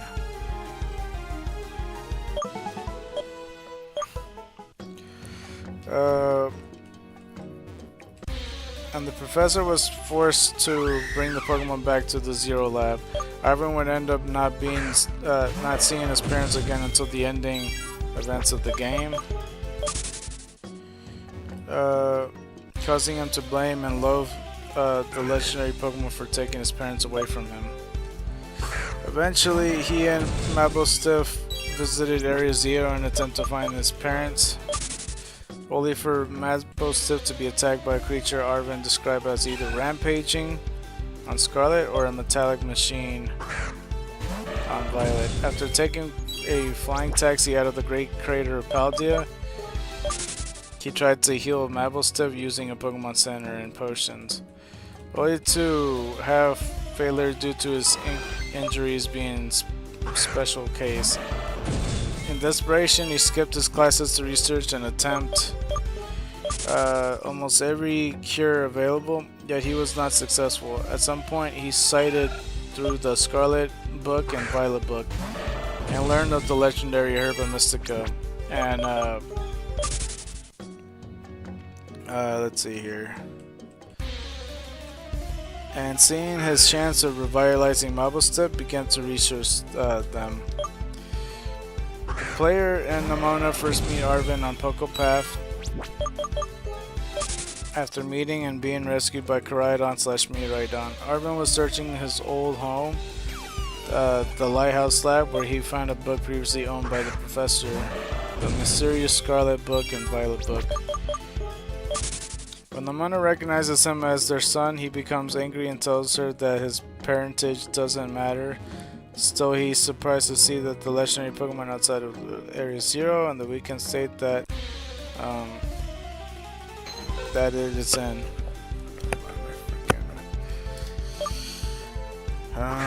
After he learns the truth of what actually happened, he challenges the player to a battle to test whether or not they can control the Paradox Pokemon.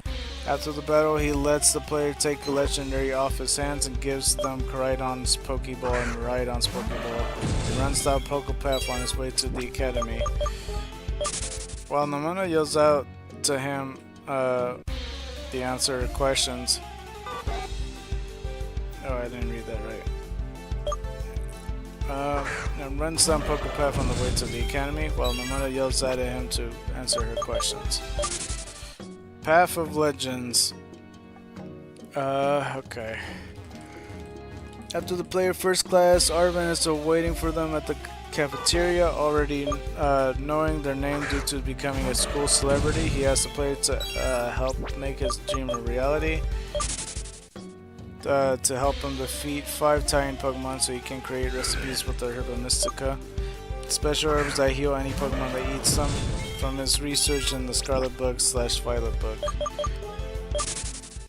The Titans are incredibly strong, but because he isn't proficient at Pokemon battles, he requires the help of a strong trainer. Hoping the player would assist him, he asks them to think it over and register the location of the Titans of their Rotom phone's map. Oh bro, I'm getting fucking tired. Oh shit. After attending the Academy's opening ceremony for the annual treasure hunt, he finds the player in Nemona in the center of Mesagoza's bellow.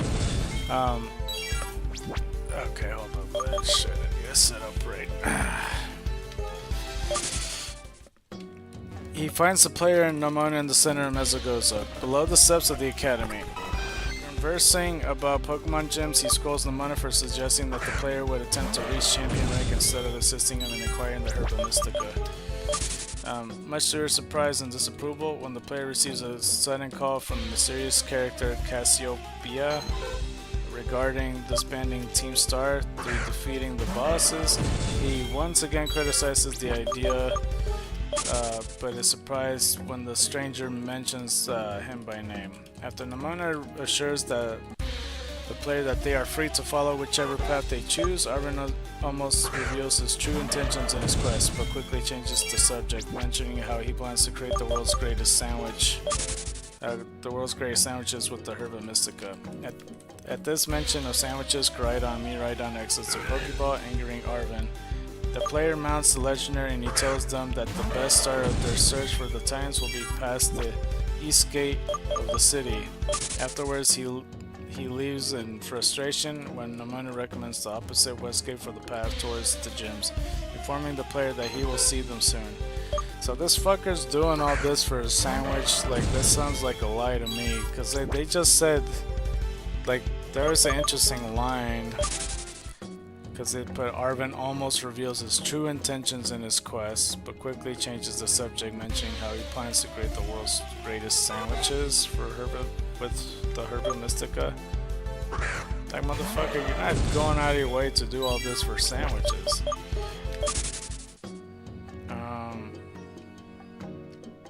This whole fucking advertisement's blocking the fucking part of the screen.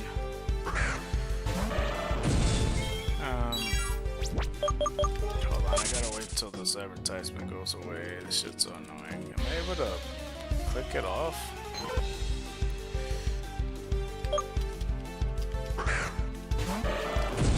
There's an advertisement on there, it's all good.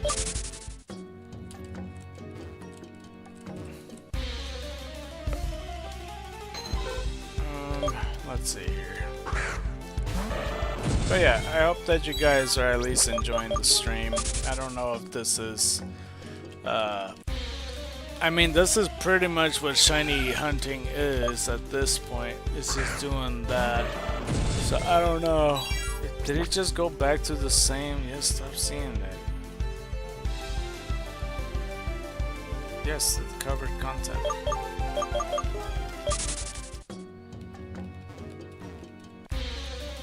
Could it move?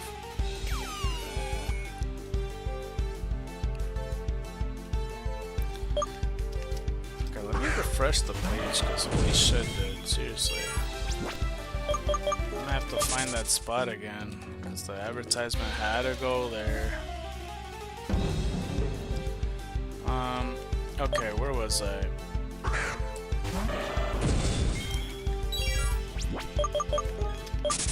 I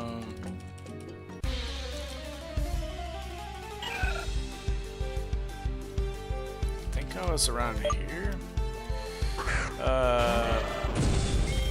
After Nimona assures the player that they are free to follow whichever path they choose, Armin almost reveals. Okay, I'm getting closer actually. Afterwards, he leaves in frustration when Nimona recommends the opposite Westgate for the path towards the gyms, informing the player that he will see them soon.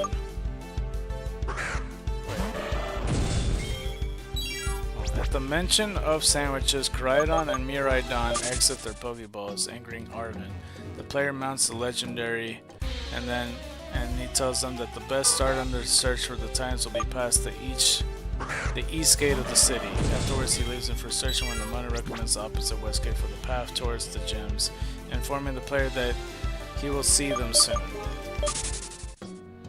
Over the course of the game, the player participates in the Path of Legend storyline, joining Arvin in defeating Titan Pokemon. Hold on, just scratch my ear.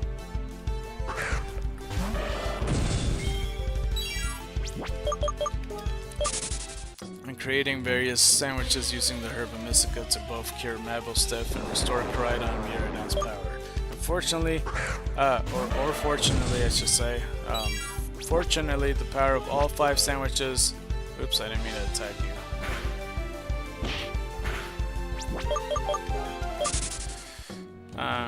Fortunately, the power of all 5 sandwiches restore the legendary Pokemon to full strength, as well as bringing the Mablestiff's health back, completely making Arvin ecstatic. However, Professor Sada / Turo requests for the two to visit the laboratory at the Great Crater at Paldea, and for Arvin to bring the Scarlet / Violet book with him. Arvin then battles the player at his full power to test if they're both ready to take on the most dangerous area in the region. Defeating him concludes the Path of Legends.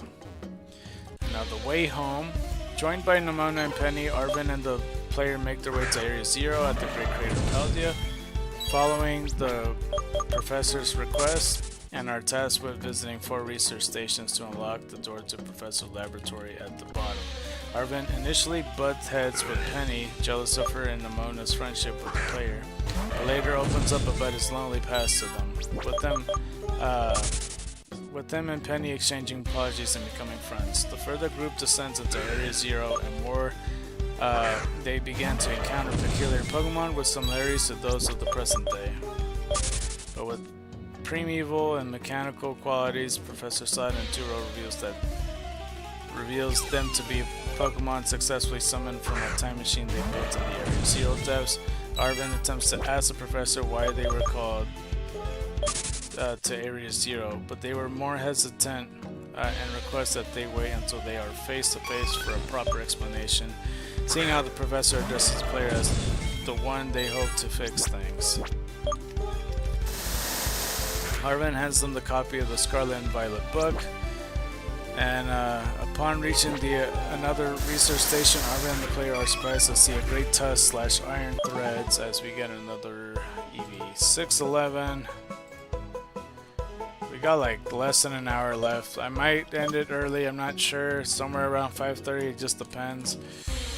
But yeah, just like the Quaking Earth Titan they faced previously, the pair defeated it. The Arvin speculating if the Titan Pokemon they encounter on the surface of Paldea also came from Area 0 inside another research station. The professor reveals that Koraidon and Miraidon the player has been traveling with is only one of 2 species they were able to bring over to Area 0. And Arvin recounts his experience with the dragons and how he grew to hate it for playing a part in his parents' neglect. Arvin and the others make their way to the final research station, where the message sent by Professor Sada and Turo, suddenly it glitches out and restarts. And though the professor attempts to play it off as transmission difficulties, an aggrieved Arvin quickly realizes for himself that they haven't been talking to the real professor at all. What?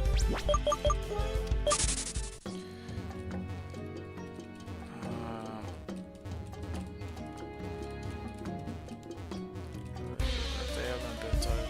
Okay. I just read Reddit.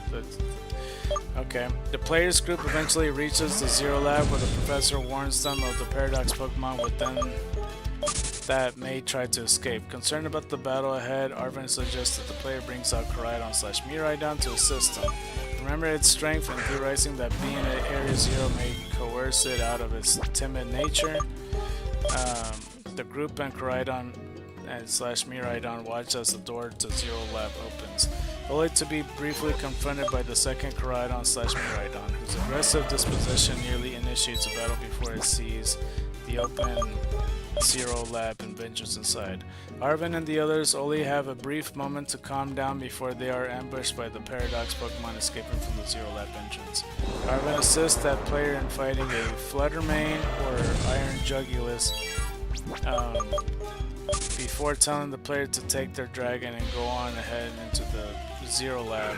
He also gives Koraidon/Miraidon a pep talk, encouraging it to stand up to its aggressive brethren before turning its attention to remaining Brute Bonnet and Iron Hands.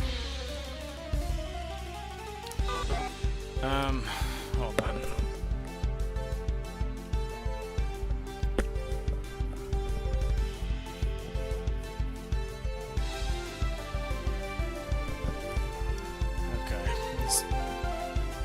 Freaking getting my ears still scratched. I don't know why it's itching today. Arvin, Nimona, and Penny managed to catch up to the player in Time Machine Chamber just as they defeated the AI Professor Sada and Thuro. Arvin demands the robot's identify themselves, but is surprised when the AI responds with the professor's voice, apologizing to their son for neglecting him for so long. Suddenly, the professor's Paradise Protection Protocol is initiated, lacking all Pokeballs not matching the professor's ID. As the AI is overcome by terrestrial energy, it warns the children to run before being fully disabled and overtaken by the program, which forces it to sound out the aggressive Koraidon and Miraidon. Arvin watches as the players forced to respond with their own Koraidon and Miraidon due to the Pokeball matching the professor's ID. As Arvin, Nimona, and Penny cheer the player and the dragon on, the latter is reinvigorated and regains its battle form. With Penny noticing the player's Terra Orb glowing, Arvin calls for the player to finish it with terrestrialization, and the Koraidon/Miraidon use Dragon-type Terra Blast. Uses the Dragon-type Terra Blast to defeat their aggressive counterpart, freeing the AI Professor from the protocol's influence in the process. The AI, however, recognizes that its systems are so integrally connected with the time machine that the machine cannot be shut down as long as it remains present, and so decides to permanently shut down the machine down by personally using it one last time to view the distant past / future. The real professor dreamed of seeing, hold on. Using it one last time to visit the distant past / future the real professor dreamed of seeing. I just didn't feel like I read that right, that's why. Before it departs, the AI apologizes to Arvin again for hiding the truth from him, but reveals that it would inherit all of the real professor's thoughts and wishes, and that Arvin's mother / father truly loved him. Arvin is distraught at the revelations, but can only shout for them one last time before the time machine activates. Since the AI professor's away, it completely shuts down. As the group leaves Area Zero, Arvin reflects on his early suspicions about the professor's true nature, but how he couldn't help but want to believe they were real anyway. He is comforted by the others, who has decided to cheer this motherfucker.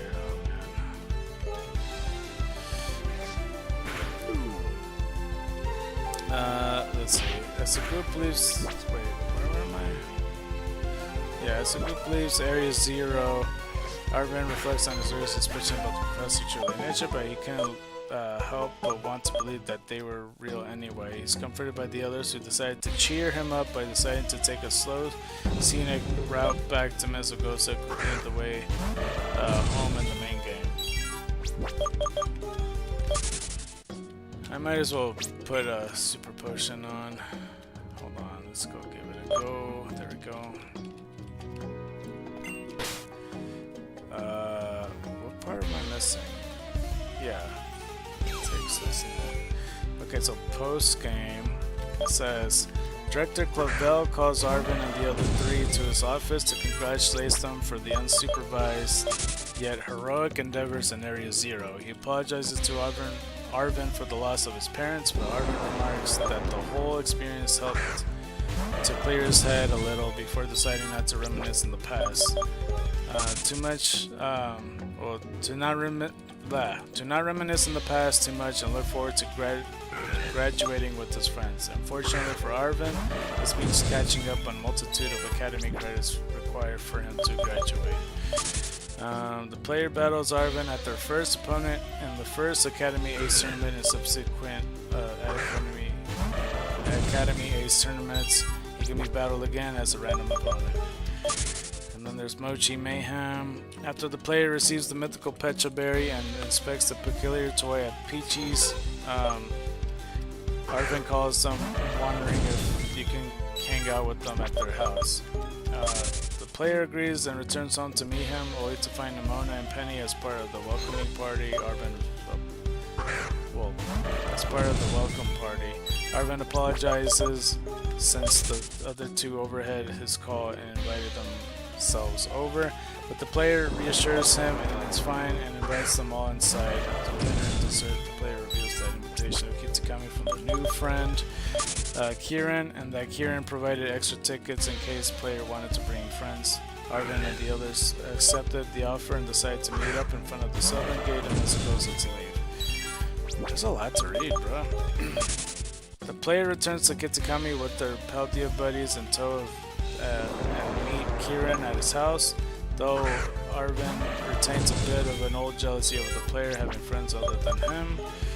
He soon realizes Kieran is a good person and feels bad for attempting to antagonize him. Just then, Carmine arrives performing a weird dance, repeatedly chanting Mochi and generally not acting her usual self. Kieran is concerned by his sister's peculiar behavior, though Arvin and the other encourage him to stay positive. That night at the community center, Arvin wants to change the TV display channel. Tired of seeing the same tourism video on repeat, but Kieran tells him that the caretaker hit the remote. Wait, hold on, let's see. How's it going, man? Hey, how's it going? It's going alright. I pretty much am at the moment, I think that person left. Well, in case you're still here, basically at the moment, I passed 500 Eevee kills, and now it has to be 1 out of 500. And I'm just hanging in there. I never really shiny hunted normally, except for like fishing, so this is gonna take some time. 1 out of 500 it's gonna take a while. That's for sure. So yeah, I don't know. I really can't tell if the concurrent viewers is the current viewers, because it's a different word for me. Yeah, my bad. It's just the chat's kind of blocked off for me. I could barely see it. Let's see. That's 612 though. But yeah, that's for the most part. So hopefully you come back. Tired of seeing the same tourism video on repeat, but Kieran tells him that the caretaker hit the remote, so Arvin and the others race to find it, agreeing that whoever finds it gets to choose what to do with it. The player finds the remote first, but they also discover Nimona's sudden disappearance. When Arvin and Penny wait in the community center, the player and Kieran go outside to find Nimona, only to be confronted by Kieran's grandparents and other citizens in battle, all acting the same as Carmine. Meanwhile, Arvin and Penny step aside for a moment, worried about the other two, but are also confronted by Mochi Crazy's citizens. Holed up in Peachy's, Arvin called the player to let them know what's going on, but the call abruptly ends when a strange creature frightens Penny into knocking Arvin over and dropping his phone. Okay, let's go kill you. So the player and Kieran rush back to the Peaches to help them. Guess we get another one. 6:13. Oh, it's a good minute and a half. Not bad, dude. I wish I could have saw the chat sooner.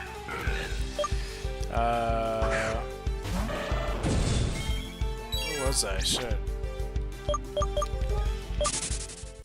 The color abruptly ends when the strange creature finds Penny and knocking Arvin over and dropping his phone, so the player and Kieran rush back to Peaches to help them. Arvin is not completely convinced that Penny wasn't hallucinating until he notices the creature, Petulant, floating above the roof of Peaches. Penny's confirmed it as what she saw earlier, but before the group can theorize further, Petulant attacks them by flinging toxin mochi from himself towards their mouths. Oh my gosh, there's so much. While Arvin and Penny unknowingly eat their mochi, the player dodges their Kira and is spared when his mochi bonks him on the head. Arvin and Penny soon fall under Petulant's control and starts dancing like the others. Though Arvin dances much more reserved, but he appears extremely embarrassed to be focused to dance. The player and Kieran defeated Arvin and Penny in a multi-battle before chasing out the fleeing Petulant, who summons Arvin and Penny, along with the rest of Mozui's town villagers, to pin the player and Kieran at Loyalty Plaza. Kieran holds the horde off while the player defeats a mind-controlled Nimona and catches Petulant, freeing Arvin and the others from its mochi-maddening clutches. Arvin can barely recall what happened before Petulant took control of him, but Kieran and the player fill him and Penny in on the night's events. After spending some more peaceful time in Kitakami, the player and the others prepare to leave for Paldea, but not before thanking Kieran and Carmen for their hospitality. Arvin apologizes for Kieran initially antagonizing him, and while Kieran barely notices, Carmen half-jokingly encourages Arvin to keep doing so. After the end of the Mochi Mayhem, Arvin can be invited as a coach to Blueberry Academy and battle once per invitation. After talking to the player a third time once per invitation, he offers to trade the player a Squovet with its hidden ability Gluttony. Alright. And now we finally reached the battle page. That took so long. Like so long. 614.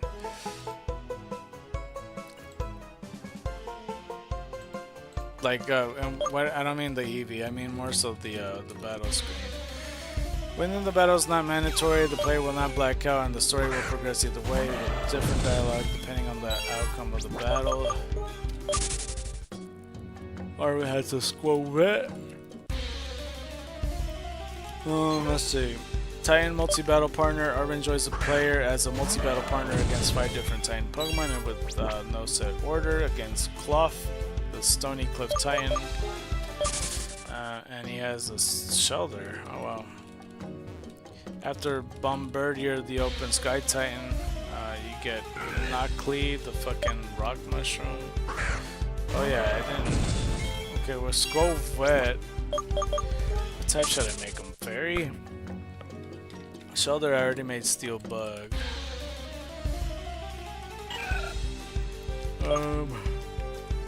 And this Rock Mushroom, I'll just make Steel Ground, I guess.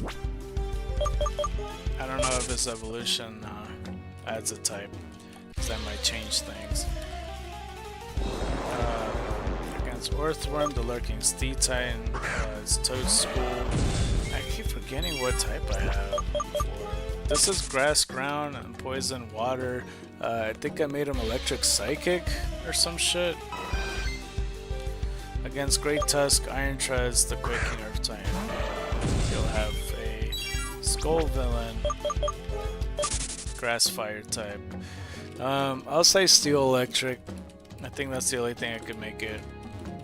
Against the Danzo and Tatsuguri, the False Dragon Titan. With the Breeden. Yeah, I'm sticking with Fairy with that one. Second battle, Arvin and Tress Lights with this Matstovif at the first opportunity. 6 Pokemon. Greedent, Cloyster, Scovillain, Toadscruel, Garganical, just rock type, and Mabostiff. Oh, that's the Mabostiff he keeps talking about. I thought it was a person. It's a dark type. I'll make it a normal type. If it's already been normal type the previous evolution, I'll give it the ground type. Cause I don't fucking know. Ooh, cause I don't fucking know. Area 0 multi-battle partner. Arvin uses the team as a multi-battle partner against an aggressive Great Tusk and Iron Treads, later against an escaping Iron Flutter Mane and Iron Jugulus. And then the 6 Pokemon is Mabostiff, Cloyster, Scovel, Toadscruel, Garganical, and Greedent. Okay. And then the third battle, he has, let's see, Greedent, Cloyster, Scovel, Toadscruel, Garganical, Mabostiff. It's the same team. Fourth battle, after it joins Penny in the multi-battle against the player and Karen during the Mochi Mayhem. 6 Pokemon along with Penny, Greedent, Cloyster, and Mabostiff, and Penny has Umbreon, Leafeon, and Sylveon. Does she really have nothing but evolutions? That's pretty cool. Rematch, Arvin will always send out Mabostiff last and terrestrialize it in the first opportunity. Arvin used the same team for Academy Ace Tournament and League Club Room battles. The level of his team increases with the player progress, includes his initial team DR.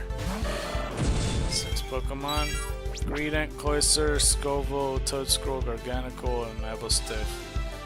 And he's about to make some moves. Just in case this person comes back, I'm gonna put going well.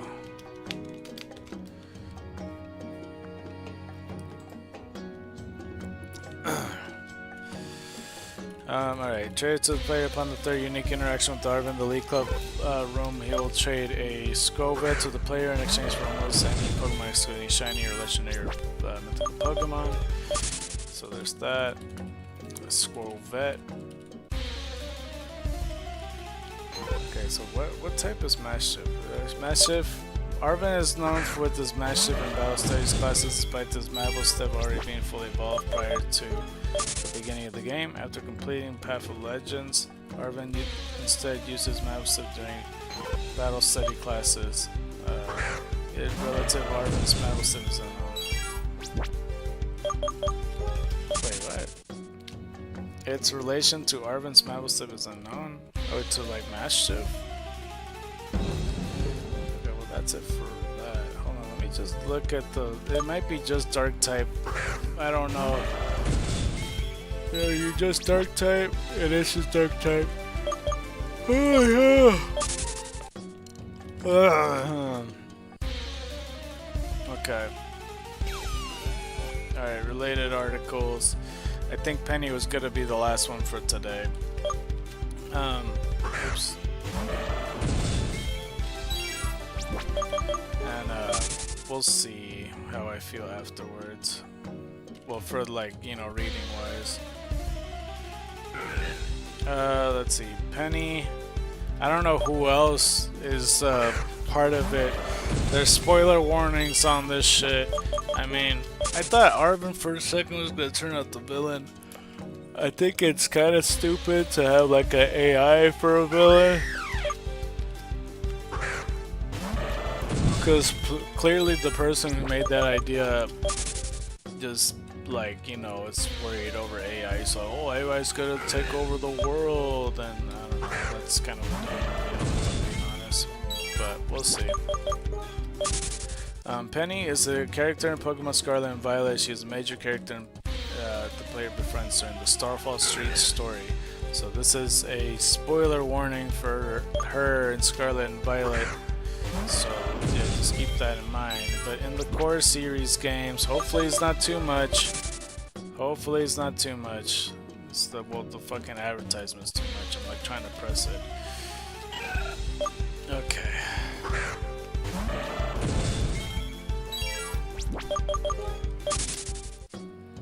Oops. Okay, there we go.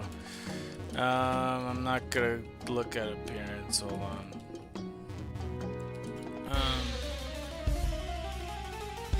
Penny is first seen in Mesogosa, where the player witnesses her being harassed by Team Star grunts in front of the school stairs. The player then defeated the grunts. Afterwards, for each squad boss except for the last one defeated, Penny appears in Cassiopeia's supply unit rep and talks to the player. Give them TM materials, being licked by Miraidon every time after the first. Spoiler warning for Starfall Street again. Penny first witnesses the players defeat Team Star grunts in front of the school stairs who were harassing her to join Team Star. During Operation Starfall, Penny appears as a part of the supply unit to reward the player with various TM materials after they defeat Team Star's base. After the player has defeated all 5 Team Star bosses, Cassiopeia reveals that she was Team Star's big boss and invites the player to meet at the Academy schoolyard after dark. Wait, what the fuck? Invites the player to meet at the Academy schoolyard after dark, where she reveals her identity as Penny. None of the other members of Team Star knew of her true identity because she never left her room.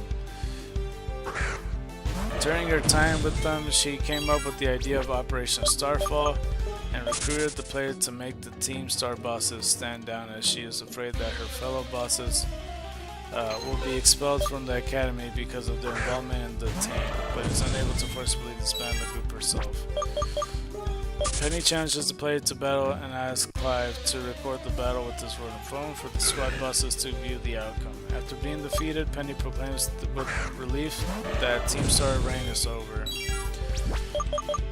A flashback after her defeat shows her last conversation a year and a half prior with the squad boss via Rotom phone call. That the squad bosses were worried about Penny's well-being and her son and decided to disband Team Star and take sole responsibility of her actions. She thanked the squad bosses for their kindness and company. Penny was then revealed to be outside the room the squad bosses were in during the conversation, and she bid them farewell and temporarily left for the Galar, her original home region. Oh, she lived in Galar. After the flashback, Penny thanks the player and Clive for successfully helping her during Operation Starfall. When asked by Clive why she couldn't forcibly disband Team Star on her own, Penny describes that the strict code she and the squad bosses created stated that no member of Team Star had the right to order anyone around, and that the squad bosses had to accept challenges, and gives away their star badge when defeated, hence forcing them to step down as a squad boss. When asked by Clive what the squad bosses means to her, Penny wholeheartedly replies that they are her greatest treasure. Seemingly touched by Penny's story, Clive thanks for her appraisal of the situation with Team Star. Clive proceeds to reveal that he too was under a false persona, and is actually the Academy's director Clavel, much to Penny's shock.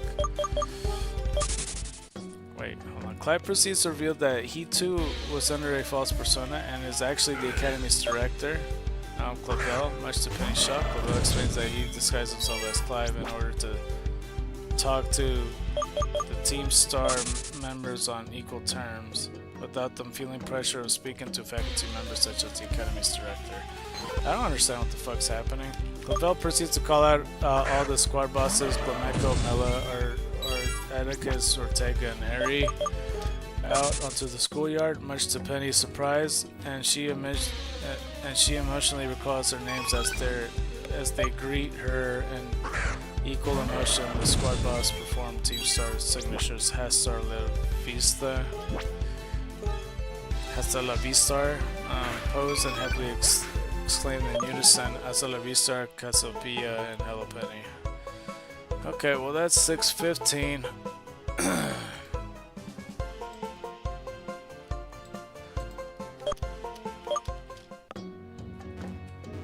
How much more? Oh god, there's so much actually. Oh, what did I do?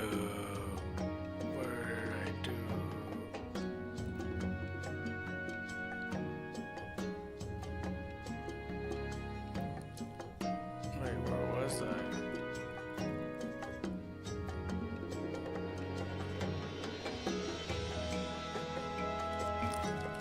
I'm sorry. I was just trying to find where this spot was because I lost myself when I was scrolling down.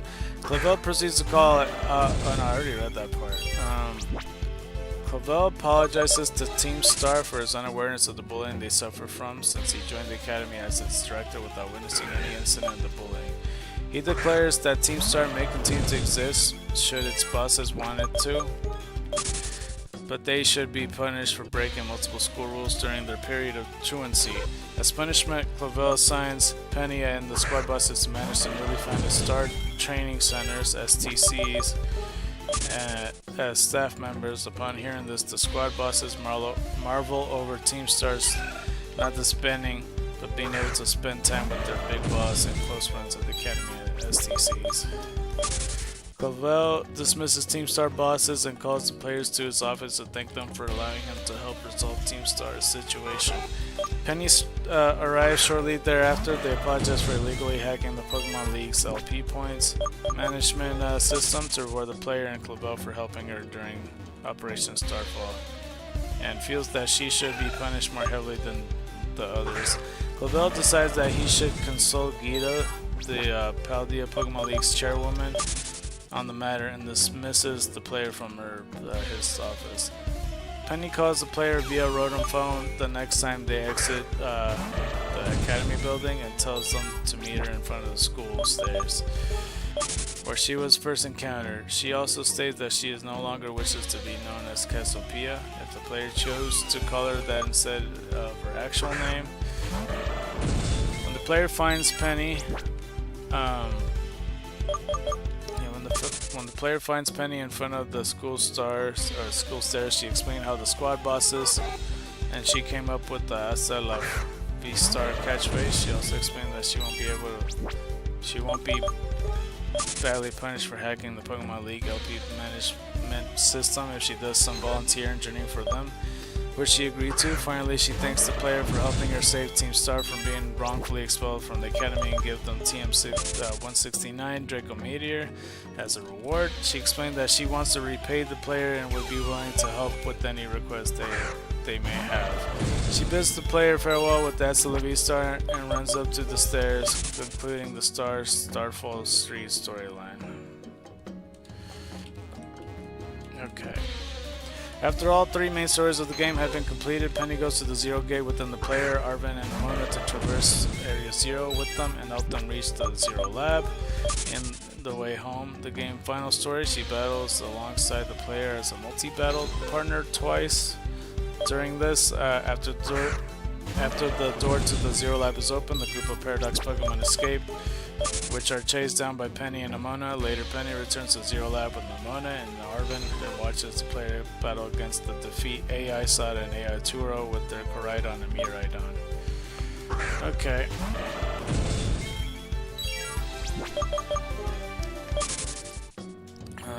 It says this section's incomplete. Why? While Penny does not appear as an opponent in the first Academy Ace tournament, she can be battled as a random opponent in subsequent Academy Ace tournaments. As we got another Eevee right here. She can be battled as a random opponent in subsequent Ace tournaments and such. Let's go to 616.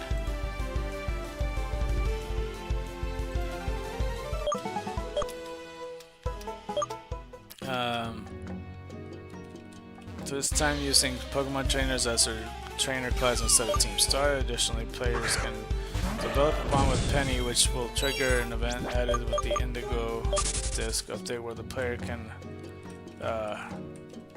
tutor Melee or Altigus and Ortega.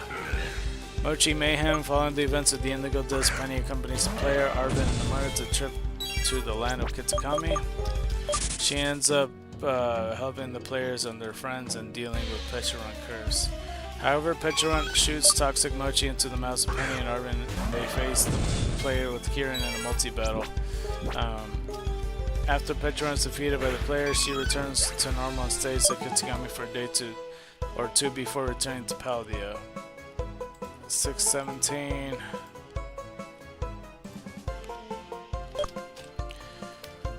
Okay, yes, I'm finally at the battle page. Pokemon Scarlet and Violet, Penny will always send out Sylveon last and terrestrialize it at the first opportunity. Except when battling alongside the player. First battle and multi-battle partner. The first battle takes place on Naranja Academy or Uva Academy.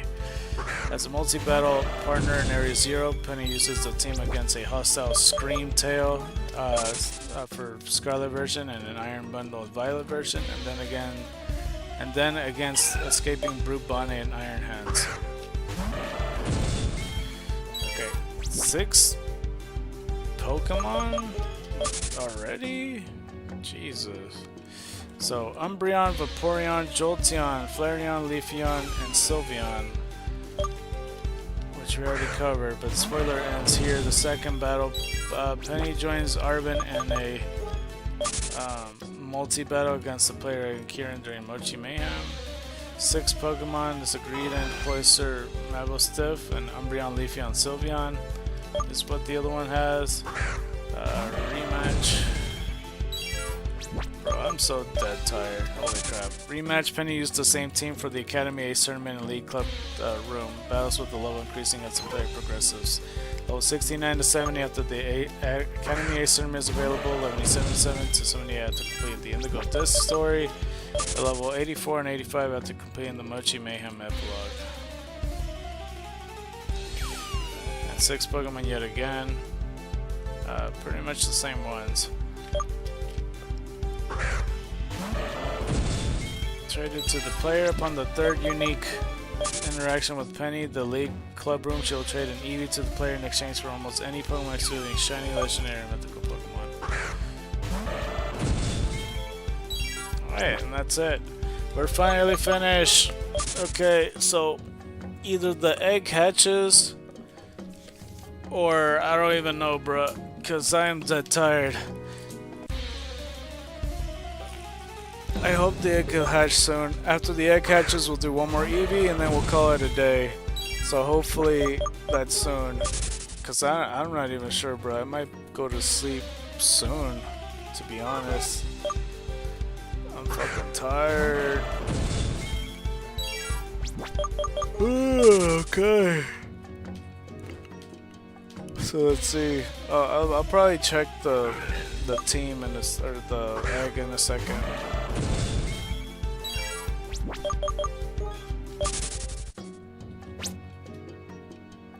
Let's see how far you are. Okay. The hatcher as soon as the better. Oh man.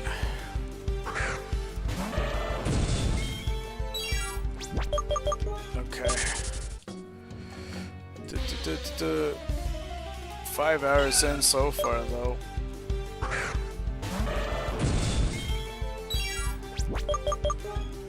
Let's see.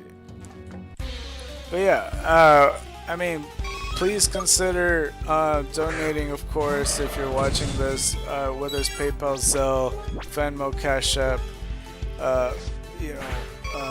Patreon, GoFundMe, but preferably, of course, on GoFundMe because you can see the progress, as I always say. Wait, what's that? Connect to current. Oh. And yeah, that's pretty much for the most part. You know, $1 is like, you know, it would still come a long way, even if like you know, you may not want to donate or whatever. And of course, if you're here for the Shiny Hysteric, I think you might as well call in now if this is what you want. If you want the Shiny Hysteric, claim it right now, and I'll take the time to trade it for you. And yeah, because we're about to end the stream very, very soon. As soon as the egg hatches, and then we find one more Eevee, that's the end of it. But yeah, of course, the highest priority goes to the bidder. If anybody bids for the Shiny Hysteric, but you don't have to put any money in regardless. Because if you're in the chat and you say hey and you have Pokemon Xenoverse and you confirm it with me, that's all it takes. And yeah, that's for the most part.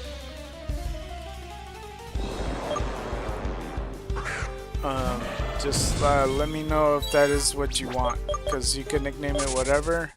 once you do win, and then we'll go trade it for you. But like in the events that this tied for being the highest bidder, like if someone put $1 and somebody else puts $1, then those two will either have to spin a wheel or number random generator to win, pretty much.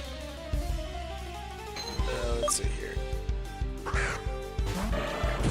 But if like it's just like people claiming it or whatever and nobody had donated and there's like 6 people or something, it's still like dependent on like, you know, what factors does it.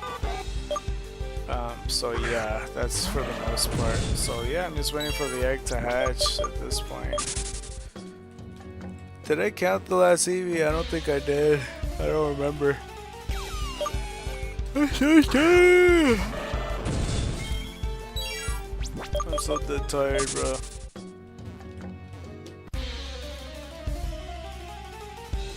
There's some Bremen.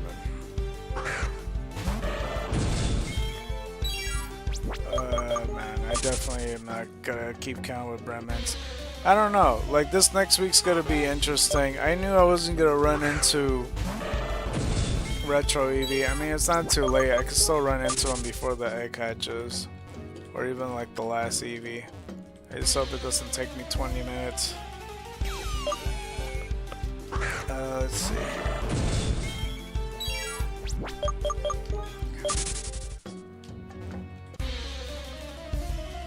Always fucking phone.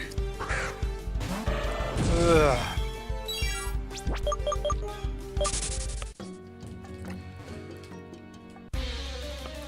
Alright, I need to sit up before I fall asleep or some shit, man. Oh, man. Alright. And there was 2 people that were here earlier in the chat, actually chatting, like, ever since Crimson was here. Because Crimson, he messaged day 1, but only to help me out with this. For the 2 people today, one of them was just trying to advertise to me. The other guy was just checking up on me, and I should have noticed him. It's just like I'm here by myself for hours, and then I'm reading to myself, and don't even realize. So that's on me. I just wish the chat was more accessible for me to see, because I can really barely see what's going on the right.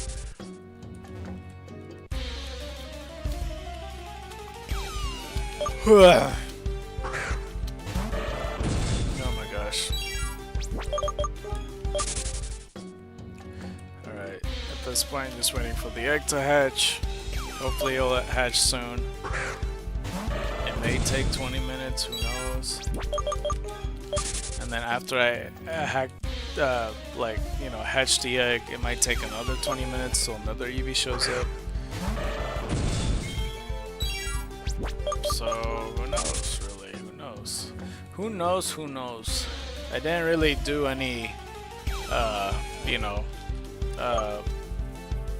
like promo breaks as much today, because I keep switching Pokemon, because they're getting pretty leveled up, I would say. Yeah, they're getting pretty high leveled at this point. I mean, I got the lucky egg, so that helps a lot. The wreckage took his time, but it's because I didn't give him a lucky egg, because I didn't really need to train him. He was just kind of like a placeholder. Not really a placeholder like that, but you know, I might as well stand up actually. Hold on. But you know, I think I'm slowly getting to my second wind. I hate this shit so much when I have my second wind like that. Like I'm saying, like, it feels unhealthy that I have that. Maybe, did I even finish my water gun still? I might not have. I don't know if I actually did or not. But yeah, another water gun. That increases our count. Almost level 51. Close. Close.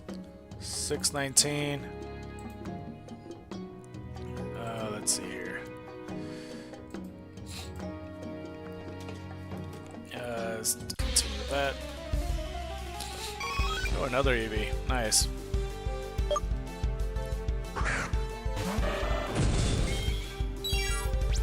Okay, let's that. Water gun.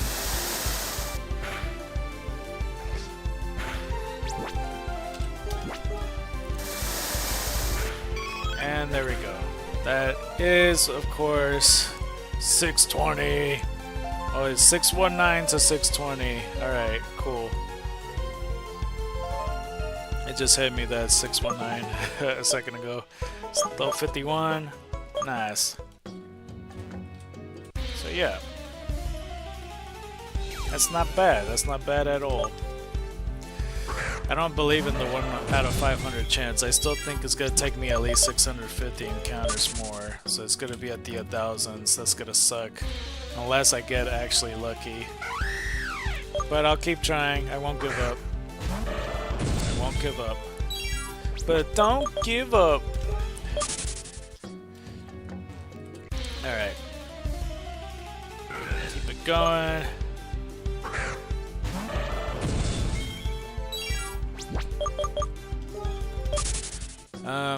I guess for the meantime, when it comes to like the 4th generation of Digimon or something like that, I'm not really sure.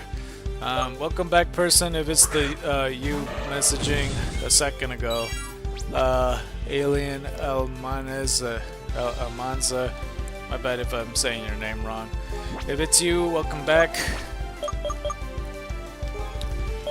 Unless you're here for, unless you're somebody else that came from the Xenoverse page and you want to claim your shiny hysteric, just let me know, because we're pretty much towards the end of this stream. So if you have Pokemon Xenoverse and you want to do that, just let me know, and then I'll be able to trade it to you, because you could automatically win right now if you want to. Just keep in mind that the highest priority goes to the highest bidder, but you don't have to pay. Like, if no one ends up paying, then all you have to do is just really claim it. It's just like the other options for donations, since it's a fundraiser as well.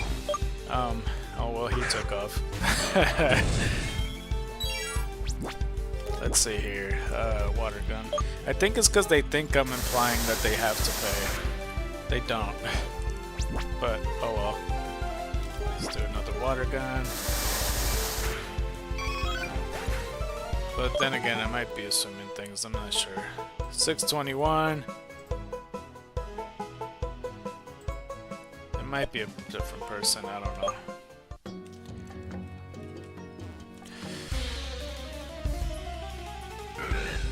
Let's see here. I feel like sometimes, like whenever I'm streaming and I see a person, I sometimes feel like a salesman that is trying to make them stay, and then they don't. I think they're just absorbing what's going on. They're like, oh, that's a lot of QR codes, and then just take off. But who knows, you know, a guy has to do what he has to do. If I had more views for options, then I don't know. Let's see here. Let's go continue. Hopefully you guys get a good weekend as well. For whatever, you know, future that you guys have or whatever.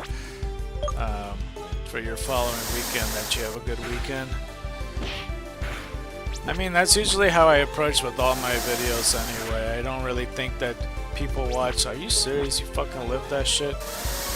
That you'll, you know, we'll have a good weekend on that one. I don't know. I just, for the most part, like I said, as we go to 622, that for the most part, like when I'm doing videos and VODs, I always just think that people more so will see in the future that's not within the time frame, because whenever it's uploaded, you know, it usually takes some time till people actually see it. You know, it takes the rust off.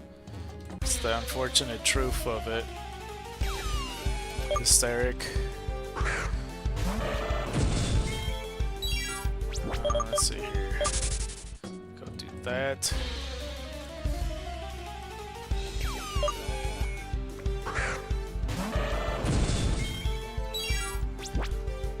Honestly, like, I could easily do shiny hunting.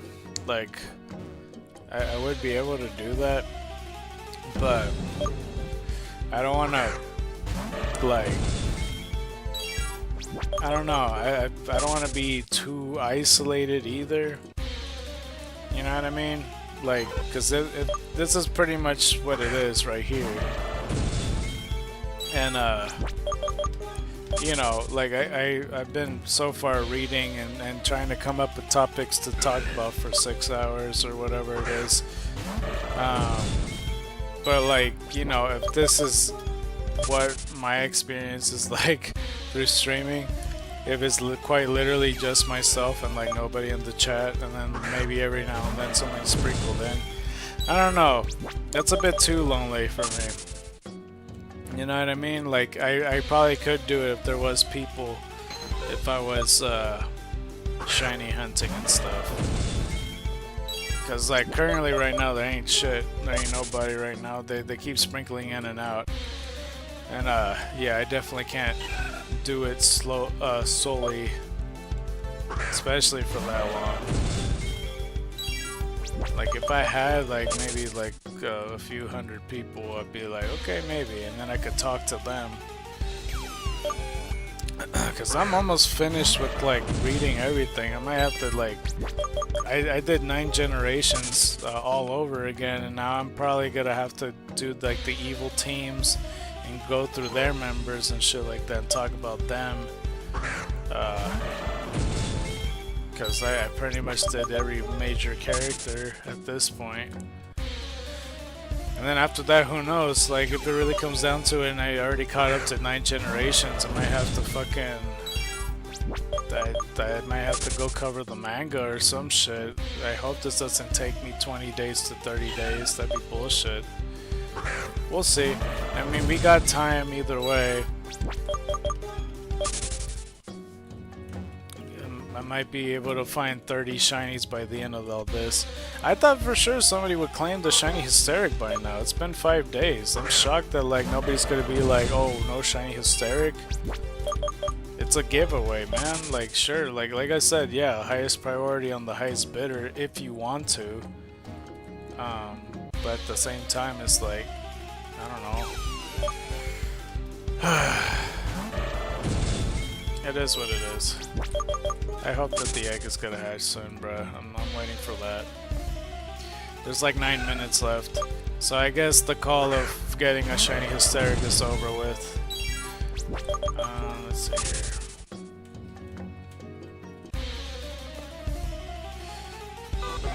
Lady in.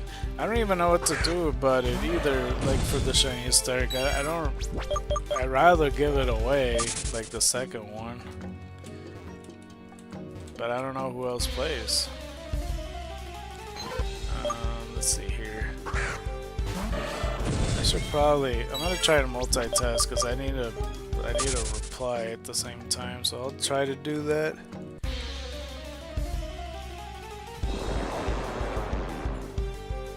Wait, hold up, actually. Here.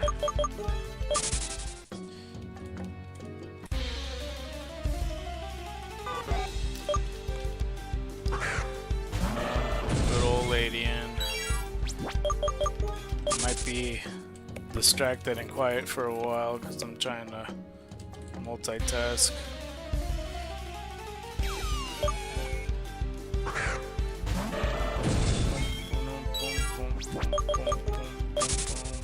Come on. Come on.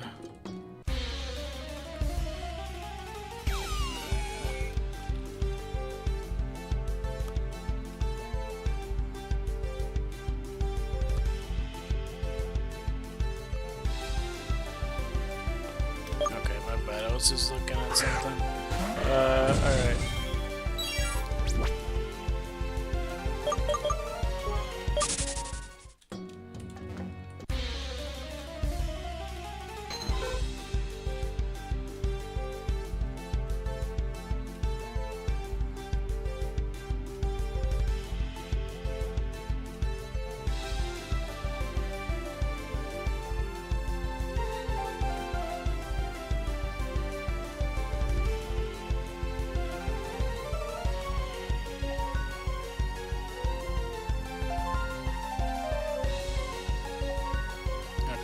finish typing. My bad. I was more distracted than I thought I was. Alright.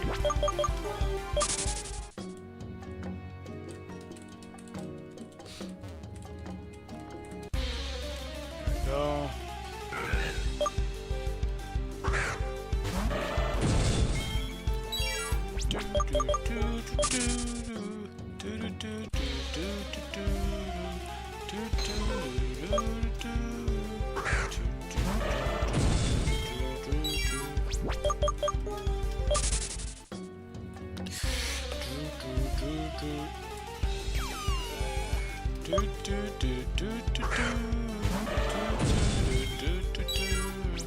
Okay, I don't feel as tired, probably because I'm standing up, but you know, that's for the most part.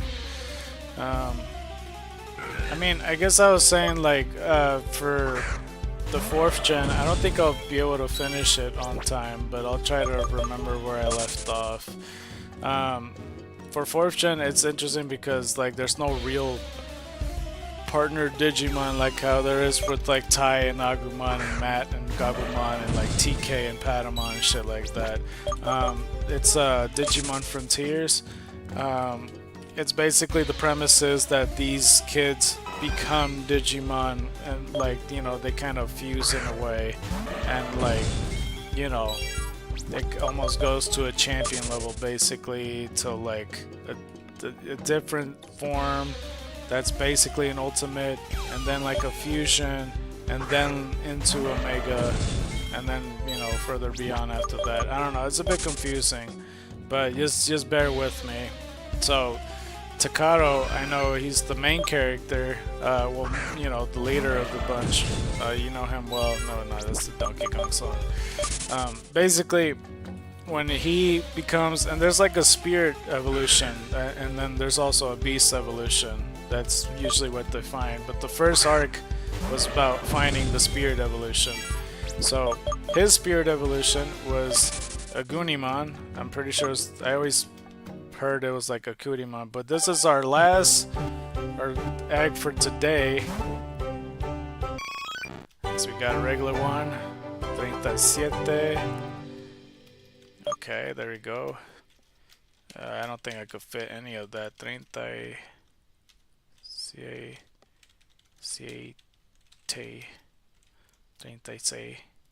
Hold on, that don't look like 37. 37.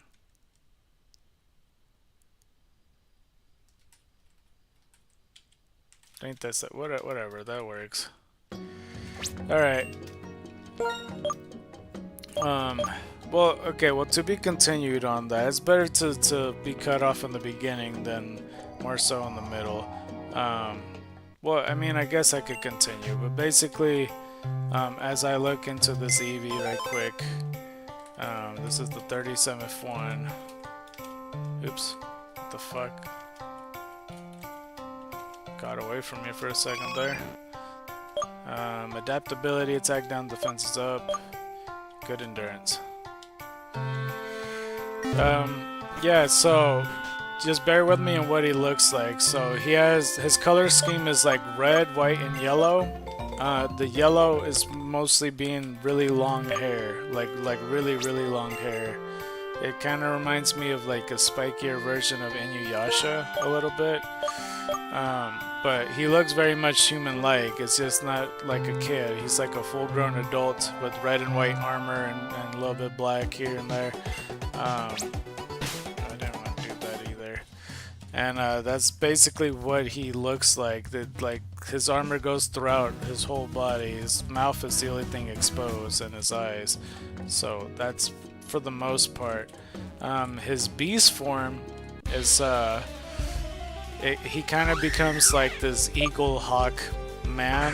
So like he's much taller than a Gunimon, like about 2 feet taller or some shit like that. A lot bulkier, and he has like an eagle head with eagle wings, but something about it kind of makes me think he's like a griffin for some reason in my head, because clearly he's not like a regular bird. I don't remember what his name is. I think it's like Burning Greymon, I think. And there's like a fusion between the two to get Spirit and Beast together. So it's basically a Goonimon with wings, essentially. It's this fusion form. I don't remember the name. But he does digivolve a little bit further ahead. I think the name is Kaiser Greymon. He looks like Gallantmon and a little bit like Omnimon, where he has like somewhat reddish armor. I might be misremembering, but that's just from what I remember for the most part. That's essentially what he looks like. Like how I described Gallantmon and Omnimon, he's pretty similar to that, like that face and everything. So the next guy, he's kind of like the Matt of the group. I want to say his name is Logan. I could be absolutely wrong. I don't know why I want to say Logan, but he has the Spirit of Light, unlike Takato, who has the Spirit of Fire, of the kid that I'm thinking of. When he digivolves, he does like basically a Garurumon equivalent, except like just picture a dude standing up, but like with wolf metal armor. The color scheme is like white and purple, and like maybe a darker purple and a lighter purple though, throughout his armor.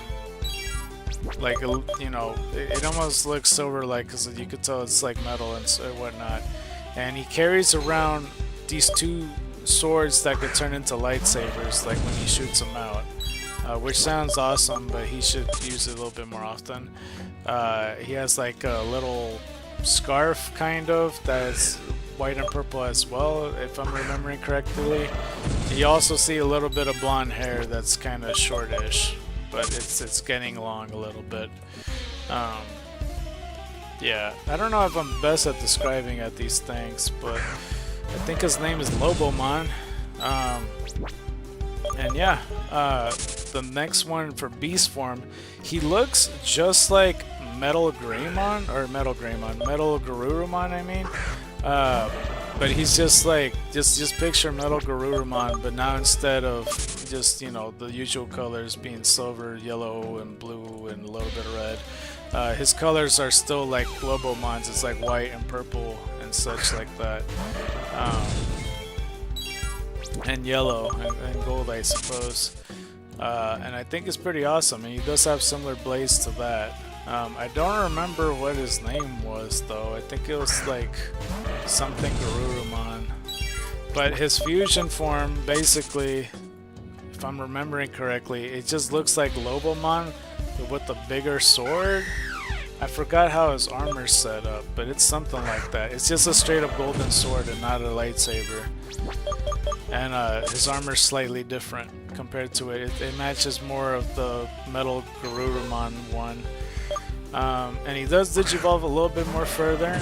And this one's harder to explain, but he reminds me somewhat like Rapidmon a little bit with the body, except he has like a wolf head, kind of like an Egyptian style wolf statue head, but it's a robot.